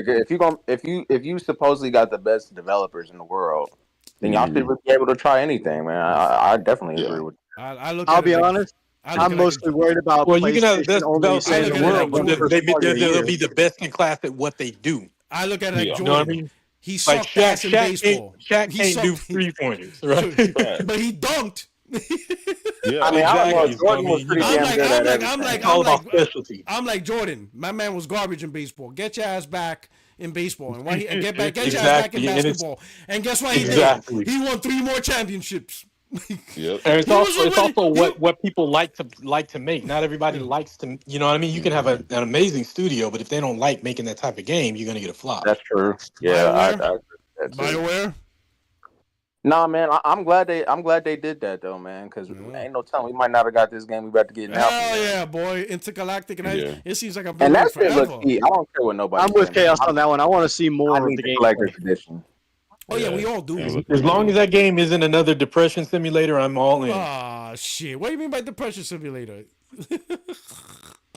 Yo, You know what? Mo, what do you mean by I just want to play a game that don't make me want to jump into a volcano. Oh shit! Damn. You know, he said it better not be a Don't get in the line of sight of King Thrash then. Oh shit! Oh, I mean, people like what they like. I ain't got no Volcanoing. shade for anybody who Volcanoing. enjoys what they enjoy, but yeah. I just want something Yeah, from messy. Naughty Dog to speak to me again. Yo, this dude is messy. Power Boss is messy. You know what I'm saying? I'm just saying, in Naughty Dog we trust. There's two developers that I trust every gen, right? And that's Rockstar with their Grand Theft Auto and Naughty Dog. And Kojima, I never liked the actually. GTA series. Oh man, I'm gonna have to boot you. I bro. tried. Like, I yo, tried yo, the boot it. second one Boot this guy. and Ejecto, the San cuz. Andreas, He's getting ejected. and I don't know. It just turned me off. Anybody that's thinking that GTA 6 is gonna be the biggest game launch of all time is wild. Well, it's That game I think it'll be the biggest game launch. Yeah, That That game is gonna do. it's just not my game. crazy This is gonna be the biggest game. It might It's do gonna be 20 wild. million in a day, y'all. Yo, that shit's gonna do that shit's gonna do 20 million in pre-orders. No, you're That game right. is gonna move. It's also gonna Hey, move that's current right, gen bro. consoles. That shit's gonna be sold out digitally. That shit might. That shit might shut You down try the to damn. download servers down. You try to Yeah, buy it exactly. digitally, servers down, dog. Like there's not enough space to accommodate all these orders. That shit gets sold out digitally. I'm serious. I think that game could easily do 20 million day one minimum. Oh yeah. Probably. That game is gonna go to the moon, man. There's Yo, there's no doubt about it. I'm telling you. I mean, they if will. Parallel and Black Myth Wukong are any indication, absolutely. Yeah. Like, And didn't the trailer alone break the internet? Yep, they did like 100 crazy, million, bro. like 24 And the- hours or something Yo, like and that. the fact that it's taking so long, that's what's crazy. We're like, And they haven't crack shown things, anything bro. else about it. We're like, what the fuck? We need that shot, bro. We out here waiting. Fucking Rockstar, bro. Only they could do this shit. Yeah, and that's how people got to think about it. Like Rockstar's kind of on that same level with Naughty Dog in terms of like single player. Like, No, yeah, they are. They're definitely No. they're like neck and neck. they're above Let me Naughty see. Dog only for one thing. They have GTA Online. I'm not talking. I yeah. said Oh, single yeah. player though. I'm talking about Oh, just single player and how like the quality of their games. But you got to think about it. Naughty Dog would be basically turned into Rockstar if they made an online component. And look how long it took them Oh, to make that game. Let You me know do what I'm the super saying? chat. Let me do the super chat. Oh man, True Virgil. He says we need better Xbox representation. This guy's making Xbox look bad. He is not asinine. He has ass for a mind. Oh man, True Virgil. He's a PC dude. He's a PC dude, man. I try to get Xbox guys, real Xbox guys out here. I think Chaos was the closest one. These dudes don't want to come, bro. They stay in their silos. They don't want that. They stay in Hey, their I'll go glass wherever house. I'm wanted. You know what I'm saying? You know? I'm glad I'm sure, man. You know, send the invites to all these Xbox dudes. They know they could come through. I need people to defend Xbox. You know what I'm saying? Motherfuckers like, what the fuck are we defending? Swagback Porak, saying he yo, doesn't believe on Shout- PC, dude. Yo, shout out to Gritty, man. Gritty says, he said, J-Dub, you won. Puerto Rock won. It's all. When I saw that live podcast, he's like, they won. That's it. They get to talk shit. Oh, man, shout out to Gritty. Oh, shit. I got to see my baby bro's new video. I guess he's pointing out his soul. Everybody's telling me. Thank you, Brian. All right, but shout out to True Virgil's Rufus. Anyway, hey, I know we've been here for a minute. Some of y'all's late for y'all. I'm in the West Coast, so it's only 9:30. I'm in the East. You're in the East Coast, so yeah, it's late for you, right? Yeah. 12:30 or some shit. So we're gonna wrap 12:30. this up. We're gonna wrap this up. Yo, Mike, man, you need to come more often, Mike. What's going on here? Yeah, I got you in don't a know little dude no late, more. man. You don't know dude no more. Yeah, I'm gonna come in a little bit more often, yeah, man. man. You know you I always got in a welcome, little bro. late, you know. So You know, right? I'm You gonna know tap you always in next welcome. time, man. All right, you know you always welcome here, right? And of Most course, definitely, Ramon. man. Shout out me and Ramon. Now we communicate through Blue Sky because Twitter's trash. Oh Twitter's yeah, you know what? I disgusting. might dip on Yeah. Twitter, man, because Yeah, Twitter man, is just too wild it's right now. bad, bro. Every other Yeah, day. I'm done. Yeah, it's bad. I'm done with Twitter. I'm Like done. I did my Twitter is terrible. little political phase, but now that it's over, I'm like, hey, you know, it's in God's hands. Hopefully Trump does what he does. I'm still getting MAGA dudes. I'm like, bro, I'm not even talking about this. I'm talking about like games. Why are you bringing this shit? You Like, know what kills me? leave You know me what kills me? alone. You know what Politics kills is me about over. Twitter? What kills me about Twitter is like how fast misinformation can get spread. Oh my god. Oh, It absolutely. is insane, bro. Fast. And then people don't even bother to do no research behind it. They just believe whatever they see on the internet. It's crazy. Yo, it's bugged out, bro. I'm like, man, this That is true. This app, Twitter Wild, app is man. toast, bro. Twitter app is toast, bro. That app is cooked, bro. Little by little, emerging, right? Little by little, I'm shuffling information between both apps, right? I already unsubscribed. I already turned off my subscription for Twitter Blue. I'm like, I'm shutting this shit off. This shit, you're not gonna get me with this shit, you know. Man, Once that's that shit toxic, man.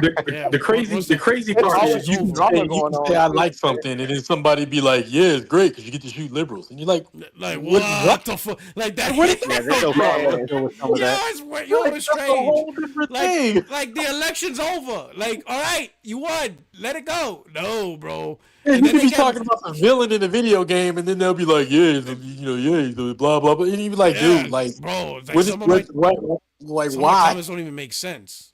Hey, and then what's with everybody being upset about everything all the time? Like everybody always complaining about something. I'm like, bro, y'all gotta Can't chill. post anything positive about anything because Yeah, there's always it's going to be always people that have a negative. negative I'm view. like, God Everybody wants to damn, be outraged y'all over some everything. y'all some sad motherfuckers, man. Straight Everybody's up. angry. Right. Everybody Niggas crying hates all women. day.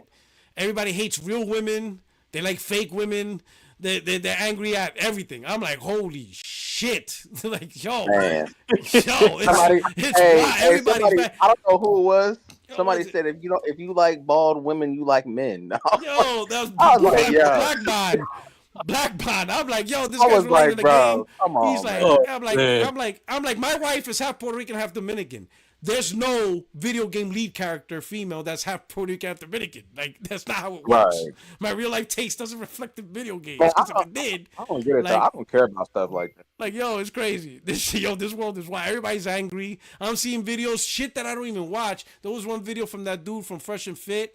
I don't know why. Like, I'm so tired of seeing that dude on Twitter. I don't watch his shit. I don't care about it. But he just comes up. He's crying over Kai Cenat having a girlfriend. Like, what? Like, why are you crying over another dude and him having a girlfriend? Like, yo, this is why. Like, everybody's angry for something. Oh, my shit, you got a girl? Bro. I'm like, what? Hey, Porty, you talking about the game character lead or the people that are making the games game character lead? Oh, what, in terms of what? Dominican, Puerto Rican. No, I'm talking about like in the game. Like I never played a Okay, game with a half Dominican, half Puerto Rican woman. Like what? Like my real life taste in women doesn't reflect in video games. That's not how it works. Like, you know? I mean, sure, I you got have you, I got games with like, you know, beautifully drawn characters like Stellar Blade or Final Fantasy Rebirth. But I'm not trying to look at Tifa's dress when I'm playing Final Fantasy Rebirth. Bro, if we listen to everybody that complains doing about that, we would have I'm not never doing got a legend of a character like Sarah Connor. If we Oh, if shit, we that's listen true. to stuff, you know what I'm Yeah. saying? We would have never got Terminator. You know what I'm saying? Mhm. Like, I say Dude, nothing Sarah super serious. Connor, Ripley, Yeah, exactly. and, like it just the list goes on and on and on. Like, I would like to say, somebody in the chat was arguing with me about that earlier, and one of your mods I was agreeing with because they're saying that the whole thing about Intergalactic having her shaved head, me and you know from experience, that's a sanitation thing. Going into the military, you have to get your head shaved. Oh shit. Going into prison, you have to get your head shaved. This guy's Exactly. Yeah. Exactly. Yeah, that is true. Yeah, you know when you go to boot camp, you know Yeah. for a minute. So like I'm gonna be honest, I thought like you said sanitation, but for whatever reason I thought you said something about Sanitary. Satan, and that's why I paused. I'm like, that's why I gave a Sanitary. quick that's why I gave a quick pause. I'm like, what? I'm like no, he says sanitary. I'm like, all right, never mind. But yeah, you shave your head completely because you know what I'm saying.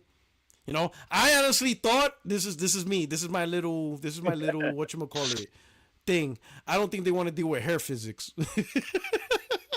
Yeah, probably. well, I think- P-Rock, I think- P-Rock, consider this though. Remember PS3 You said that they was don't want to deal happening. with hair Re- physics. remember Did you see her PS3? hair in those clippers? Remember almost every character was bald during the PS3 era and the 360. Like why are all the heroes bald? You got Nathan Hale, Resistance, Infamous, Yep. like everybody's bald. Why? And I'm like, hair physics. And hey man, you never know. They might have it to where you can like change your hairstyle in the game or something. You never Maybe, know. but that could be You know, What is like, that even? No, Commander I've not Shepard? been in a Naughty Dog game. It's very narrative focused. Yeah. So no, I I think get the that, but you never know. Yeah. They I might switch think, it like, up a little bit. They, You know? they might push so much graphics they had to sacrifice hair physics. Hey, there is a Did picture you of see her. her hair in those clippers though? But did you see her hair in those for her with clippers? hair on the Yeah, trailer yeah, though. They yeah. did show that. Oh, that shit Yeah, was see funny. I would be very surprised if her hair actually being in the clippers like that makes it to the official release, Yeah, because that was some granular detail that like only the most powerful systems would pull off, because that was very there was a Oh, you talking developer. about the hair on the clippers and stuff? Yeah, that was crazy. yeah, man, that Yeah. stuff was You can like, see it like coming off the head and everything. yeah, That it was was crazy. There was a developer. There was a developer that showed the scene where she was putting on her jacket, and then it panned away to show the TV screen and came back, and the developer goes, "Very slick, Naughty Dog. Well played." And then everybody's asking, like, "What are you talking about?" And then the guy was saying it is very challenging to do that level of detail of the person putting a full jacket, have the motion, the muscle, and all that stuff. So what they did was you showed the beginning. So in your mind, okay, she's putting a jacket, but they panned away so they don't show you the full animation. So by the time they come back, she already has the jacket on. Yeah. And he says that's a great trick, because now in your mind you know she's putting on a jacket, but they don't have to put in the work to do that, because that's a lot of detail to just have the person walk and you put in all that detail to put a jacket on and have it fit and make it look natural. He says that's a lot of work. They did the initial, panned away, and then when they come back, the jacket's already on. He says, "Well played, Naughty Dog. That is very smart." And I was like, "Damn, Naughty Dogs are just fucking masters of shit, bro." Yeah, unless it's mocap. Like, I'm like, yeah. Why you think they're Mocap mocap is the sucks? only- No. I'm saying mocap is the only way that you can actually do that animation properly. Yeah. Probably without mocap, little yeah. camera tricks. Yeah, but he said, but it's difficult. It's difficult for them to mocap someone putting on clothing, right? Clothing is a different. Clothing is a very difficult thing. I mean, that's why you see so many games where clothing fits on the character like a second skin. Yes. Yeah. Because clothing is so difficult. Like, I think clothing has been done the best. I haven't played every game, so I mean, if I'm wrong, then I accept that. But From your I experience, think clothing was Horizon. Yeah, Horizon seems to have done clothing the best from my experience, because it doesn't look like even the NPCs. The clothing fits. It's loose and it's flowing. It looks really good. There's probably other I games. probably have to disagree with that. What other games? I mean, there's probably other games. Remember, he said Yeah, from well, his experience. He What may not game? have What played it, games have done it better? or Then Horizon. yeah. Yeah. Just recently, the PlayStation. Oh, what the hell just came out? Astrobot? I can't think of the name. No, I'm like, what? it was Is this it a- year. Final Fantasy. Final Fantasy clothing? I don't know why I couldn't fucking think of it. Yeah, the clothing in Final Rebirth? Fantasy Wait, Rebirth. better than Horizon? Yeah, I Yes. don't know I about don't that know, one. because I'm watching it, but like it don't move. Like their clothes don't. Yeah, I don't move. know about that one. It man. blows in the wind. Like I have to look. I'm playing it now, so I'll like take a look. Yeah, because I mean, I haven't played it. I've only seen footage of Rebirth, so I can't speak to it. From what I I've got to seen, it chapter does look 12, and I'm amazing. disappointed. But It does.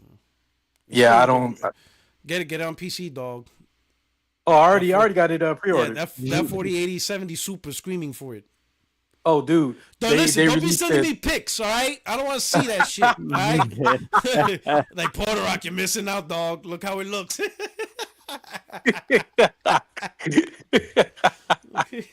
No, I've been good. I've been 99% of the time I've been relegating it only to my PC gamer friends. Yeah, like talk to slow mo, slap cap. So every once in a while I bleed about it to slow mo, but I've been trying to be tolerable to my console friends, because I know how annoying that can be. So I'm trying to be good. You know, if you're gonna show me pics, you better show me on a $700 PC. Didn't Wukong have clothing flowing? I don't know. Yeah, haven't played it the clothing in Wukong looks good, but again, like compared to Forbidden Yeah, West, Yeah, it ain't Like touched I it. haven't. Yeah, What about maybe there's a game out there that does Ghost of it better, Tsushima? but What I about Ghost of haven't seen it. Tsushima? Ooh, Tsushima looks remember. good, but again, I remember. I don't You think don't that think? beats. I don't think that beats Horizon visual. What do you call it? Clothing physics and everything. It just the I way think the Horizon had clothes better hang on the detail, but it wasn't character. flowing and dynamic. Because Mm. most of hers was stiff armor. I don't A know. lot of her stuff is free hanging though. If you look at a lot of the outfits, like from the waist down, it's The free hanging. trinkets, or Like like the trinkets and stuff. Yeah, maybe. yeah, I just can't Maybe. remember. I can't picture it now. It's been so long. Now you got me and I wondering. don't and I don't think there is a character in Horizon, like even the remaster Zero Dawn. I'm looking at the characters, especially the Oseram, because they always have like the most clothes on Yes. because they're big Yeah. people, That's true. and their clothes don't fit on them like skin. Like the metal pieces look like metal pieces. Nothing stretches with their movements from what I'm seeing. Like it all looks like it's actually clothes that they're wearing. Mm. Like All right. it's one of the few games, if not the only game, that the NPCs look just as good as the main character, especially Forbidden West. All right. Interesting. Okay. Good combo. All right. Anyway, we're gonna wrap this up. Again, we already talked to Mike. All right, Ramon. Thank you so much. Obviously, you know you're always welcome. I'm always happy when you come up and bring some perspective. You know, you calm the Oh, I podcast appreciate it. down. You be like, children, please settle down. Ramon comes in and calms everybody's down. He's like, all right, relax. Let's bring some decorum back to the podcast, please. Thank you very much. And then, hey, Power Boss, man, thank you so much for coming through. Hey, thank you You for are. having me. Hold on. I forgot to give you the podcast rates. Let me do that right now before I forget. But tell people Again. where they can find you, brother. Oh, I'm everywhere. Anybody that'll have me, I'm probably there. That's it. I mean, do you have a I'm podcast? on. Do you? I need to get my streaming software back up. I switched to a better computer, and my old Okay. hard drive that has all my streaming software isn't registering yet, so I have to troubleshoot that. But I have Twitch. I stream over Look at that. there. I Look at all them re-upload to PC YouTube. Look at all that PC I'm on problems. Twitter. All Well, no, y'all that's do, me because I Frankenstein my computer. all y'all do is troubleshoot, frame rate count, and mod shit. That's what y'all do over there. Well, to be fair, I'm making my I'm own playing. mod pack for Minecraft. Are you? Look at that. Yeah, Look at this shit. been in Look at this development shit. for 2 years. Damn, look at that. See? I'm too lazy for that shit. I ain't modding shit. I'm a coder at heart, so Okay. I know okay. 13 programming languages. Oh, so there you go. Look at that. Look at you. You should work for Sony. Make some AAA Game of the Year games. Thank you so much. You're welcome anytime. And of course, I'm your only friend these YouTube streets, Puerto77. Thank you so much for checking this show out. If you're new to the channel, subscribe. Of course, everybody hit the like button on your way out. To the members who provided super chat, there was a lot of super chats today. I hope you enjoyed the show and we answered your questions. I'll see you guys next week, right before the Christmas holiday and stuff like that, with another episode 60 Frames No Lag podcast. And you guys take care. Really appreciate it. Thank you so much for supporting the channel, and to everybody that came through. Guys, take care. Peace. Peace out, y'all. Later, everybody. In the stream. End the stream. There you go. Come on.